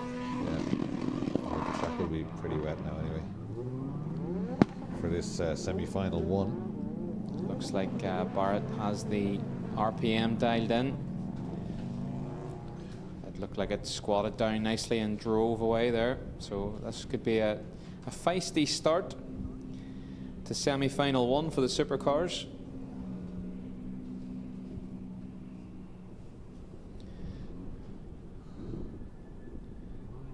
Yeah. So down they come, wipers on. Ian Barrett's been very quick since he bought this supercar. Quick man in a rally car, quick man in a Formula V back in the day. Many years back he had a lease on Formula V and he was pretty quick in that too. He's in a Darien, I think, in rallying. He's a bit of a shunt and maybe had a broken ankle or two, and that's, I think, why he's moved to Rallycross, maybe. Here we go, the revs rise. Toll needs to get away here for his championship aspirations, doesn't he? I want it's a great start from Barrett. He's coming across on Toll, but Toll forces it down. The camera moved. There was definitely contact with the barrier there. I think Derek backed out of that one, and rightly so. It wasn't going to end well otherwise. Oh, he's already having a go, and he's on the outside, heading down to turn 3. Derek wants to get the head down and get a quick run here, but I don't think Barrett is slow, so he might be held up. A little kiss just to tell him I need to get by. British Championship points. I'm aware you're there, says Ian, and gets on the power. They come charging back up the hill towards us again. And this is great stuff. And McCluskey right with them in the OneSonic car, but he decides to take the Joker lap for Murray Motorsport. Then it's Darragh Morris next up. And I wonder, did McCluskey make the right guess, the right gamble with his tyres, because his car looks quite settled out there at the minute. There's a Marshall. Toll's up into the lead. He is, I'm not sure how. Has Barrett got a problem? Oh, Toll's on wets. Is he? Look at the gaps. He's walking away here. Yeah. There's that Marshall at the final Marshall's post, definitely a Derek Toll fan. He almost fell off the bank. He was waving that enthusiastically at Derek there. Almost doing that rally thing of the circular motion of a rolled up red top newspaper there. But you're doing that quite well, Glenn. If we had a camera in the commentary box, you've been that man on the bank. Here they come down at turn 3. Barrett gets it turned in. But I think you're right. As you said, if they have different tyres on, we'll know straight away. And certainly look how far the first 2 have got away. And even Toll is leaving Barrett for dead. And he's doing similar, if not more so, back. Now McCluskey has done the Joker lap. So let's have a look at lap times when they clear out a little bit and just see. Certainly at the moment, the front 2 appear to have a massive advantage. McCluskey doesn't look that far away from Barrett. They'll just wait to see what the gap says on the timing screen as they come around to complete another lap. There goes Toll. Barrett through in second place, and here comes McCluskey. 6.1. Leo, think that Toll's going to get this done? Yeah, I do think he's going to get it done actually. 51.8 Toll. It's not that wet out there, is it? They're doing 51s. It's a great time from Derek. He's really on a push here in the semi. He's wanting that front row start for the final. Gets it turned in nicely, as does Barrett. McCluskey with the Joker lap done. 6.1 seconds behind though. 2 leaders are going to leave it to the last lap to get their Jokers done, but McCluskey, I think, will gain second place away from Barrett. Yeah, I don't think he's going to catch Toll though. Definitely not. 6.6 now. He'll get there. He'll get to second place, I think, as you say, barring disaster. McCluskey's still charging along there. 52.3, 52.2 for Barrett, 51.8 for Toll. Toll with a half a second advantage over everybody here. Oh, and Barrett pushing very, very hard on the final lap here. Carried a lot of speed there, but got it turned in. Here's Toll on the Joker lap in the Parts for Cars machine. Yeah, I think that Barrett's spotter's been in his ear saying you need to push. McCluskey's within striking distance, and we're going to wait and see. Just gets in front, yeah. McCluskey leads for second place, sorry. Takes that just about. Good drive for McCluskey there as to come up to the final corner for the final time. Derek Toll's going to take a strong win in this one.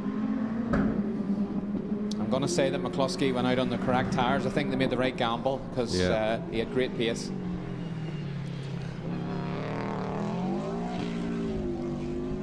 And McCluskey's fastest lap just a 10th off Toll.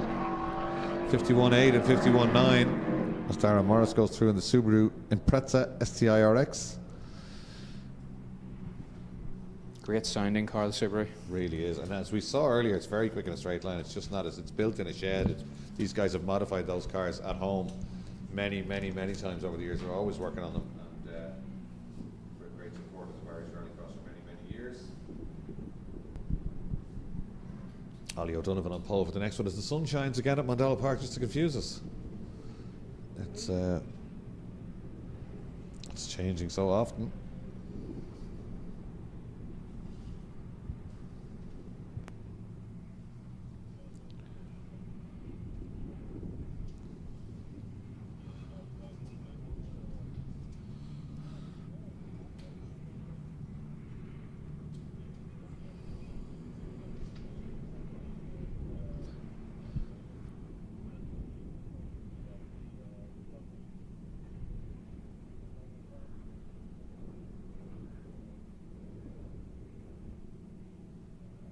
Semi-final 2 for Supercars. Ollie O'Donovan on pole position, Gary Donoghue in the centre of the front row, and Julian Godfrey on the outside of the front row in the Citroen. And it's Michael Morris and Derek Job. Don't see Derek Job there unless my eyes deceive me. Away goes Ollie, tyre warming, feeling the grip.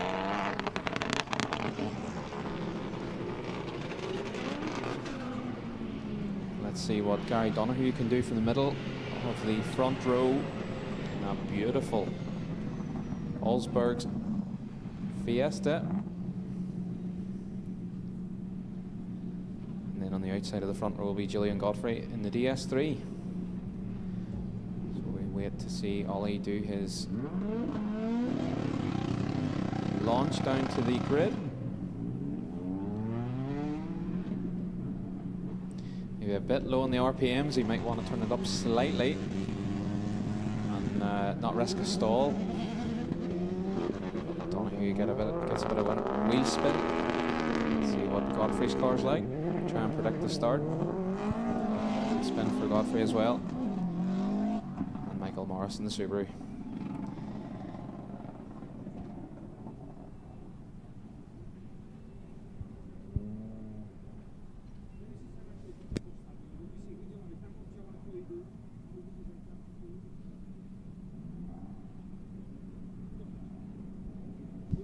Sun blasting down again. A few hardy souls in the grandstand. Very welcome to Mondello Park today, and well done for braving these conditions, because they really are changing every 2 minutes. You wouldn't know if you wanted a raincoat or a pair of Speedos out there. Plenty of way to change it today. If it's dry, Leo, you still want the coat on, because the wind chill factor is fierce today. It's very cold out there. Yeah, I did notice that at lunchtime when we stepped out of the tower. It seemed like a bad idea momentarily, but yeah, we're getting ready to go. Ollie O'Donovan needs a win here, doesn't he? Really. Definitely, but let's see what Donoghue can do, and also don't discount Godfrey. Away they go. See, pretty even across the start, but Godfrey seems to have got it done, but Donoghue's going to have the inside line. Yeah, bad start for Ollie. Oh, Donoghue, beautiful stuff from him. He really did that well. He got the jump, and then he left racing room, but he left Godfrey wide. Oh, these two are together, and there's Ollie gone off and off and off. I was going to say good recovery. It's going to go around again, is it? Almost. He's broken a link arm in the back of that. I think the two of them have made wheel-to-wheel contact, and look at that. It's like a shopping trolley as it comes round turn 3. Yeah, it's hard to call that one. I think he was a bit enthusiastic there. He was pushing very hard to try and get back by. They just tangled on the way down there, but certainly, yeah, as you said, that link is broken. He won't be finishing this one. Seems to be, could be a weak part in the 208s, as we have seen that previously in different championships. Just done the Joker lap, broken link and all.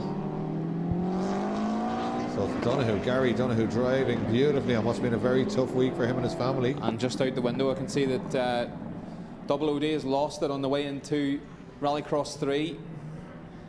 The shopping cart is not paying off, but Gary Donoghue leads. Has he parked it?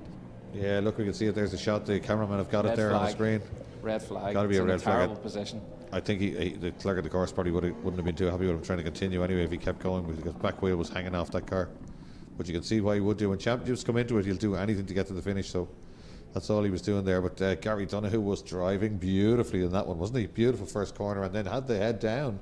He got away from Godfrey by 1.2 seconds on that opening lap. So we'll regrid and get going again, but we won't have Ollie O'Donovan. Yeah, shame for Ollie. That won't be ideal. He's going to miss the final now.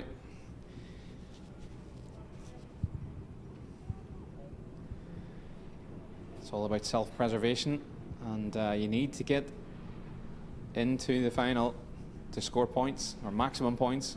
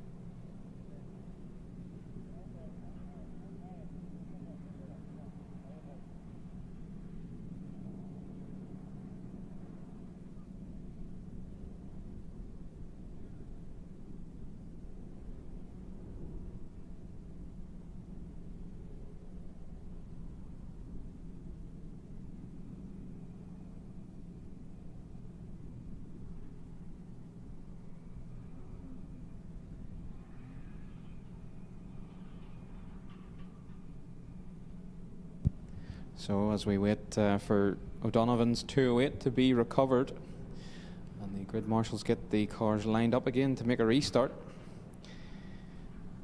See Shirley Gibson in the comments on YouTube or Facebook. She's enjoying the coverage, watching on at home, and she misses being here in Mondello. The Gibsons are certainly missed, herself and Rob. Oh, they would have been here many, many times, and very much involved in the Super Retro class now. So John Rock out one more time with the teleporter. They're going to have to remove that car. Might have to attack it from a different angle. They don't want to lift it up on the side that the suspension is broken, perhaps, but it's certainly there's a little bit of discussion going on, which is unusual. There are black belts at recovering cars here at Mondello Park, especially in Rallycross. Especially JR. Yeah, really.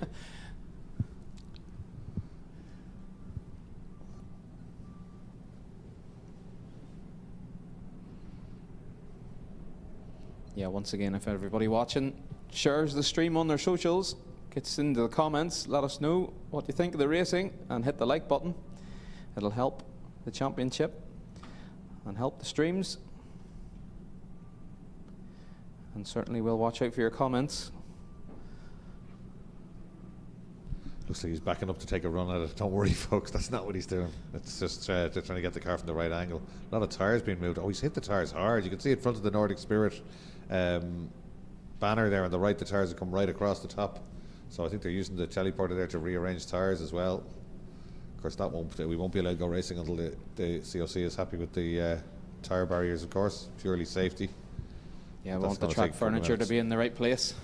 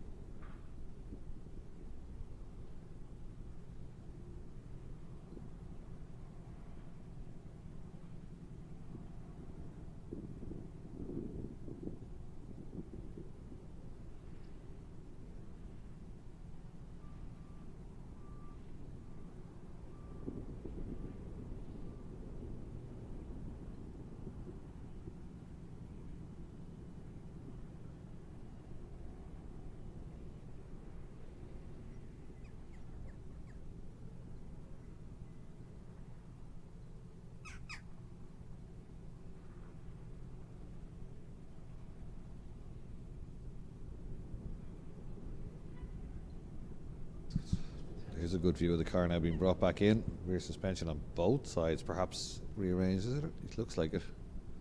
In fact, front right too, or it's hard to know with the droop there with the cars being lifted. But yeah, certainly high speed off. Just did the back suspension in on the way down to turn 3. So it's down to these 3 then. And certainly Gary Donoghue will be looking to do what he did the first time out. Absolutely cracking start. There's a view from the far side. That's the suspension that went first. It should be relatively easy to put a link back on that. We'll see it back out there, no doubt.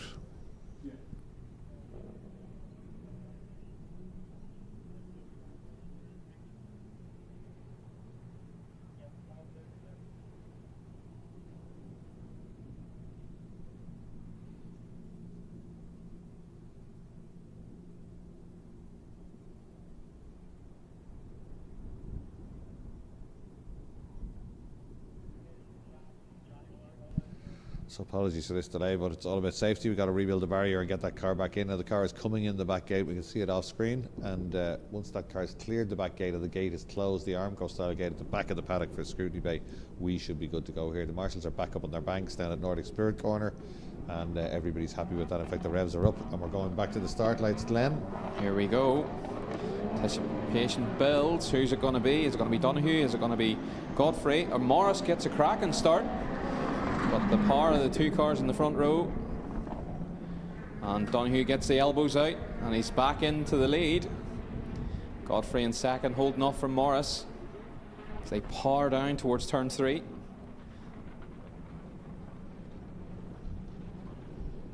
Julian definitely looking a lot more comfortable in the DS3. Here goes Donoghue. Will anybody go to the Joker in the first lap?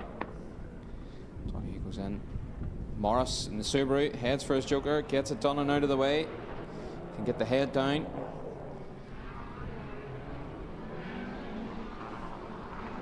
Homebrew, a home-built Subaru Rallycross car this. And, definitely lacking the features and technology and the power maybe of these front two runners, but certainly a great pilot is Michael. Here come our leaders through turn 1. Beautiful execution by Donoghue there, and Godfrey a wee bit sideways on the exit curb. Up to turn 3, the sun's shining again. Beautiful, beautiful turning and beautiful slide by Donoghue out of there, and Godfrey trying to keep touch, but Gary's doing a great job out front. He really is. He's driving so well today. It's wonderful for so many reasons. It's wonderful to see it, you know. It really, really is. As we said, tough week for the Donoghues. I'm just glad he decided to race, and his dad would be absolutely loving this one. The trademark smile would be on display down in the paddock, and as it would have been this morning when he hammered everyone in Heat 1. He's just driving away in this one. It's great stuff. We've got a question there on YouTube from Dave Collins. Is it the same track layout tomorrow, or will RX2 be back in? Oh, sideways, sideways, and wide, wide, wide. Commentator's curse for Donoghue, but hangs on to it beautifully, gives it another gear and drives away from the scene of the crime. Good recovery. Was a good recovery. Great stuff from Donoghue. He's flying today. It's not the same track tomorrow. We're back to the original Mondello Park layout. So RX2 we're actually still using. That's the bit when they come back up from turn 3. But the hole in the hedge, which is just where these cars now are on the left, and they'll come through that. So you see the tree behind you. They'll more or less come round that tree and straight across Rallycross 2, or hairpin if it's to get the Joker lap, Dave. So yes, slightly different tomorrow. We'll be back to the generic Mondello Park Rallycross track. This one was just put in to have something different on the Saturday, and a different track for Saturday and Sunday for both the UK and the Irish Championships. Great to mix things up. Bit of variety. Oh, he's just driving away again, Donoghue. He's got some pace here. One little mistake going wide that time round, but forgetting about that one, he's just able to stretch the gap away from Julian Godfrey, isn't he? But Godfrey's got his Joker lap done, and Godfrey is only 4.2 seconds behind, so yeah. It's game on here. Godfrey's got the bit between his teeth and he's pushing on. And this is the last lap, you're right. I think he might have lost too much time with that big side. Oh, he's still firing the car around beautifully. It's great car control as he comes into the Joker. Going to be close. And he is. Oh, can he hang on? Just going to get it done. His dad's helping him there from above. I think Beautiful. that was a close one there. Beautiful. Brilliant stuff from Gary Donoghue. Absolutely fantastic. And multiple champion there right on his bumper now. He's just got to get a clean run through the final corner. Julian gives him a little bit of help at the apex. And straight line speed, there'll be nothing in it. Here's another one for you, Dad. Gary Donoghue takes a great win at Mondello Park. Second one of the day. Fantastic. He's driving well, isn't he, Glenn? Fantastic from Gary Donoghue. He lost it out in the marbles in turn 1 and, you know, fought back and it all came good. He's got plenty of pace. He really has. Good to see Godfrey as well challenging. Yeah, yeah, it is. Big contrast from Heat 1 this morning.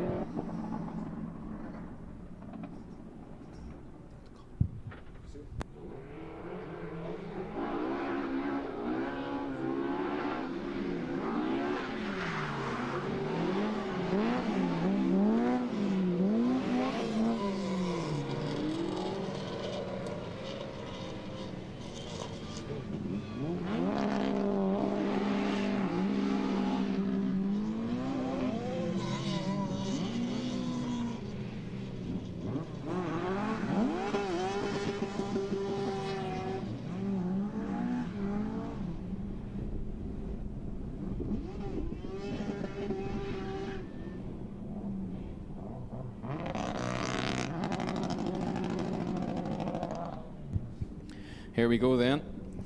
The modifieds line up on the grid. On pole we have Peter McGarry in the Tow Hill touring car, the Parts for Cars touring car. In the middle of the front row of the grid we have Willie Coyne in his 2.1 red top engine Corset. And on the outside the fast starting Niall Carey in the BMW Compact. Be interesting to see what Michael Coyne can do from the second row of the grid in the DS3. The Duffy & Son Citroen back car. And we've got the Diamond Bright RS500 of Paul Pascoe alongside. George Tohill getting shuffled across to let Tommy Graham in on the back row of the grid. And Caleb Howard in the little Anglia, the green Anglia, number 65, on the inside of the last row. I have a comment on Facebook from Anthony Carver, watching on from Northallerton in North Yorkshire. He's enjoying the coverage. Thanks for tuning in. They have them all lined up on the grid. This should be a good race. 8 cars to start. Well, we get fireworks into turn 1. Watch for Kerry in the white BMW on the outside. The ready to race light comes on, but who will it be? Will it be McGarry, Kerry? And what can Michael Coyne do from the second row? Great start from McGarry. Well, this is the first time we've seen Michael versus Willie, and we were ribbing them about this at the awards night. Oh, Willie's having a real go there. But they're as much interested in beating anybody else out there as they are about beating each other. They never don't try hard, the Coynes. This is good. Willie Coyne, now see how close he is in terms of pace to Peter McGarry. You reckoned he got bottled up a bit early on and he had pace. You think you're right? Hasn't had much luck. He keeps getting caught in traffic. I don't think we've seen the real pace from Willie Coyne just yet, but hopefully he gets a good run here and shows his worth. Oh, McGarry, he touched the tires on the inside. He's broke the steering. That's a disaster for McGarry. Oh, no, yeah. Fine margins, and it was just too fine, and he's broke the steering. Now it's Willie Coyne's for the taking. That was a commentator's curse, if I've ever seen one. Yeah, Willie Coyne now with a clear track in front. That's a sad view there of the Parts for Cars Fiesta parked up in the grass, but we look back to the front, and it's Willie Coyne from Niall Carey in the BMW Compact with Willie's brother Michael in third place, and the first of our Joker lap takers is Tommy Graham in 6th place. Great footage of Michael Coyne hanging the tail out there, and he is getting used to that car. It looked like he came in too quick. He just balanced it, turned it up the hill. So you just know they're dialing and twiddling at that car all day. Willie almost went straight on there to say hello to McGarry, didn't he? Great to see Michael modulating the throttle as he came in a wee bit deep into turn 3 there, and he's really, as you say, getting the hang of this rear-wheel drive DS3. There's Tommy Graham going through. He's leading the cars that have already done their Joker lap. He's a fair bit back. Willie Coyne's already gone past. There goes Niall Carey in the BMW Compact, 2nd place with Michael Coyne 3rd, and Paul Pascoe putting on a good show here in 4th. In the big Sierra. He is, isn't he? That Sierra really going well today. He's really found some pace here in the semi.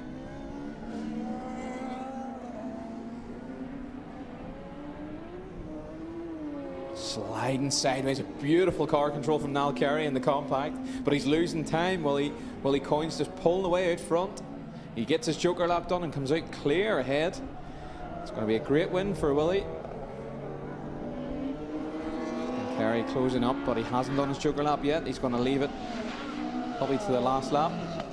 Michael Coyne gets the Joker lap done in the background, and he comes out in 3rd place. It's going to be a great show from the Coynes, as usual, here at Mondello Park.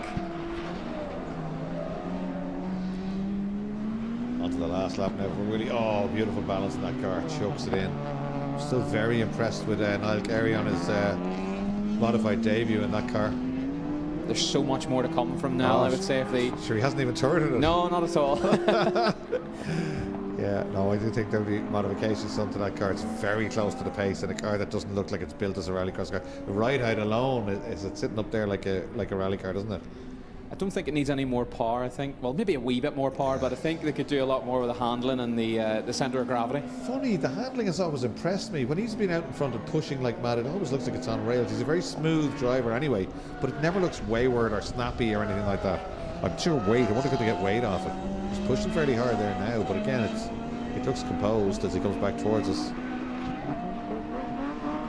There we go, checkers flag out. Willie Coyne takes semi-final 1 for the modifieds, and Niall Kerry is going to come around to take a great second place. And we look back to see, yep, Michael Coyne in the Duffy Citroen DS3 takes third, and it's a fight for fourth. Who's it going to be as Pascoe comes down? But look at Tommy Graham with the power. He comes down to the line, but it's Pascoe, I think, that just takes it. Let's see, it's shown on our time screens that Tommy Graham actually takes fourth place away from Paul Pascoe. That was a great run to the line. There's Peter McGarry running back towards the incident and the tire ball that stole him away from his first place and caused the damage to the Parts for Cars Fiesta.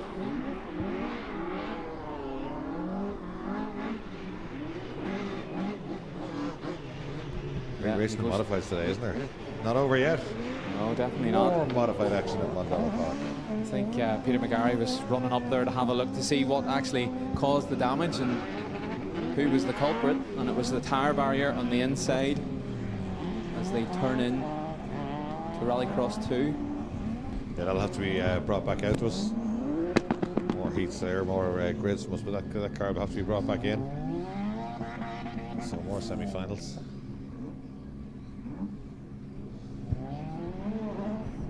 So here we go. Semi-final 2 for the modifieds. Lining up on the grid on pole, Sam Bovell and his brother Stanley Bovell alongside. And this is a great showing for Pete Dornan in the little 206, the Super 1600 home-built 206 on the outside of the front row. Second row we have Ricky McAlonan in the Opel Corsa or Vauxhall Nova. Alongside him, Philip McLaughlin in that monstrous 6R4 with the Nissan engine. And on the back row of the grid lines up Eric Byrne in the Saxo and Jimmy McVicker in the Clio. Oh, John Rock will sleep well tonight. He'll be looking for refuel the teleporter if he has to keep bringing cars in today. So Bovell and door handles the front row of the grid. Yep. He's not happy with me giving away that nickname, but what, door handles? Door handles. We won't call him door handles anymore then. I think it'll stick. Maybe it has. 77 McAlonan, the box arch Nova, was a beautiful looking car on row 2, and then the iconic 6R4 alongside him. Eric Byrne a little bit outclassed in this one in the Open Clubman Saxo. Shows you the potential that a 1616 valve can do with the 206 in the front row. Really, yeah. So a bit of work to do for Eric Byrne on the Saxo.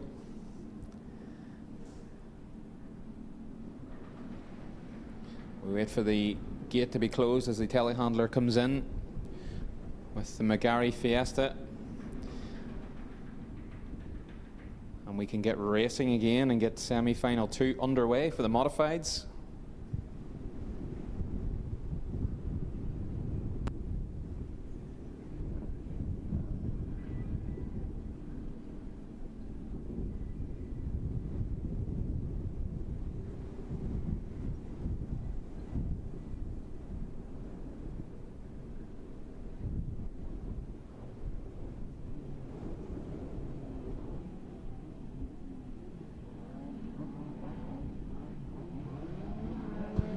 Here we go then, ready to race. Light is on. Semi-final 2 is go. And it's a good start from Stanley Bovell in the middle. And look at the 6R4 coming up. It's got loads of power, loads of grunt.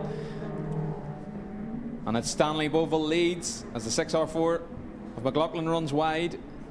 The Bovell brothers are out and gone out front. And here comes Dornan in the 206 in third place. You nearly said it. I don't think he'll mind. But it is the Bovell brothers are away, and Ricky McAloon putting great pressure on door handles. Dornan in the background. Is he going to go straight on? No. I would have went to Joker there if I was Ricky. Yeah. In goes McLaughlin in the 6R4, followed by McVicker. Eric Byrne goes through 2 in the Saxo.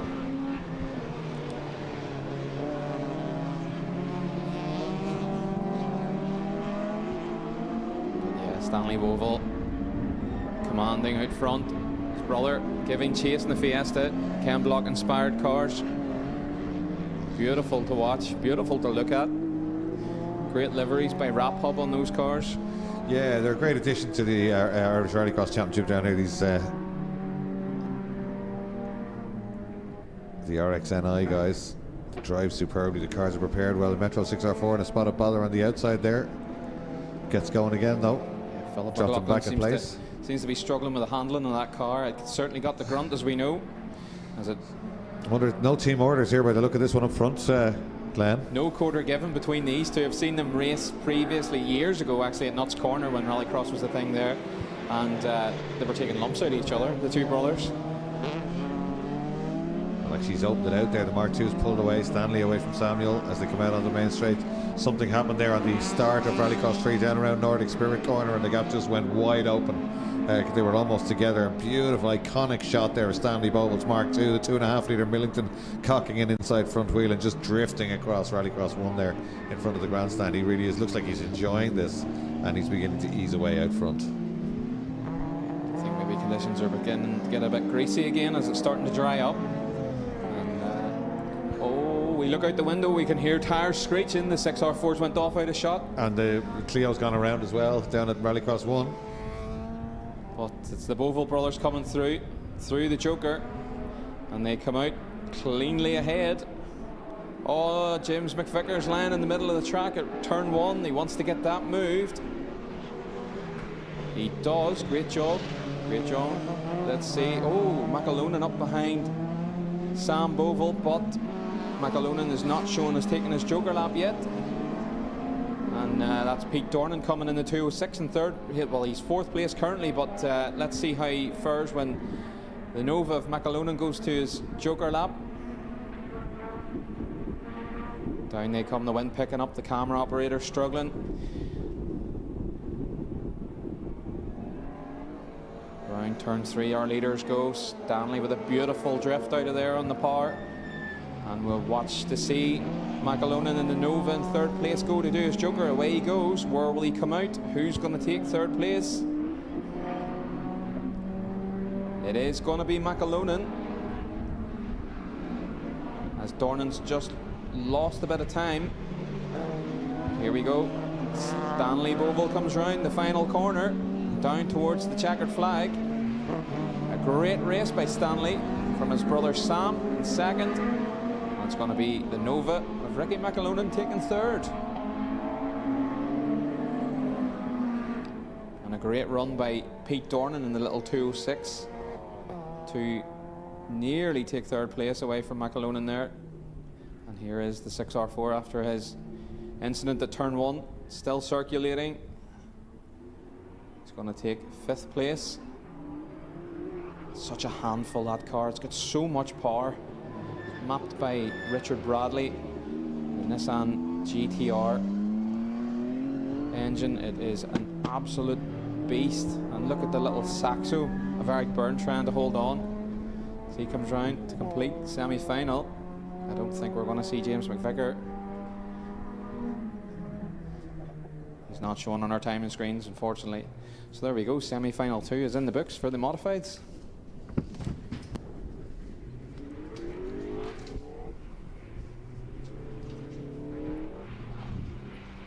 Next up, juniors. Logan Hoy, Hugo Lunham, Ailish Sexton, Sean Savage, Jack Lenihan and Corey Bagnall semi-finals. The last time they gave the juniors 2 semi-finals and then a B final, so they got loads of running. Not sure which way we're running it today. We've got obviously got 2 semis. Yeah, Logan Hoy taking pole on semi 1 and Cody Mahon's going to be in pole on semi 2. Let's Let's see what Eilish Sexton can do from the outside of the front row. She's having a word with the start line marshal. Hope everything's okay. So here we go.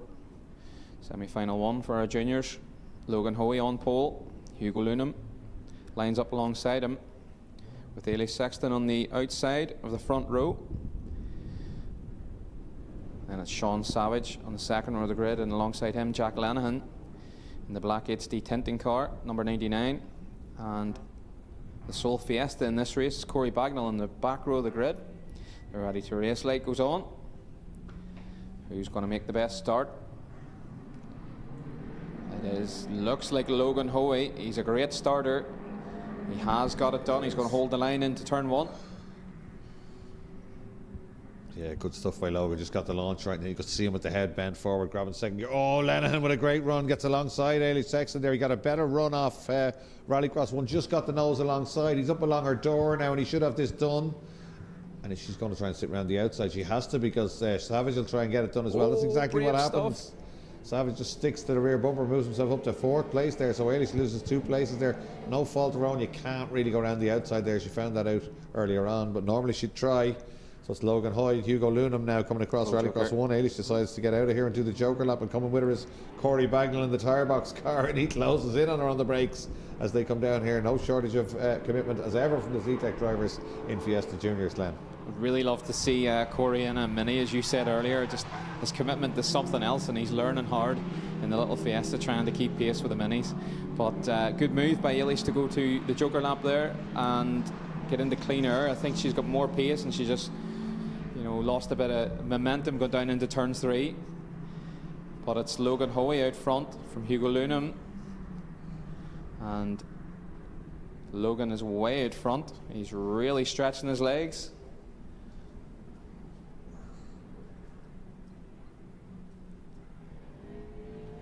Hugo, very nice line through turn 3, and look at this sideways action from Jack Lenihan as usual.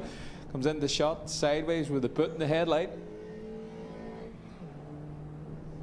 He's under a bit of pressure from Sean Savage. I wonder did any of them go to their Joker as Hugo Lunham completes his. But was that a good move? It was. He comes out into clean air. I think that means that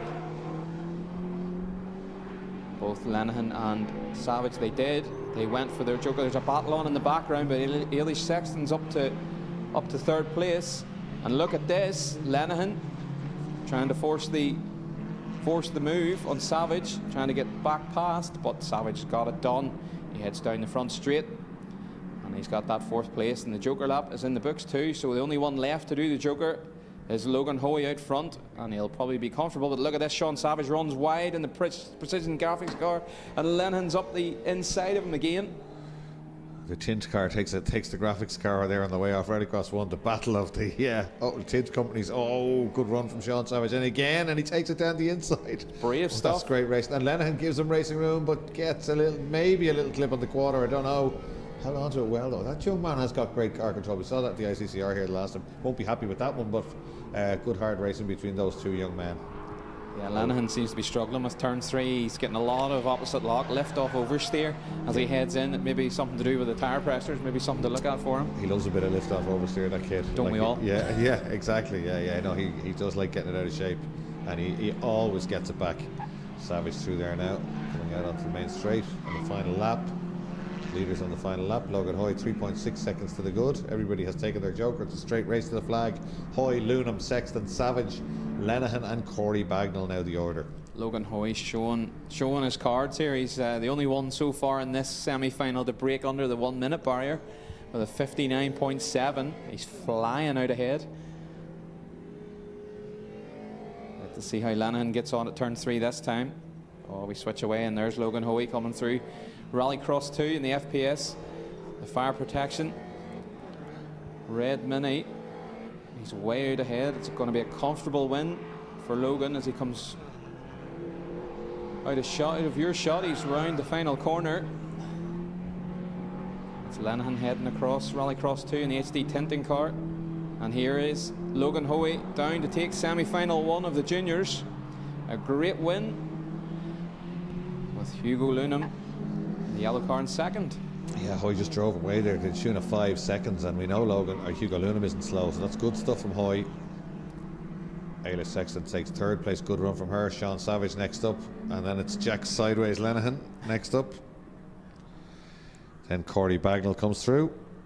Great coverage, says Anthony Carver, watching from North Yorkshire. Great stuff. Mel Williams, great commentary, watching from West Wales. Great to see this all across the British Isles, people watching this coverage. Glad they're enjoying it so much. It's a very easy job to do, isn't it, Glenn, when the racing is so good? Yeah, definitely. It definitely is. It's that name, Mel Williams, is very familiar. I don't know why. Maybe Mel will let me know. I think Mel has something to do with Rallycross. But thank you very much for your kind comments. Here we go.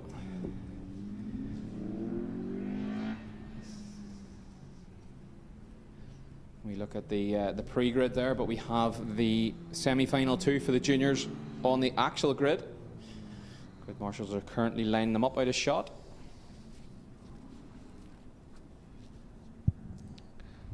Well, we Googled Mel Williams Rallycross just to see what comes up. Mel Williams Tyres comes up, so there's a plug for his company. I knew it. I had a feeling he had some sort of hand in Rallycross. There you go. Carmarthen. Yep. Google is your friend. Sponsor the production championship up to 1600cc 16 valve as well. So great stuff. Someone puts something back into Rallycross. Money behind Rallycross, yeah. Sport we love. Another great grid of juniors now, and this is going to be good. And we know the script here. We know what's got to happen. So if young Dooley wants to get the lead, he probably will in first gear, but he needs to get across in front of them minis before he gets into second gear. Probably. Oh, he's done it again. He's got a great start. Yeah, he's got the whole shot. He's coming across. He must have heard me. Oh. Can he get the second one done? No! Oh, he tried so hard. A great start. He did one of them, but he's going to get left out into the ready wreck on the outside, and that'll drop him back. Or will it? Can he carry enough speed to hold off DC? Not in a straight line. Watch this. The Mini will just blast by him there. It does. 120 brake horsepower versus 80 brake horsepower. DC says I'll have that, and Heron says I'll have a look too, but Dooley sees it coming and closes the door. They're good racers, these young men, Glenn. They're superb, and Cody Mahan breaking away out front, but the commitment from Owen Dooley is great to see. He has to do all he can as he's so underpowered in that Fiesta, but he's putting up a great fight to these mini drivers. And he's holding off Heron here currently as they come round Rallycross 2, Floor.ie Fiesta. I think I see Cluna Developments on there. Pete McGarry sponsors the whole championship. Sponsors this junior championship. Does Peter McGarry through his building company? Yeah, great to see it. And they come to complete lap 1. And gets the nose up the inside, but it's not going to work. Tries to get back in for the toe, but watch your mirrors. So he has watched the mirrors, and he closes the door because he can see another Mini coming up behind him. Yeah, he's trying to get in Dean Deacy's head, maybe to try and make him miss his breaking point, but Dean gets through okay. I think it was as much to make sure Daniel Heron didn't get alongside him, and as he has done now, and just driven by. It's hard to stop that happening in the little Fiestas. The Fiestas, both of them, Corey Bagnall and Owen Dooney, had to give us great, almost went around, great entertainment in the early laps, but when everything settles down, they just haven't got the pace to hang on to the Minis. More is the pity. Be interesting to see how the Fiestas get on the shorter track tomorrow, though.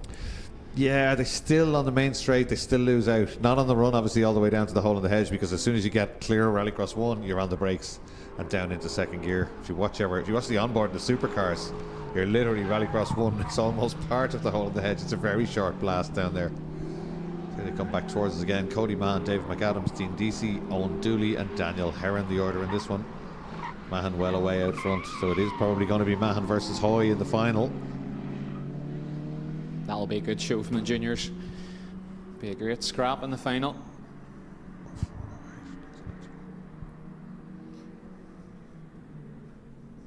Yeah, Cody Mahan still to do his joker lap out front. Same with David McAdams in second place, and that's Dean Deacy running a bit wide.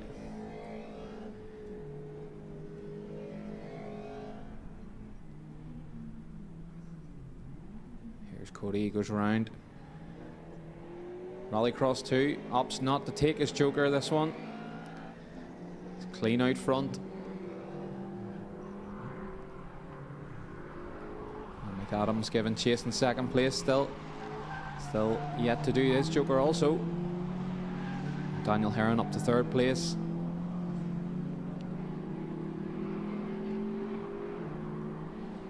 Just watching the lap times. Cody comes along.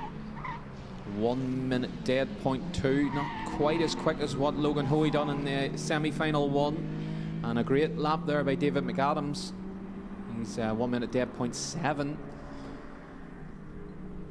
It's only half a second a lap behind. But here is McAdams up at turn 3. He turns it in, gets to the apex, runs it out wide. It's a great job. Cody Mahan into the Joker lap. Gets through cleanly, heads out towards Rallycross 3, and he's going to get the job done. He's going to have a front row start for the final alongside Logan Hoey. McAdams pushing hard in the background, using all the clean road, nearly getting out onto the marbles, but doing a good job to carry as much pace as he can up towards the final corner. But it's going to be Cody Mahan to take semi-final 2 for the juniors. A great job. And David McAdams follows him home in second. And here's a scrap, the final corner. It's, of course, Owen Dooley trying to fend off the minis, but it's going to be Dean Deasy who takes third place, and Heron might snatch away fourth. He does, just over the line. That was close. Less than 0.2 of a second between the two of them as across the line. A great job by our juniors in Semi 2.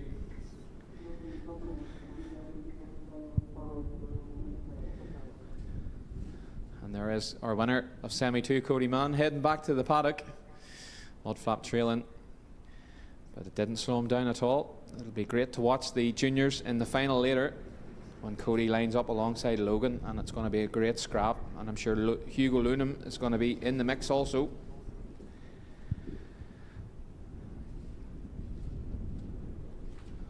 But it's the last of our semi-finals up next, and it's going to be Clubman modified with the mini graduates, and Abby McGuinness, correct me if I'm wrong, unbeaten all day. She's had a great run. Desi Martin's been trying to pick up the pace in the number 44 car. So let's see what he can do. Leah McManus continues the development of her rallycross car with the new parts. Hopefully they can get the ECU sorted with the new remap for the next event and see just how fast she can make that wee car go.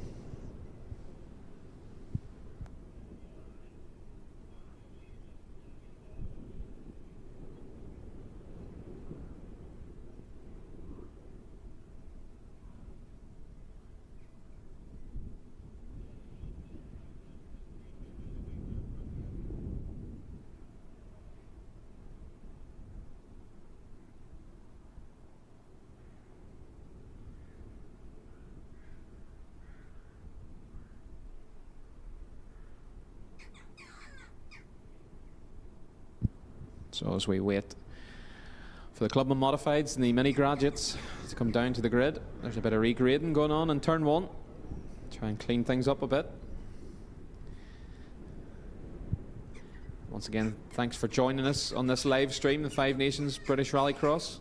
Don't forget to like the stream, share it, and try and bring more views to the awesome sport that is Rallycross and more interest. That's Sergeant, that's JR in the JR. Purple sectors everywhere for JR. He's going flat out there in the tractor. He's not even using the more modern tractor we have. He's in the older one there. We have a Kubota from FJS down the road. Maybe they're saving that for Sunday best.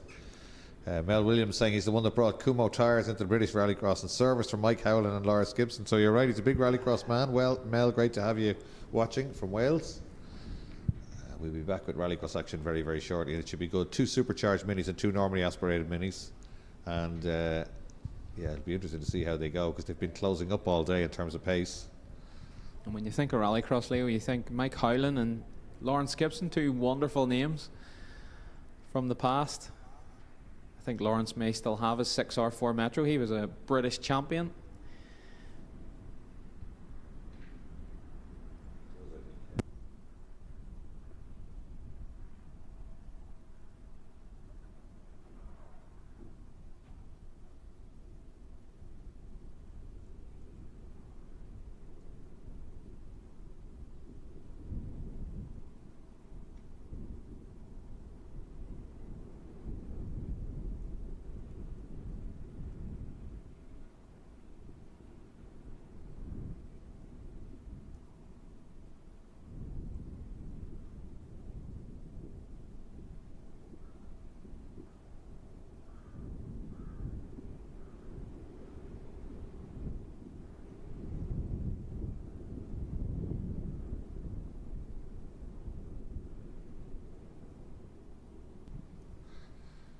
Nathan asking us, is the track smaller tomorrow on YouTube's? It is. It's a lot smaller tomorrow, Nathan. We go back to the original one. So when they come down to the first corner and through Rallycross 1, just about third gear and just beyond where this tractor is now, you take a right at where the tree is. It's called the hole in the hedge. Long story. We're trying to justify it earlier. The hedge is long gone. The corner's still there and the name remains the hole in the hedge. So it's a 90 right to bring you straight across Rallycross 2, if you can think of that. Or it's a hairpin right if you want to take the Joker lap. But yeah, it's probably more exciting. Well, it's the conventional rallycross track. It has been here for many, many years. There you go. Just where the marshals are in the centre of your screen, those tyres will be removed on their right. The cars will come down from the left-hand side of the screen. They'll take a 90 right and go straight across Rallycross 2, or a hairpin right and go around the Joker lap in the forefront of your screen. So just to show you, great stuff. Liz Coyne enjoying the stream. Great stuff. Glad people are enjoying it. Sorry about this quick delay, but it's got to be done. It's when you're doing heats, Glenn, they're always terrified, the drivers. They don't want the track regraded before your heat because it costs you time, and you might have the competitor in a different heat who might have got it just before the track was regraded. And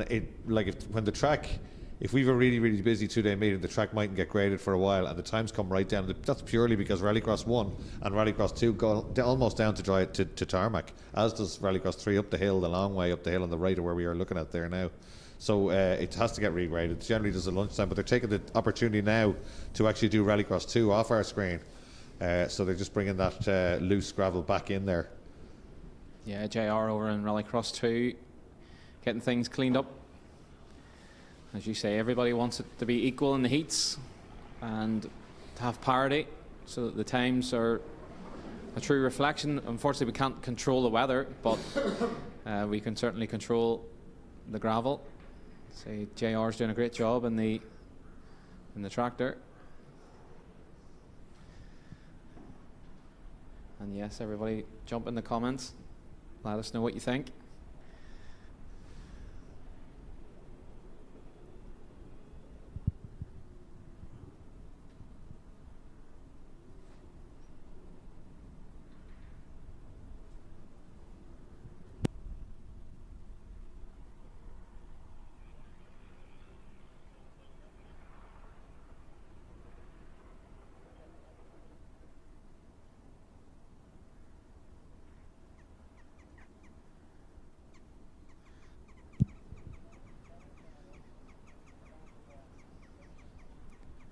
Camo's in the comments on YouTube. That's a friend of mine. That's my right-hand man. My best man at my wedding, in fact. No way. Yeah. You'll never forgive him. No, I don't know. There's some red faces that day. But yeah, excellent coverage, commentary. Reason I couldn't make it down, unfortunately, the big man broke a tooth eating garlic bread. That sounds like a story made up to tell the wife. He sent me a picture. It wasn't very pretty. What was in the garlic bread?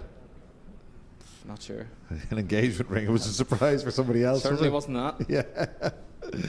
Yeah, there you go.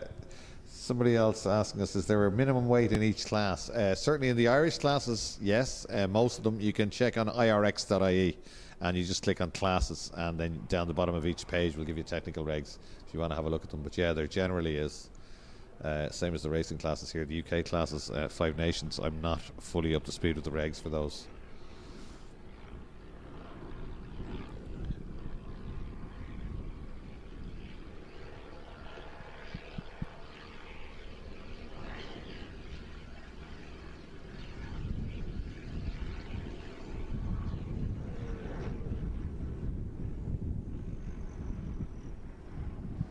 Sun back out again, as you can see there. So all 4 seasons 5 times then this weekend at Mondello Park. So it's only Saturday. We've got to do it all again tomorrow here at Mondello Park. So that's the second circuit you're looking at the back there. Right, so we've got a second circuit of about a kilometre, about 1,000 metres. They link together to form the international circuit, which we use a couple of times a year, but generally they run separately. Corporate events here at Mondello Park, running every day of the week between driver training and product launches and stuff like that. We've got all sorts of different cars. You can have a look at that on mondellopark.ie. Porsches, Ferraris, everything you want. There's even a rallycross experience lane if you wanted to have a go. We've bought Suzuki Swifts from the UK Championship. We have 2 of those here at Mondello Park now. You get to do the actual rallycross experience here. Oh, that's mighty. Yeah. I think I might have to look into that. It's very good. Been a while. It's really good. I was watching a few guests, punters as certain people call them, here the other day, and the cars move around a fair bit. You know, you get to go across Rallycross 1 there, and it's pretty loose, so it's really good. You've got a good instructor beside you and a dual brake pedal, but apart from that, no limiters on the cars. The cars are same as the Ferrari, same as the Porsches. There's no rev limiters or anything like that on them here. Thinking back when I done Rallycross, the biggest challenge on this circuit for me personally was the mental block trying to turn into Rallycross 1. You have to aim for the barrier, and by the time everything shifts, the car just drops down onto the gravel and just misses the barrier. And you would come out, you think I could have gone in harder every lap. Like, every lap, and then suddenly you come around and maybe somebody's pulled some gravel out or something, and you're out, all the marbles out, and you're like, oh, here comes the grass. You know, it's a real challenge in turn. As you're coming down the street, you can't actually see where you have to turn in. You have to kind of use the marks on the tarmac. But if it's wet, sometimes it's hard to actually judge. You know, I remember starting off in Rallycross here with a Ritmo, and then in Una was a race car. The suspension was far too stiff, and Brendan Travers came over in the paddock one day and he changed the springs for me for the next meeting, and the car was way better. And then he was teaching me to pivot the car before you go across Rallycross 1. Now Rallycross 1 was a lot looser, but he said you want to pivot the car so that you're going across Rallycross 1 with the throttle open and no lock on. And if you can do that, you'll fly all the way down. Stuff that I thought I knew it all before that. You know, you realise every day is a learning day. Anyway, it's not about us in a Rallycross car. It's about these ladies and gents in a Rallycross car, because this is modified Clubman 2 supercharged Mini Cooper S's and Mini Graduate 2 slightly modified junior spec Minis. So 2 are normally aspirated 1.6 Coopers. Probably, well, we reckoned earlier 100 brake horsepower. The difference, certainly there's about 120 in the 120 roughly in the NA cars, and the normally aspirated, but the supercharged cars surely closer to 200, I would say, around 200 horse. Up over 200, I think, with the pulley. Yeah. See, Desi Martin's car was built for a mini Super Cup that's meant to be happening in the north, but he's putting it to good use here. Well, I hope he keeps coming back down. He's a welcome addition here, and he was working hard all day to try and get closer to Abby, and she's not a bad gauge for people, is she? She goes well here at Mondello Park, so if you can get near her, you're doing it. She nails the starts well, though. Great start. Leah McManus showing her intent down the inside of Desi. She doesn't get it done the power of the Cooper S. Oh, she's getting into the back of him. She's getting racy. She's trying to get up alongside. She shouldn't have the speed in a straight line. Certainly the torque of the supercharged car should pull him clear and out of danger on the way down to turn 3. Though. She's making her intent known.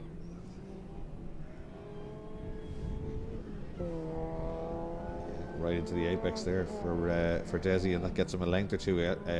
Leah doesn't make the apex, neither does Conlon there as they go through turn 3 down towards. Conlon goes for the Joker. Doesn't want to be chasing Leah down, obviously. Good run through the Joker for him, left, right, left again.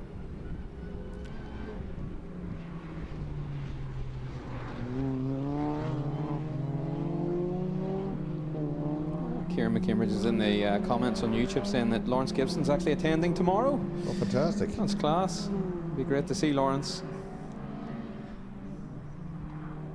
Abby sideways pitches it into Rallycross 1. Beautiful throttle control to keep the car straight. Same with Leah.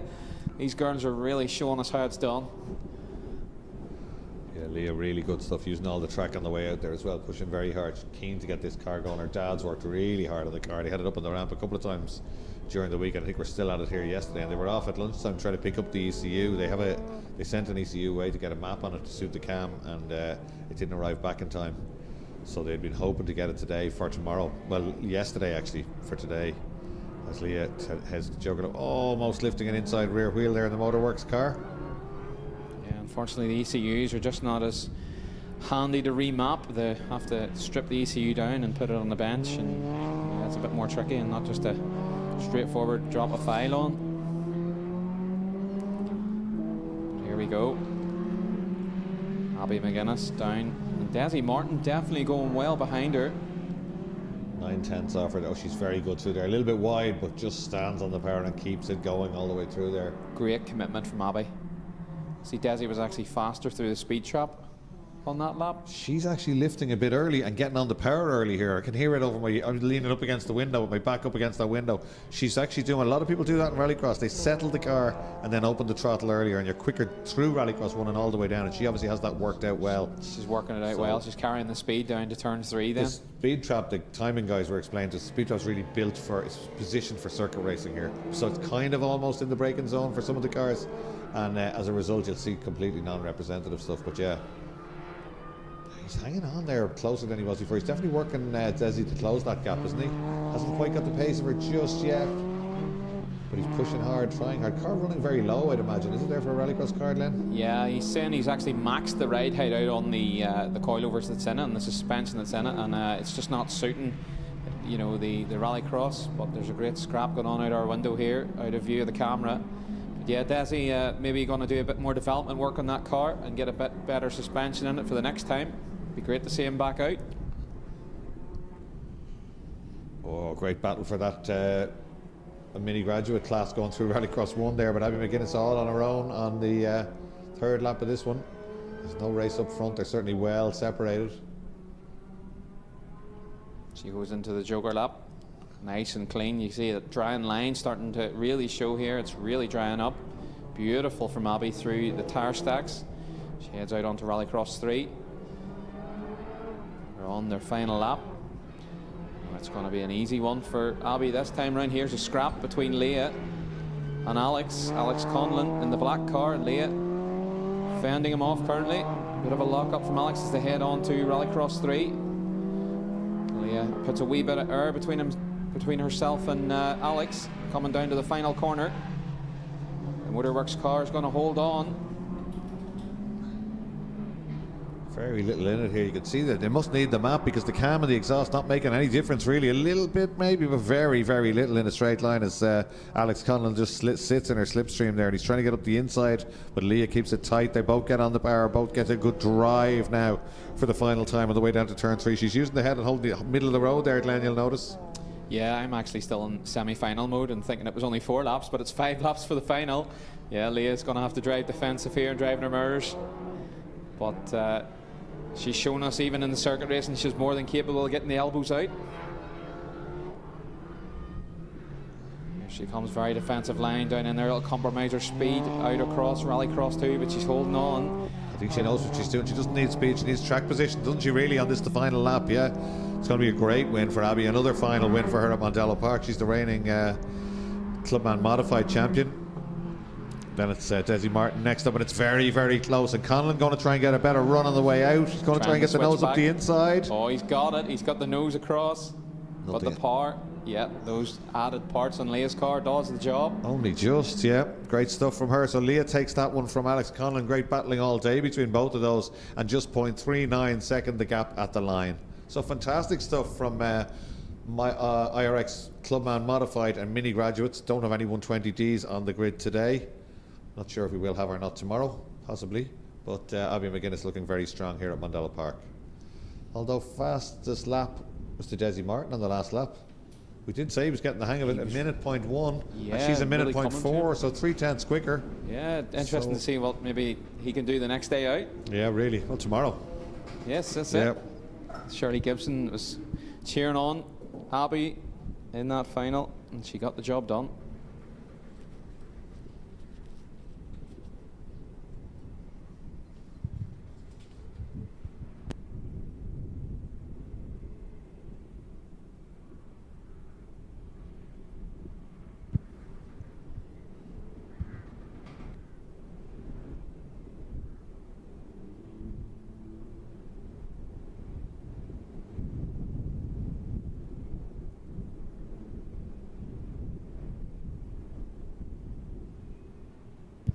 So as we look at the 5 Nations and Irish Supercars on the pre-grid, we're awaiting Derek Tohill to come into shot in the background.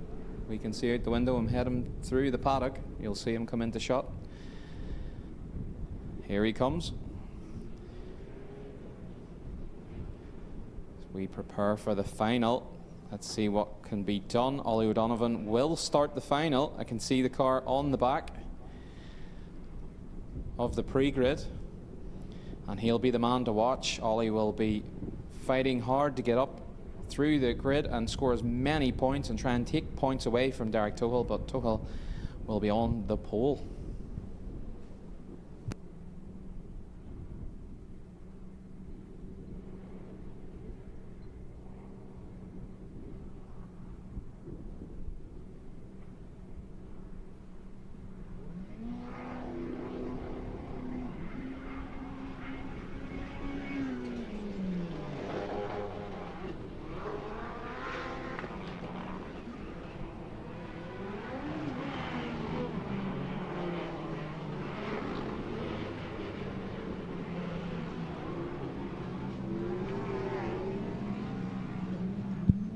So here we go then, they start their practice starts to head down to the grid for the Motorsport UK 5 Nations British Rallycross Supercar final at Mondello.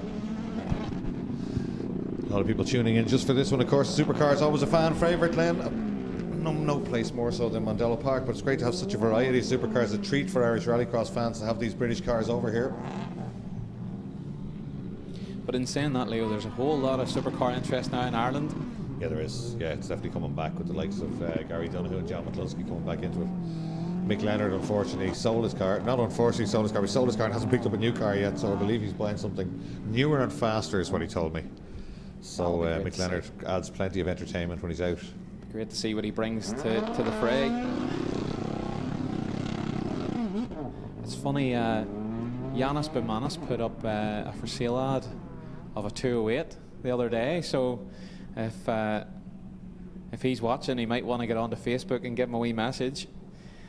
That's a great car to have under you. Couldn't have it here for the morning, no? Don't know.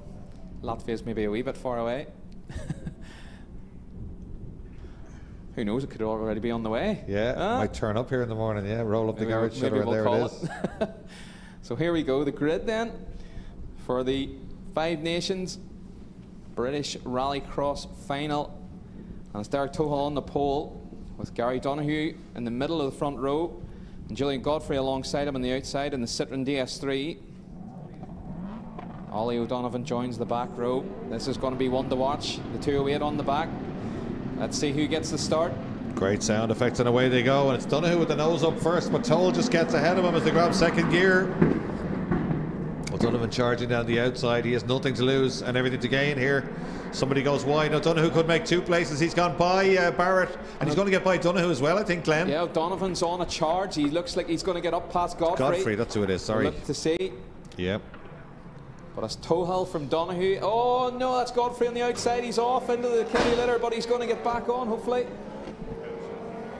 I'm not sure if there was a little bit of help there. He went off on his own, but certainly Ollie O'Donovan more up a contact. place. There goes Godfrey in the background. He's had a collision with Morris. Dear, oh dear, it's all action. Well, there's Godfrey again. Bad day for Julian. It's not like him really at all. Toll leads. Donoghue, who's having an absolutely wonderful day in second place. Then it is, look who's in 4th place. It's the Darth Vader of supercars, isn't it really? Yeah, it's the danger. It's Ollie O'Donovan up to 4th place. Down the inside for 3rd place, surely there. Yes, he has done it. Straight by John McCluskey. I'm not sure if I'd turn in either. McCluskey thinking of having to go back in him, but the Peugeot plenty quick in a straight line. So Toll leads. He'd be looking at his mirrors, goes, that could not be Ollie O'Donovan in P3. Well, Derek, yes it is. So he's got Gary Donoghue between him and Ollie O'Donovan. What a first lap by Ollie there. He's got by pretty much everybody bar 2 cars from the back of a strong capacity grid. So there's McCluskey and Barrett, and McCluskey almost parks it in the kitty litter there in the OneSonic car, but gets it turned in. He had to have 2 goes on the brakes there, didn't he? We could see the second dip at the front of the car.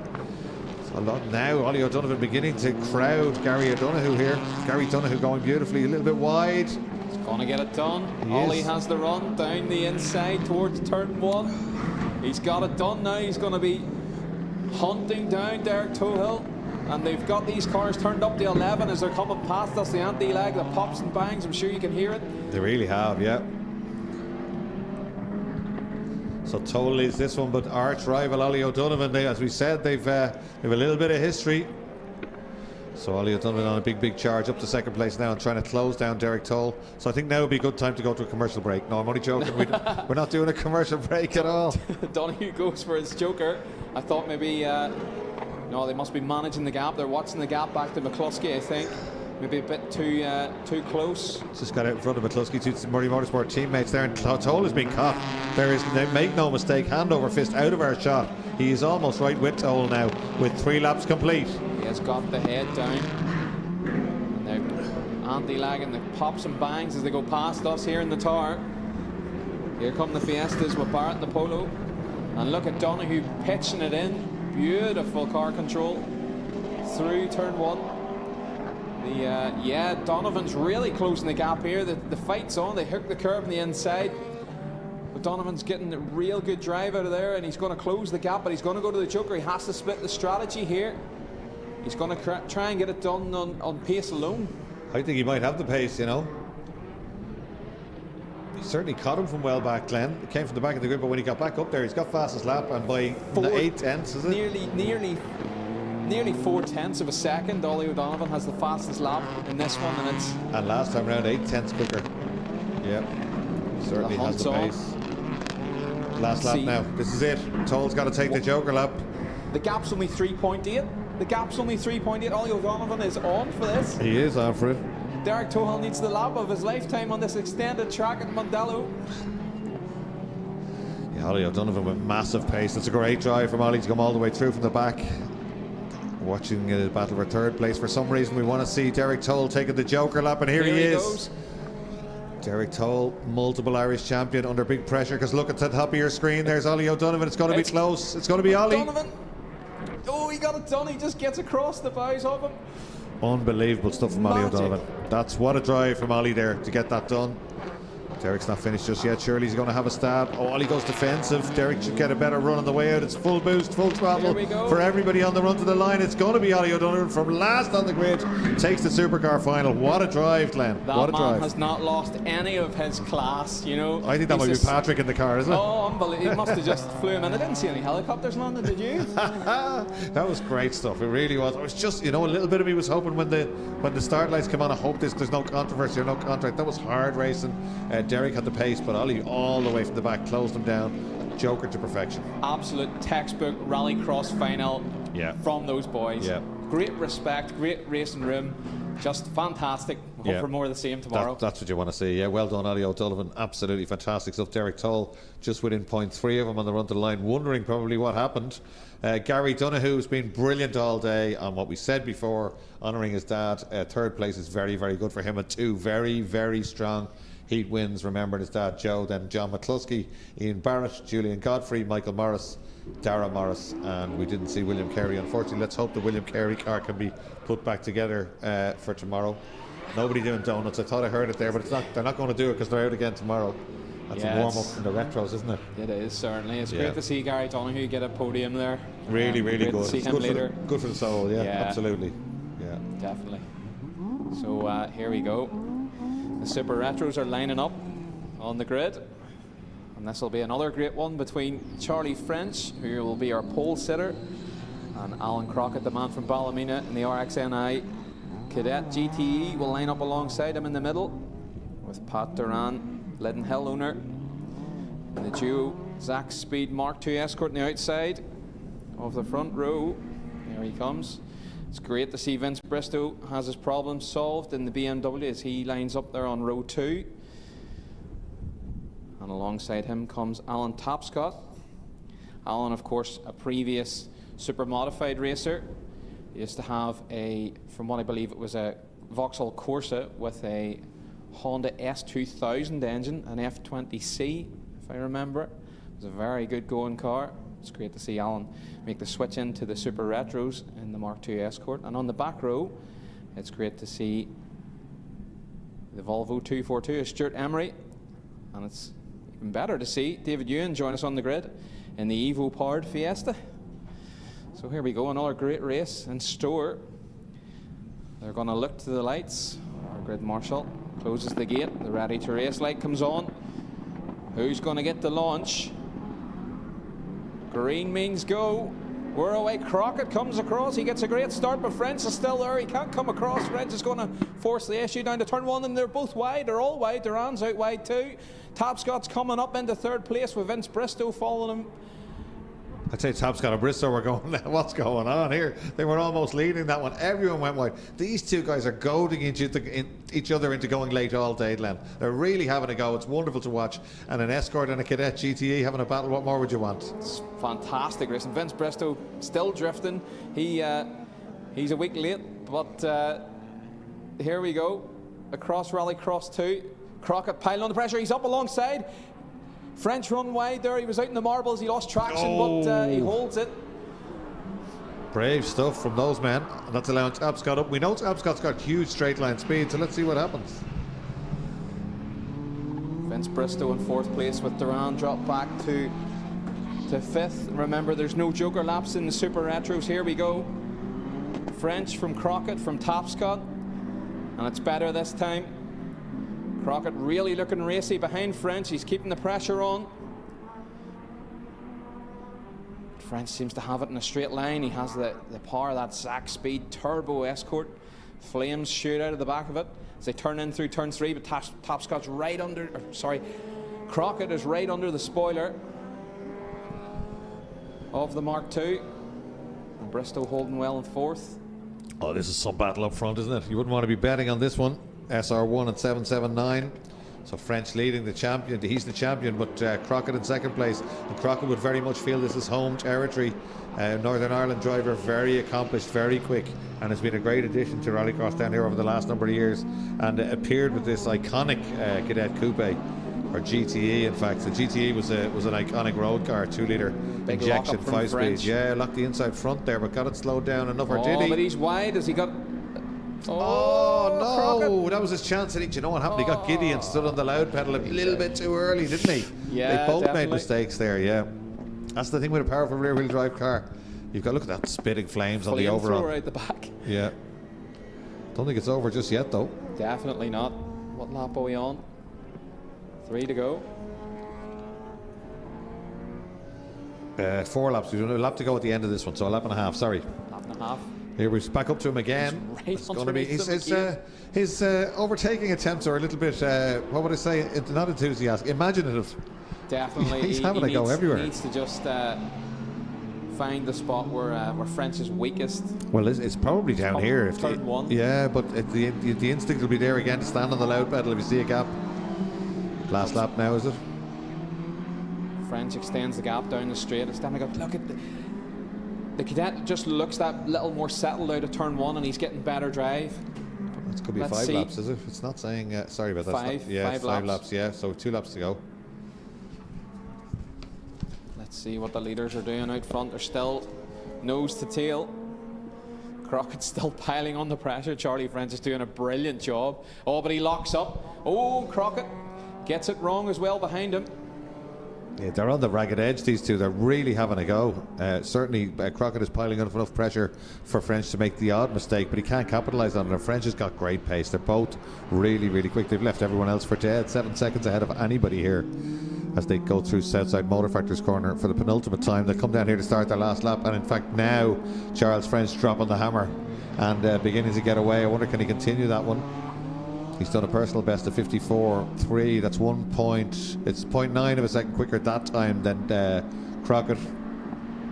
Yeah, that was a great lap from Charlie French when it really counts, going on to the last lap of this final. He's going to extend the gap if he takes the win here in the championship, but Crockett is really trying hard. He's closing up again as they come through turn 3. They're heading down now towards Rallycross 2. They switch left. Crockett still in with a fighting chance. Oh, he's hauling him back in. Will he get close enough for a final He corner will, lunge? he will, he definitely will. Through Nordic Look, Spirit corner up to Rallycross 3. It was 1.6 seconds. Forget about the stopwatch now. He's right with him as they come down, both wagging the tail on the power. Last corner, last lap, Glenn. Oh! 2 wheels from Crockett. He doesn't get it done. It's going to be Charlie French to take the win. The checkered flag waves. It's a great race from Charlie French and Alan Crockett, and flames flying out of Duran's car here as he comes round. Tapscott's going to take the last step of the podium. It's a great effort from Alan Tapscott. And Vince Bristow just about holds on to 4th place. And Pat Duran 5th, with Stuart Emery in the beautiful Volvo taking 6th. Fantastic stuff there. So great entertainment from those two guys, really going at it. French and Crockett, Mark II Escort and Cadet GTE.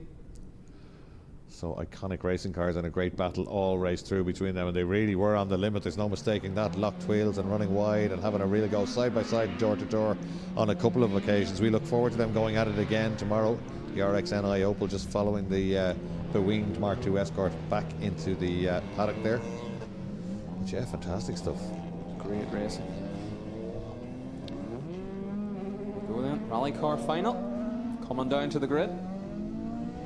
And it's going to be Stephen Lipsett to take the pole, unbeaten today so far in that little C2 on his debut in Rallycross. And alongside him, Ian Lawler in the 208 R2. And Thomas Rafferty actually lining up on the front row of the grid this time for the final. Let's see what he can do from the outside in the red top engined Corsa. It'll certainly have the grunt over the rest of the grid. Ken McGrath lines up in the blue and white Citroen C2 on the second row of the grid, along with Peter Quigley in the Fiesta ST. So 3 screaming 1600 cars, French flying machines alongside the Corsa of a Rafferty and the reliable Fiesta Peter Quigley on the back row of the grid. Let's see what happens. Away they go. It's a great start from Lipsett, but it's also a good start from Rafferty on the outside. McGrath flying down the inside as well. Let's see what happens. No, he's going to get second. Oh, McGrath, great run. Everybody got shoveled wide because there was just a little narrow gap, just the size of a C2 and a little bit more. And Ken said, you know what, I'm going into that gap. That's exactly what he did. It's a 1-2 for the Citroen boys again, and that gave us entertainment last time round. So let's see what Ken McGrath can do now about the flying Stephen Lipsett here at Mondello Park. Yeah, McGrath, there was nothing left. I'm sure the mirrors still tucked out in that. They are. So that was a tight gap going down into turn 1, but he's really putting pressure on Lipsett here. He's really wanting that win. Through goes Lawler. He gets his joker lap out of the way, and I think Thomas O'Rafferty is still in diffs with the Corsa. It's not been his day at all. Yeah, he's coasting in the background. I think there was a bit of smoke. Look at the smoke. Look out the window. My word, a lot of smoke from that. That's a big engine failure. It's got to be, surely, or a box. Engine, surely. I don't know if he can get that out of the way. He's trying to. He has. He's managed to get it right off track. Well done, that man. He could have just parked it up there easily. The battle's on for the lead. We saw this earlier. This is great stuff. Ken McGrath struggled a bit for pace in the early heat and then got the car sorted, got the head down. He's every bit as quick as Lipsett now. They're well matched, but he's just dropped back slightly through the first apex. Needs to stay tidy here. I thought Lipsett would have went defensive, but he just held his line. He seems to have the confidence anyway. But McGrath's no pushover as he goes to his joker. He's going to fight hard as he gets clean air. It's a great joker, very clean. He comes out in second place still. Peter Quigley going well in the Fiesta. Quigley's going very well in the Fiesta. He made a great run through waves yellows. That's for Thomas Rafferty's car, but it's actually offline. It's over to the right of where we're looking now, so it's not going to affect anyone, so happy days. But yeah, this is a great run by 731 Peter Quigley. That car is pretty much race spec, you know. Fiesta ST Challenge, the Alloy Repair Centre series race spec would be a lot heavier than these other cars and a lot less power, probably 150, 160 horsepower. Oh, and McGrath really firing the car through there, bouncing around. Yeah, let's see with the gap. The gap is actually 4.3. I don't think Lipsett's going to do this. We think it's about 5 seconds. I think 5.5 actually. I don't know. Well, I'm speculating. It must be changing with rain and dry, but certainly 5 to 5.5. 6 was too much, we found earlier. It looks like McGrath's going to come good here. Yep. Here goes Lipsett into the joker. And here comes McGrath on the main lap. He might hang on. It's close. Oh, he got it done. Yeah. Not sure how. He's got it done by a second, I'd imagine. He has more than a second, maybe. McGrath must have made a mistake out of shot. Flash of the lights from Lipsett. As he's coming round, he knows he's got it. But he's not counting his chickens too early. No, he's not. He's got a good run on the way out. Laps still to go here, I think. Well, there is, yeah. Yep, still 2 laps to go from our timing screens. It's not over just yet. So it's still game on. It's yeah, very much really. game on. McGrath does look very quick in certain places of the track, doesn't he? Rallycross 1, very clean, very fast. That carries him right up to the back bumper, the leader, all the way down here. Stays with him through the first apex. Closes him down slightly. Doesn't get greedy there. A couple of times earlier he only came in a bit too quick, but actually that's a lovely run through there from McGrath, and he's closer again now, Glenn.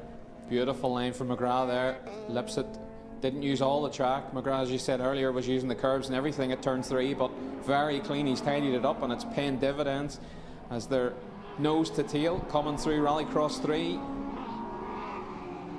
Up towards the last corner with one more lap to go. Round they come. Oh, it's game on. McGrath's trying to make the switch to the inside. Lipset's going to run him down the wall here. But McGrath's going to have the inside line for turn 1. And surely he'll have the lead. But Lipset's committed round the outside. Racing room from the boys. Good to see it. Great respect. Yeah. It's good to see that one. But that's a great move. And that's a move that started probably on Rallycross 3, really, the thinking for that one. Yeah, he had it lined up. He got a great drive out of the last corner down the straight. Yeah. And had the undercut. But he's wide. Here we go. He's out on the curve on turn 3 again. Lipset gets a better drive. It's still game on. Lipset's still close enough to make a challenge. He's run wide. McGrath's out in the marbles. Here comes the chance. Lipset's going to get past. Oh, it's fantastic racing between these two.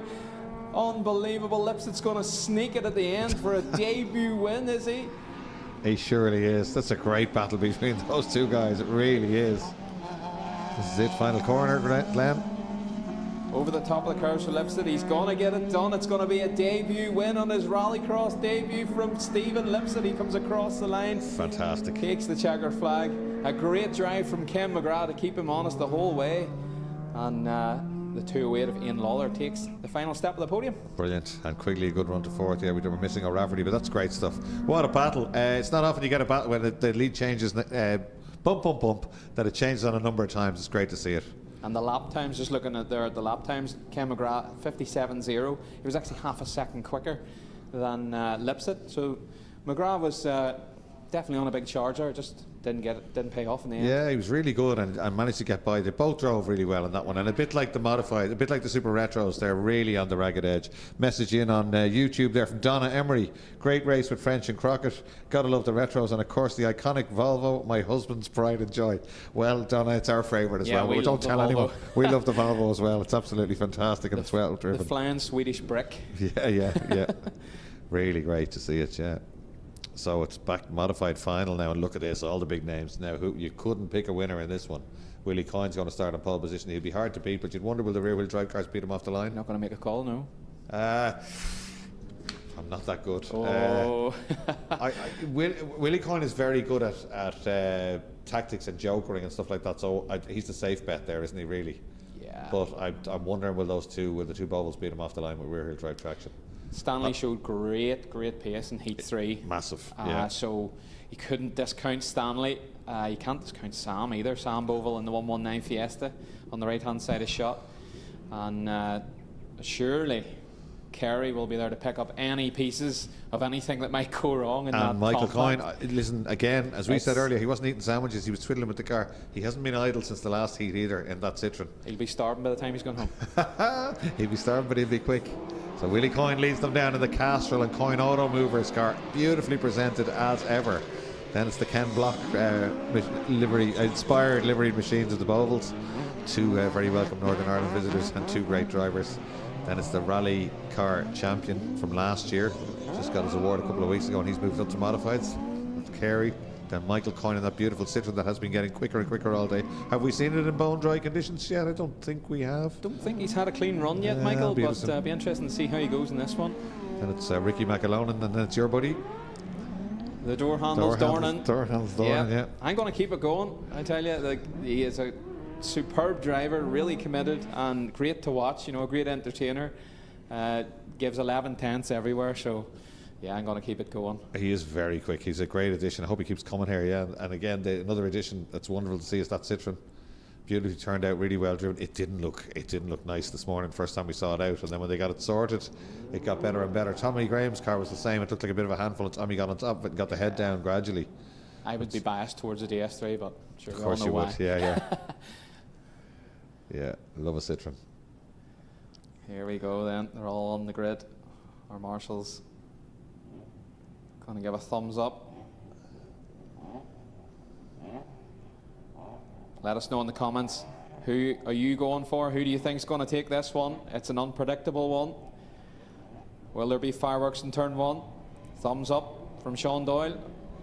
He clears the grid, closes the gate. We look to the lights. The revs rise. They're away. And it's Sam Bovell, cuts across the bows. Everybody else to take the lead into turn 1.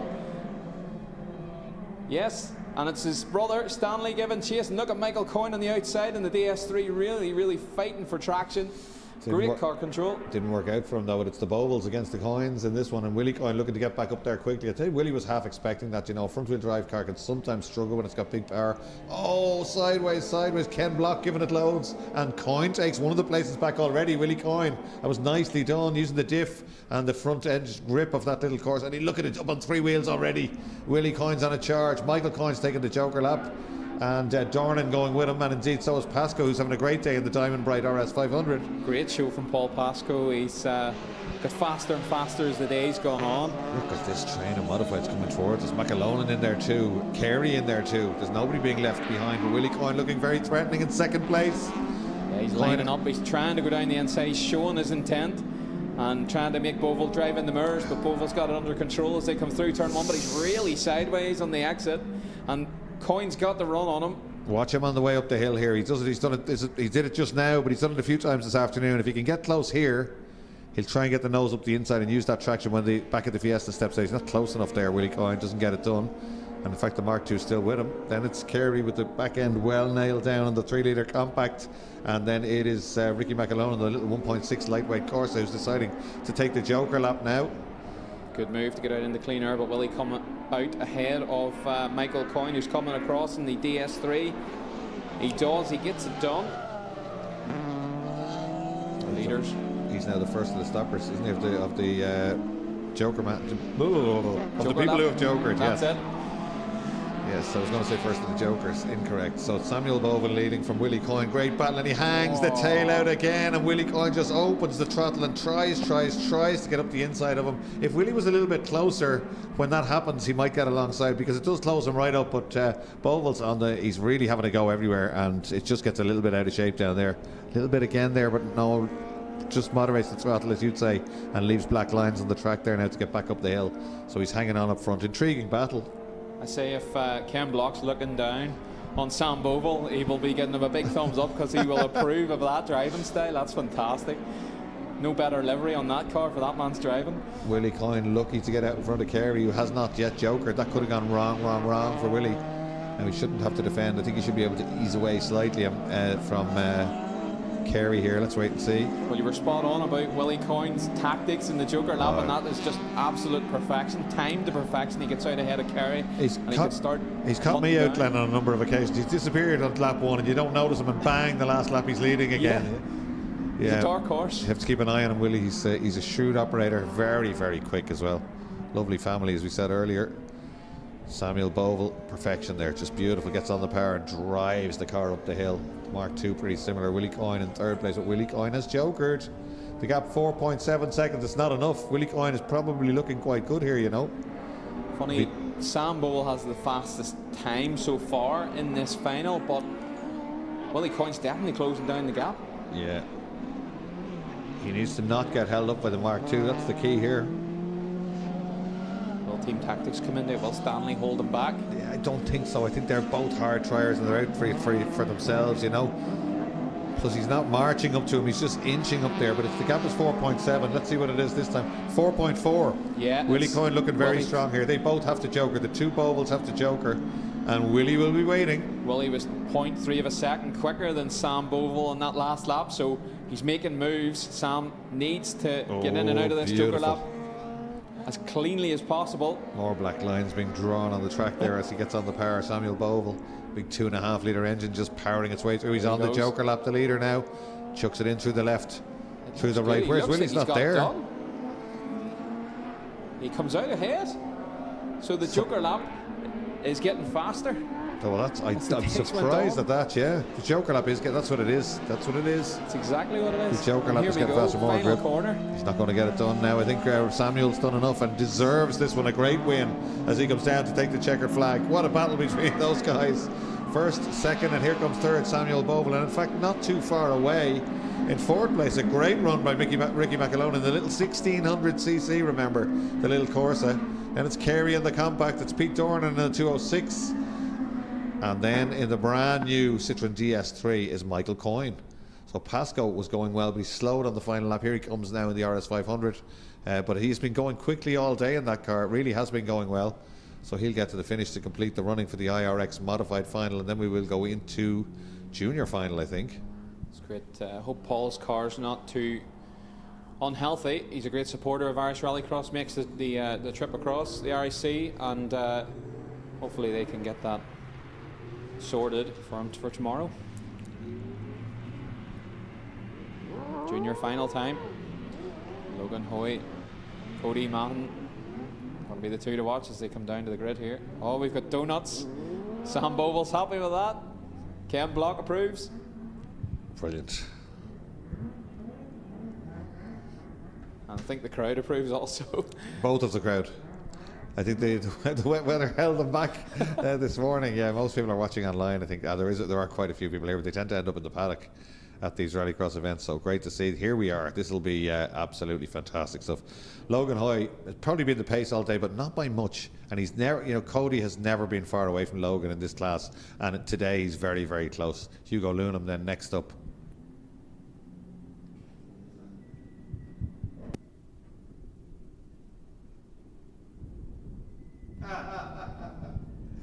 So we should be ready to go with juniors here. Here we go. Who's it going to be? Who's your money on here? Well, to say, the easy money would be on Logan, but they're pushing it very hard, aren't they? Logan is cool, calm, and collected. He's very quick, but Cody Mann has been very, very close to him all last season, and certainly today looked very threatening. So I'd say there'll be a good scrap between Hugo Lunham, a little bit off, but not much. Always there or thereabouts, Hugo. Yeah. Here we go. It's an even start. Even start across the front row. Cody Mann has his nose ahead, but Logan's going to have the inside into the first corner. They're bumping. Cody's out on the marbles. He's going to lose traction, and that's McAdam, it looks like, up the inside, challenging Logan. McAdam with a great first corner and trying to get the nose down the inside of the FBS car. He's got it done. Oh, but Logan's brave and sits around the outside and takes it back. Great stuff. Logan had to be brave there, sit around the outside. McAdam's almost had the nose down, but Logan happy enough to sit around the outside and take that back. Cody Mahon up to third place now, just ahead of Hugo Lunham. Then it's Ailey Sexton, Sean Savage, Lenihan, I think, is it in Harran? It's Hugo Lunham taking the Joker lap. It's Dean Deasy going across in the main lap. Here they come. So Hoy, McAdams. Good run by McAdams, isn't it? Definitely, he's showing great pace here in the final. Yeah, first day out rallycross in a mini. Usually in the Suzuki, which struggled in terms of straight line speed, a junior UK Suzuki compared to these minis. So 1, 2, 3 together. Slight gap back to Ailish Sexton, I should say, and then Sean Savage. This is great stuff for McAdams to hang on to Hoy. He's using all the track right out onto the curb. So is Mahon, Cody Mahon there in the background. The light beginning to fade here at Mondello Park. And the FPS car leads in our IRX Junior final. Willie Woods back in McAdams there on the YouTube feed. Well, it was a good call because he's up to second place already, but he's coming under a little bit of pressure now from Cody Mahon. He went defensive. Cody saw it and decided to take the Joker lap. Same with Sean Savage. He was crowding Ailey Sexton a little bit. He's taking the Joker lap. Now Cody Mahon has rejoined, but he's behind Ailey Sexton. That is not right behind her. So he should be clear for a lap or two. She's going to have to take it, of course, as well, but it's very early on in this one. Cody will be hoping that Ailey gets out of his way in the next lap, but that might not be in her plan. Oh, she's got plenty of pace as well. He's not really closing up on her too quickly, is he? Not at all. She's holding her own. Third place at the moment. And Hugo Lunham going with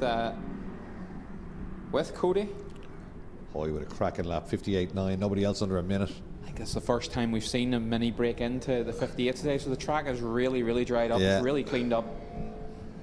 That's a great lap from Logan Hoey. It really is, very strong lap, and that's broken the back of this one, hasn't it? He's 1.8 seconds to good. He has the next car behind him is 6.5 seconds, Cody Mahan, for the Joker lap. Yeah, that's a statement from Hoey there. I think that's put the statement out to the... Oh, Ellie Sexton just clips the tyres on the way through. She's scrubbed a lot of speed, and Sean Savage just gets across. That's cost her that place, yeah, absolutely. Everybody's Joker now bar the first two. So let's watch when they go by us. Hoey goes through 58.5, he goes quicker again. Let's see what Mahan can do. Needs to keep that gap similar to where it is if he's going to have a go. Adams breaks under the 1 minute barrier as well, and look at this, there's great laps as well coming in from Cody Mahan and Hugo Lunam. Really good laps. Finding their stride now. 6.8 seconds the gap to Mahan though. It's going to be Logan's race, I'd imagine, and barring catastrophe. So what we think, about 5 seconds now for the minis? Thinking about 5, yeah. Let's wait and see. Go. Needs to keep it clean. Gets it turned in. Right and the left, flicks it out. Great Joker from Logan Hoey, and he takes the lead. He's going to hold it. Easily. Yeah. Way up Rallycross 3 through Nordic Spirit.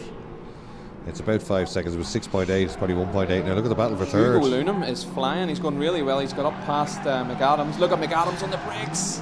Down into the last corner. His great car control to not take out Hugo Lunam.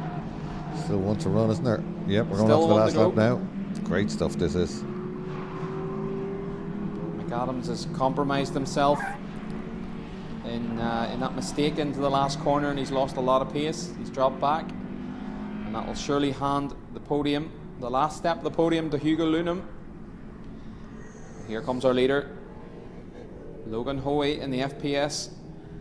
Back to Mini with Cody Mahan in second place. Giving chase, and Hugo Lunam has a great turn of pace in this final from him. He's really keeping touch here with Mahan. Yeah, he's going well. Hoy, Mahan, Lunam. Hoy stretching that gap to 3.2 seconds. It's going to be even more by the time he gets to the flag. Stamping his authority on this one, the FPS car. And Mahan kicking up dust, just looking for every inch of track there to try and get it turned in, but checker flags out. Logan Hoey is your winner. It's a good way to start your title defence, isn't it? Definitely. Couldn't have went any better for him. It's been a great day's racing for Logan. Cody Mahan has kept him honest the whole way too, taking second place. Sean Savage with the trademark flash of the headlights there as he just pips Ailish Sexton after a great battle. And it's Daniel Heron next across the line. He's had a good day too. And Dean DC a little bit back further than we would have thought, but I'm sure he'll get that sorted for tomorrow. May have an issue out there because he was quick this morning. Don't have Jack Lenihan out there, but great stuff from the Cluna Contracts Junior Minis here at Mondello Park for the IRX. Next up, the Autocross cars I think are going to get another run.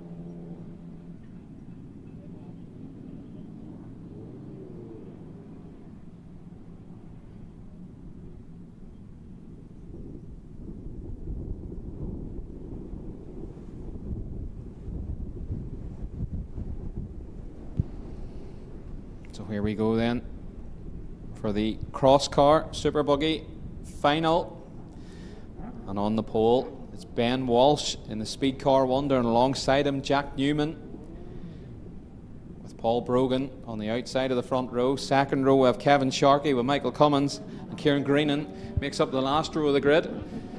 Let's see who gets the run down to turn one. Great conditions for the buggies. Away they go.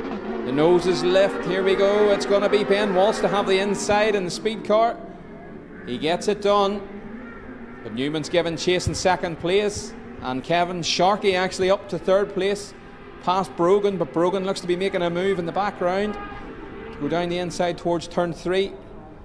And look at Newman on the brakes into turn 3. He's right up underneath the back of the Speed Car Wonder of Ben Walsh. This is going to be a great scrap between these two out front. They're putting miles on the rest of them already, and Newman's trying to go down the inside as they come across Rallycross 2. Kevin Sharkey, the Donegal man, heads in for his Joker lap, and it's a good one. Switches out through the tyres. It's a great Joker lap from Kevin Sharkey. We go back to the leaders, and look at this. Newman has the lead in the Mygale. He's got it done down Rallycross 3, and Ben Walsh is trying hard. He's out on the grass. He's maybe trying a bit too hard. Ben Walsh down, giving chase, but Newman looks like he's got a new turn of pace here. The car looking very well underneath him. And Brogan really pushing hard in the background, but runs a little bit wide. There's Newman putting daylight between himself and Walsh. Beautiful over the curb. Lovely throttle control from Jack Newman. You can very easily kick the tail out and scrub speed in these cars. But beautiful throttle control and modulation from Jack Newman there. There's Paul Brogan in the MV, heading across Rallycross 2 over the bump, out towards Rallycross 3. They switch right, here come our leaders. Newman, Walsh, Brogan, braking clear. Oh, Walsh runs a bit wide. He's out on the dust on the outside. He scrubs more pace. Newman's really building the gap now, and Brogan, he's down the grass on the outside, and the dust kicks up. There's a bit of a scrap going on in the background. It's Kieran Greenan. He's yet to Joker, and Kevin Sharkey's already on the back of him. But here are our leaders heading down out to the countryside. Jack Newman leads. Once again, a beautiful line through there. Ben Walsh runs a wee bit wider. Ben goes for his Joker. Let's see what Brogan does behind. It's Kevin Sharkey who's the first one behind Walsh. But he comes cleanly out into third place behind Brogan, but Brogan, remember, still has to do his Joker lap. And bouncing down Rallycross 3 into the final corner. Oh, sideways again. Walsh is really struggling with the braking zone into the final corner. Screaming down past us in the tower here. There they go. Newman way out ahead. Brogan here. The black car with the yellow stripes, second place, and that is Ben Walsh in the MW Fire Protection car in third. Look at Newman, that's beautiful driving from Jack Newman. He's miles ahead now. Paul Brogan, he'll probably go for his Joker in this lap. There'll be one to go after this. 3 complete. Nope, Brogan stays on the lead, the main lap. Scream across into Rallycross 3, out onto the gravel. Newman's already round the last corner, heading down to start his final lap. This is an absolute masterclass from Jack Newman. He's really found his groove in the final when it counts. There goes Brogan, tips it into the first corner. Beautiful, look how tight in that Walsh. Walsh doesn't need to challenge him. Walsh will get a second place. He doesn't need to do this, he just needs to sit tight. As Brogan hasn't done his Joker lap, but probably no comms with these guys, so there'll be no spotter, and he won't know. He'll be trying to get past. But there goes Newman into the Joker lap.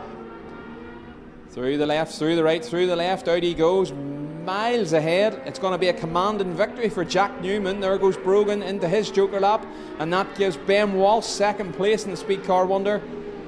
But it's all about Jack Newman as he comes up to the final corner. He'll round the final corner and blast down towards the checkered flag to take a commanding victory here in the cross cars.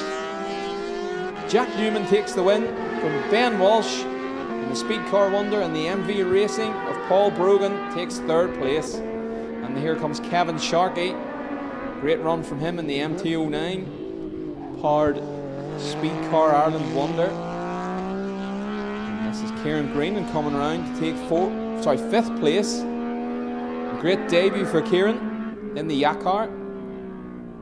And unfortunately, Michael Cummins, he pulled in 2 laps early. That was a fantastic race from our cross cars. And now we look back to see in the background Autocross runners out for the final.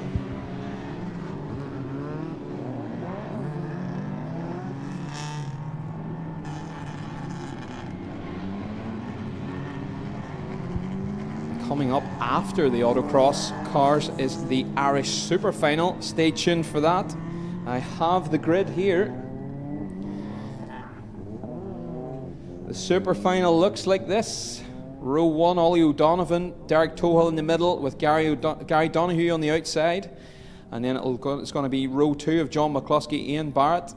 Sam Bovell gets on to row 3 in the modified to join the Supercars, along with Willie Coyne and Julian Godfrey. This is going to be a magic Super Final coming up after the Autocross cars, but they're away. And of course, as Leo said earlier, these are timed runs. That's why they leave the line one at a time.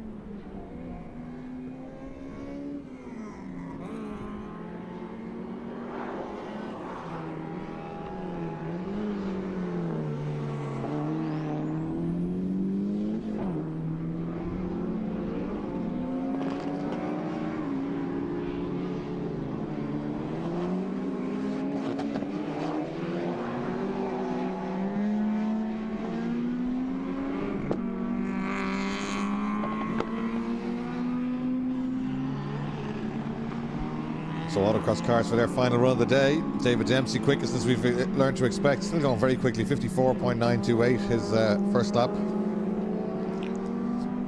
He's in a 2-litre turbocharged Mitsubishi Evo, as indeed is David McLaughlin, who's been second quickest most of the day. Their closest challenger has been the 2-wheel drive Honda of Piers Handrick.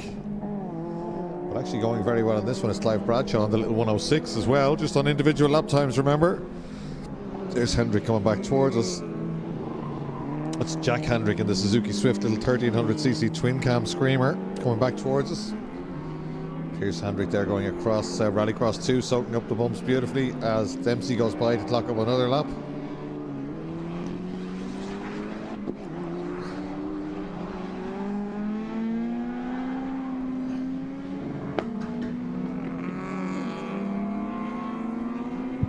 David Dempsey really showing his pace here. He's his best lap.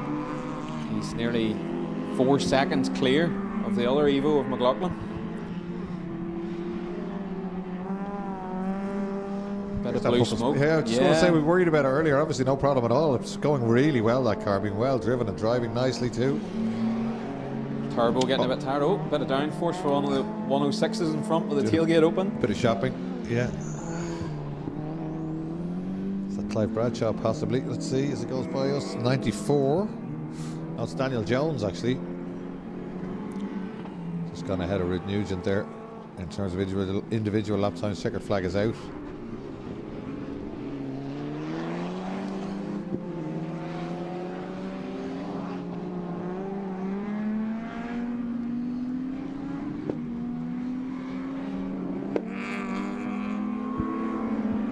Yeah, David Dempsey quickest on his last lap there, 53.39. David McLaughlin. So he posted a quicker time than Piers Handrick.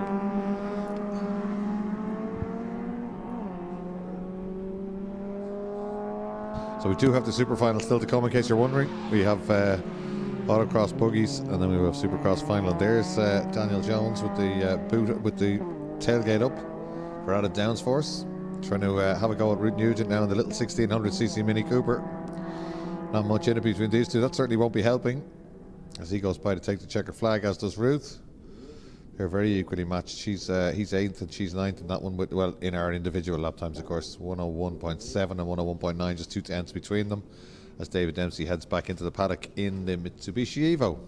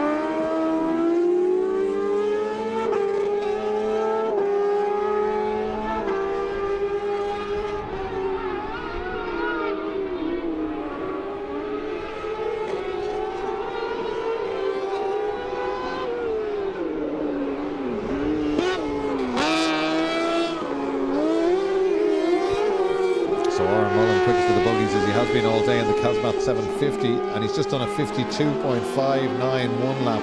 Now he's done a 51.748, fastest autocross lap of the day so far.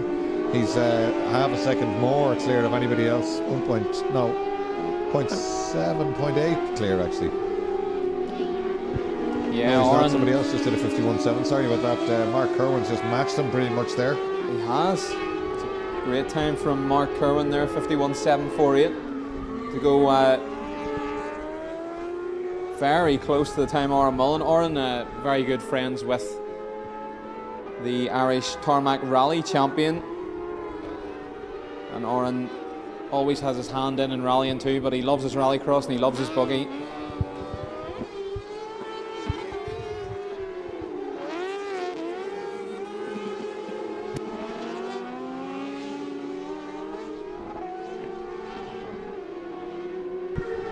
Carrying some speed down the main straight, and even coming up to the top of Rallycross 3, they're so quick, these buggies.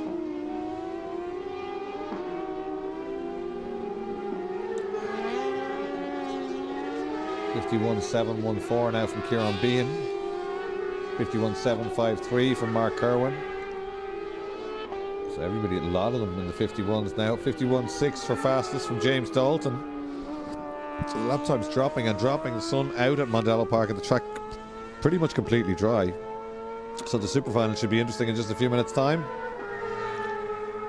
Pity we didn't have conditions like this all day. It's supposed to be possibly clear tomorrow, Glenn. Yeah, the forecast is definitely showing a better day tomorrow, and hopefully it'll make for great, even better racing. But there we go, that's the autocross buggies complete. And we wait to see the grid form for the super final. This will be interesting, a good mix of cars showing on our grids here, but who actually joins that grid will be interesting. I did say earlier that Ollie O'Donovan would be on pole, but unfortunately Ollie is opted not to do the super final. And also getting word that Charlie French is also opted out, so that's going to allow some of the reserves in. That's going to allow Stanley Bovell onto the back row of the grid, along with Ricky McAlonan in the super modified cars. Let's see who comes around. Nobody yet.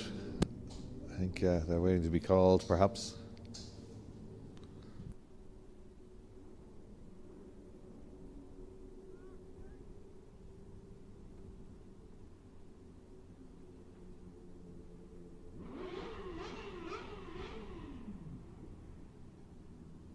So bear with us, everybody. Stay tuned. This is going to be a very interesting super final coming up. For those that don't know what a super final is, it takes the top cars from each category and puts them in to the super final. So on pole, we will have Derek Tohill with Gary Donoghue next to him, and John McCluskey should join him on the front row. As I say, we haven't got Ollie O'Donovan down for the super final. But we'll have a great mix of cars. We'll have the likes of Sam Bovell, our modified winner, Willie Coyne, alongside Gillian Godfrey. And then we will have some reserves dropping in depending on who comes out to the grid. So we wait to see. We wait in anticipation to see who actually lines up on the grid.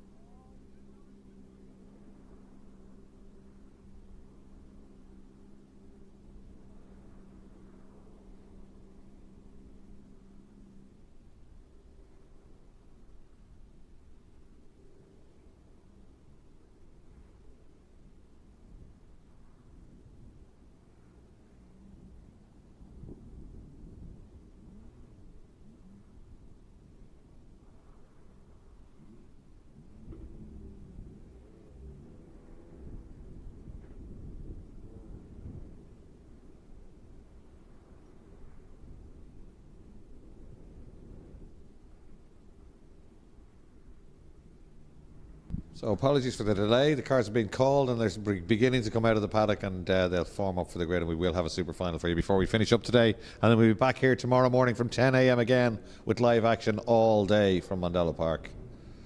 So we'll be having the prize giving for this evening in the clubhouse as soon as the racing is over, and then the same again tomorrow evening. Glenn just asked me what time the bar closes at. Well, back in the day, it didn't close at all, but yeah, it's a little bit different these days. But let's have a look. There's a lot of people staying at the circuit, so I'm sure it'll be open this evening. I don't think the bar's going to do my diet any good. Probably not, but you got to have a treat day as well. When you've done so well with the commentary and stuff like that, you deserve a treat day. So you can have 2 wafers instead of one, or whatever you got. Your healthy boys eat. Yeah. So Toll's on pole position. We can see that from here out the window. From Donoghue, from McCluskey, yeah. They're the only cars on the grid for the super final. There's Carey coming out in the BMW Compact. Well, that's a good sign. That means reserve number 3, if Carey's coming out. Well, maybe he's just coming out to sit and see. Chances are. I think a lot of them won't turn. The problem with a super final on the Saturday evening of a 2-day race meeting is, even though it's great fun and you all want to do it if you've done well, it's putting mileage on your car before day 2, isn't it?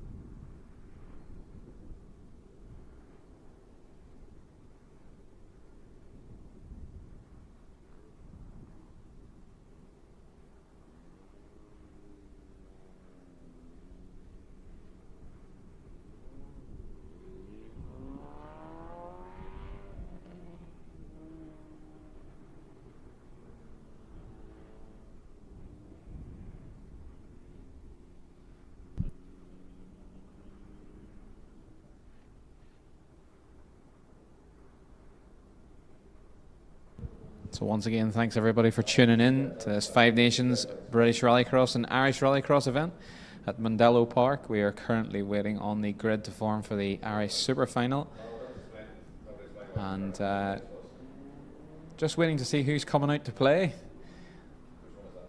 We have Derek Tohill lined up alongside Gary Donoghue and John McCluskey, and on just behind them we have Niall Carey and a 206 of Pete Dornan hiding in there as well. We wait to see if anybody else is going to join us on the grid. Much later that same day, have you got any amusing stories you could tell us then while we're waiting to see if anyone else wants to come out to play on track? It's yeah, I'm not sure what's happening here. I think it's the whole 2-day thing. I think they don't want it. They don't want to come out. Yeah, don't want to risk the car and save it for tomorrow. That's more than like. Let's say the Super Final will see a better entry tomorrow. Oh, the whole world will want to do it tomorrow night. Yeah, absolutely, and understandably so. But there's very little to be gained. Bart Laurie for the winner. There's very little to be gained from doing a Super Final, and again, it's a lot of mileage on your car if you're hoping it'll do all day tomorrow. It's a shame it's too dangerous to put a cross car into the Super Final, because you want to see Jack Newman in that final. Yeah, really, it'd be good, wouldn't it? Maybe we could put a big flag on the top so they could see him or something. But I think no, traditionally open wheelers and closed wheels don't run them together in most disciplines. Well. No, definitely not. Shame though. It would be interesting. I wonder, could we get a plastic body to fit over the top of a Mark II plastic body to fit over the top of Jack Newman's buggy? Here's a shot of Derek Toll's partsforcars.ie Peugeot. It's going to start on pole position. I don't know if they're going to keep waiting or let them go, but apologies if you're watching this in the live stream.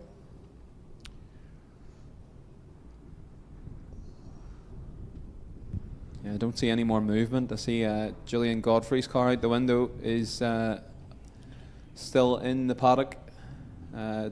May have Charlie French coming out. I see a helmet on. Charlie French is coming through the paddock. In the Zach Speed he is. We're going to have Charlie French in the Zach Speed car coming out. There he is on your screens, coming to join the grid. Will that entice anybody else? Or will we go with 6 cars?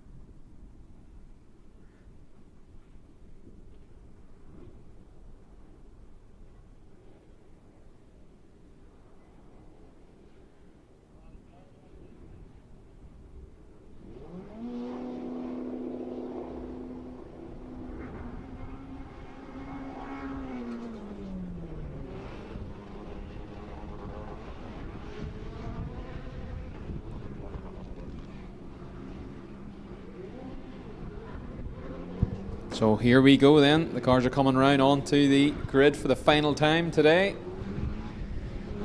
It's going to be Derek Tohill, the partsforcars.ie, DA Racing, Peugeot 208 to take the pole.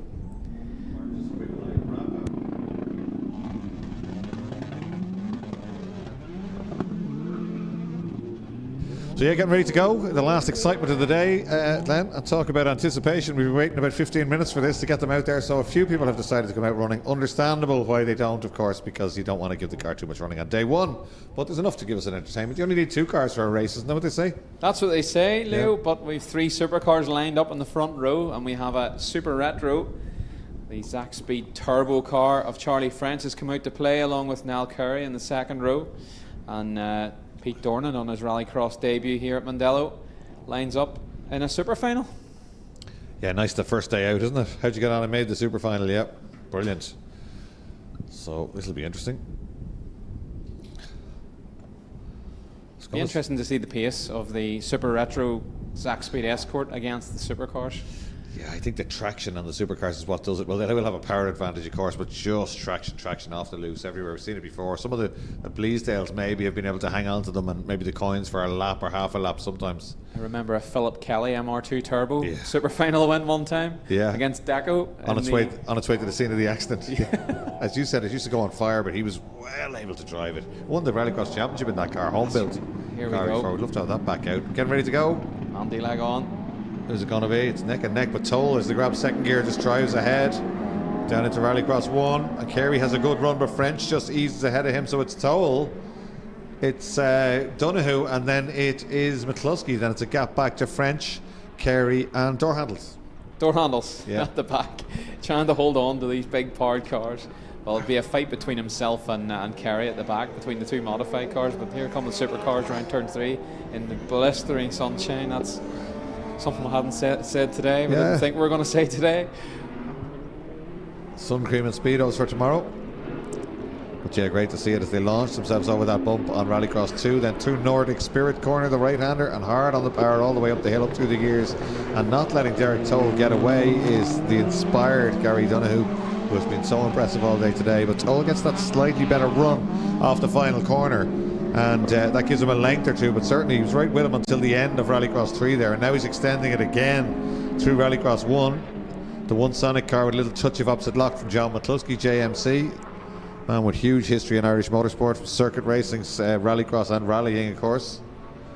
It's a great lap time from Derek Tohill from a standing start, 55.5 on his first lap. He's starting to break clear.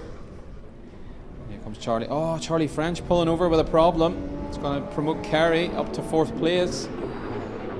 See, this is the risk when they come out to the super final. Yeah. Just more wear and tear and more stress on the car. His mechanic will be just putting on his disco dancing shirt, and he knows he's got to take it off now and start working on the car again. And sideways stuff from John McCluskey as he piles on the coals. And in the background, we see a fight between Carey and Pete Dornan. Dornan's actually battled his way past the BMW. But on our screens at the moment, it's Donoghue 2nd place from McCluskey in 3rd, but Tohill is way up the road now. Yeah, 2 laps completed, 5 laps in this one.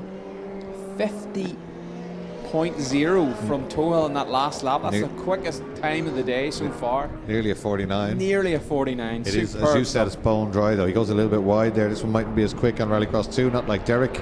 You got to hug that barrier on the left all the way across Rallycross 2, and in fact that's cost him a lot of time, I think. A little bit closer there, and then once again that Derek Toll fan club marshal there giving him this circular motion action. Drive it on, Derek, keep her going. Give him the hurry up, hold her flat. Yeah, hold her flat, yeah. Subliminal advertising there on the live stream. I haven't said it all day. Had to get in at some point. Absolutely. You probably have a bet with someone. Anyone else you want to get in at a bit? No? You probably have a list. Yeah. Toll easing away out front. 1.7 seconds last time around, 1.9 this time. Beautiful line from Derek through turn 3 there. All 3 of them getting right in there. It's a lot easier when it's dry, isn't it, to get to that apex? You know, it's easy for us to say he didn't get to it, but it's like glass down there all morning. Beautiful, lovely late apex. They get the drive out of over the top of the corner. As we said, that it's a very challenging corner. It tightens as it comes around, and then there's a bit of elevation towards the end, and Derek had that down to a T, that lap. Look, Gary definitely still piling on the pressure. Maybe a good lap here from Gary Donoghue. It's there. It's that last corner where Derek has his advantage. Look how much it opens out there. He's right with, well, not right with him, but he's closed down on the way up the hill every single time. Yeah, 1.9 again. Fastest lap for Donoghue there in that last lap, 50.3. He's getting faster. Quicker than Toll on that lap by a 10th. Those are modified runners. That's Dornan leading Carey. Dornan going very well in his first super final. Last lap for Toll now as he comes down towards Rallycross 2. Turns it in beautifully on the partsforcars.ie machine. And it's Gary Donoghue. He's having a superb day. Right with him is John McCluskey, the 2 Murray Motorsport Fiestas together. Giving Toll a good run, but they need to work on something on that final corner. He's visibly quicker through there is Derek Toll. Well, on the way out of it, certainly. Beautiful 4-wheel drift for Toll. And many times as he's taken the checkered flag at Mondello Park, he's going to take it again. Derek Toll wins the super final. What a day, doing it for Joe. Gary Donoghue takes second place. Great day for Gary, and right on his back bumper is Murray Motorsport teammate John McCluskey for OneSonic, who helped us with the live broadcast here today. And on the door handles now is Pete Dornan, still ahead of the 3-litre BMW. Going very well. He's really found the pace in the super final. Maybe a promising thing of what tomorrow's going to bring. He comes down to take the checkered flag and complete his first ever super final with the lights ablaze. Yeah. Great stuff. Fourth in the super final on your first ever rallycross. I'd take that. He'll come back for more. He will come back for more. We've given him a little bit of rallycross thrill there. He's quick, isn't he? It's funny, I saw the car coming up this morning and I was saying, looks a bit standard. You just don't know, do you? It's a wolf in sheep's clothing. It really is, yeah. It's a very quick car and he's well able to drive it, Pete Dornan. So, yeah, fantastic stuff. So that's it's a bit of anticlimactic all of a sudden, Glenn. That's the end of that with the action today. From the IRX, the Irish Rallycross Championship, and the Motorsport UK 5 Nations British Rallycross Championship. And what a day it's been. Great entertainment. I don't think we got one boring race, did we? All day. I can't even remember. Well, if you did, don't mention it. It's the thing we're supposed to do here. I'm only joking. No, it's been great and it makes our job easier. But I've loved having you here in commentary. The banter is good and great to go around at lunchtime and get a few snippets of information and stuff like that. And I didn't fall asleep at all when you were discussing the torque of buggy engines, so I think I've done pretty well there. Yeah, you've done well, certainly. I don't know how interesting you found it, but it's been a privilege to be here with you in the commentary tower, and I'm looking forward to tomorrow already. Yeah, we're back on at 10 o'clock, so we're going to have the prize giving in the bar this evening, I'm told. So we'll be heading to the bar shortly, and we'll get the prizes doled out. And I believe there's a very special Dermot Carnegie related award tonight, so that'll be absolutely wonderful. And I think usually it takes about 20 minutes to get the results done and to get down there. So Glenn and myself, Leo, will be back live here at 10 a.m. tomorrow morning. And until then, have a good evening. See you then.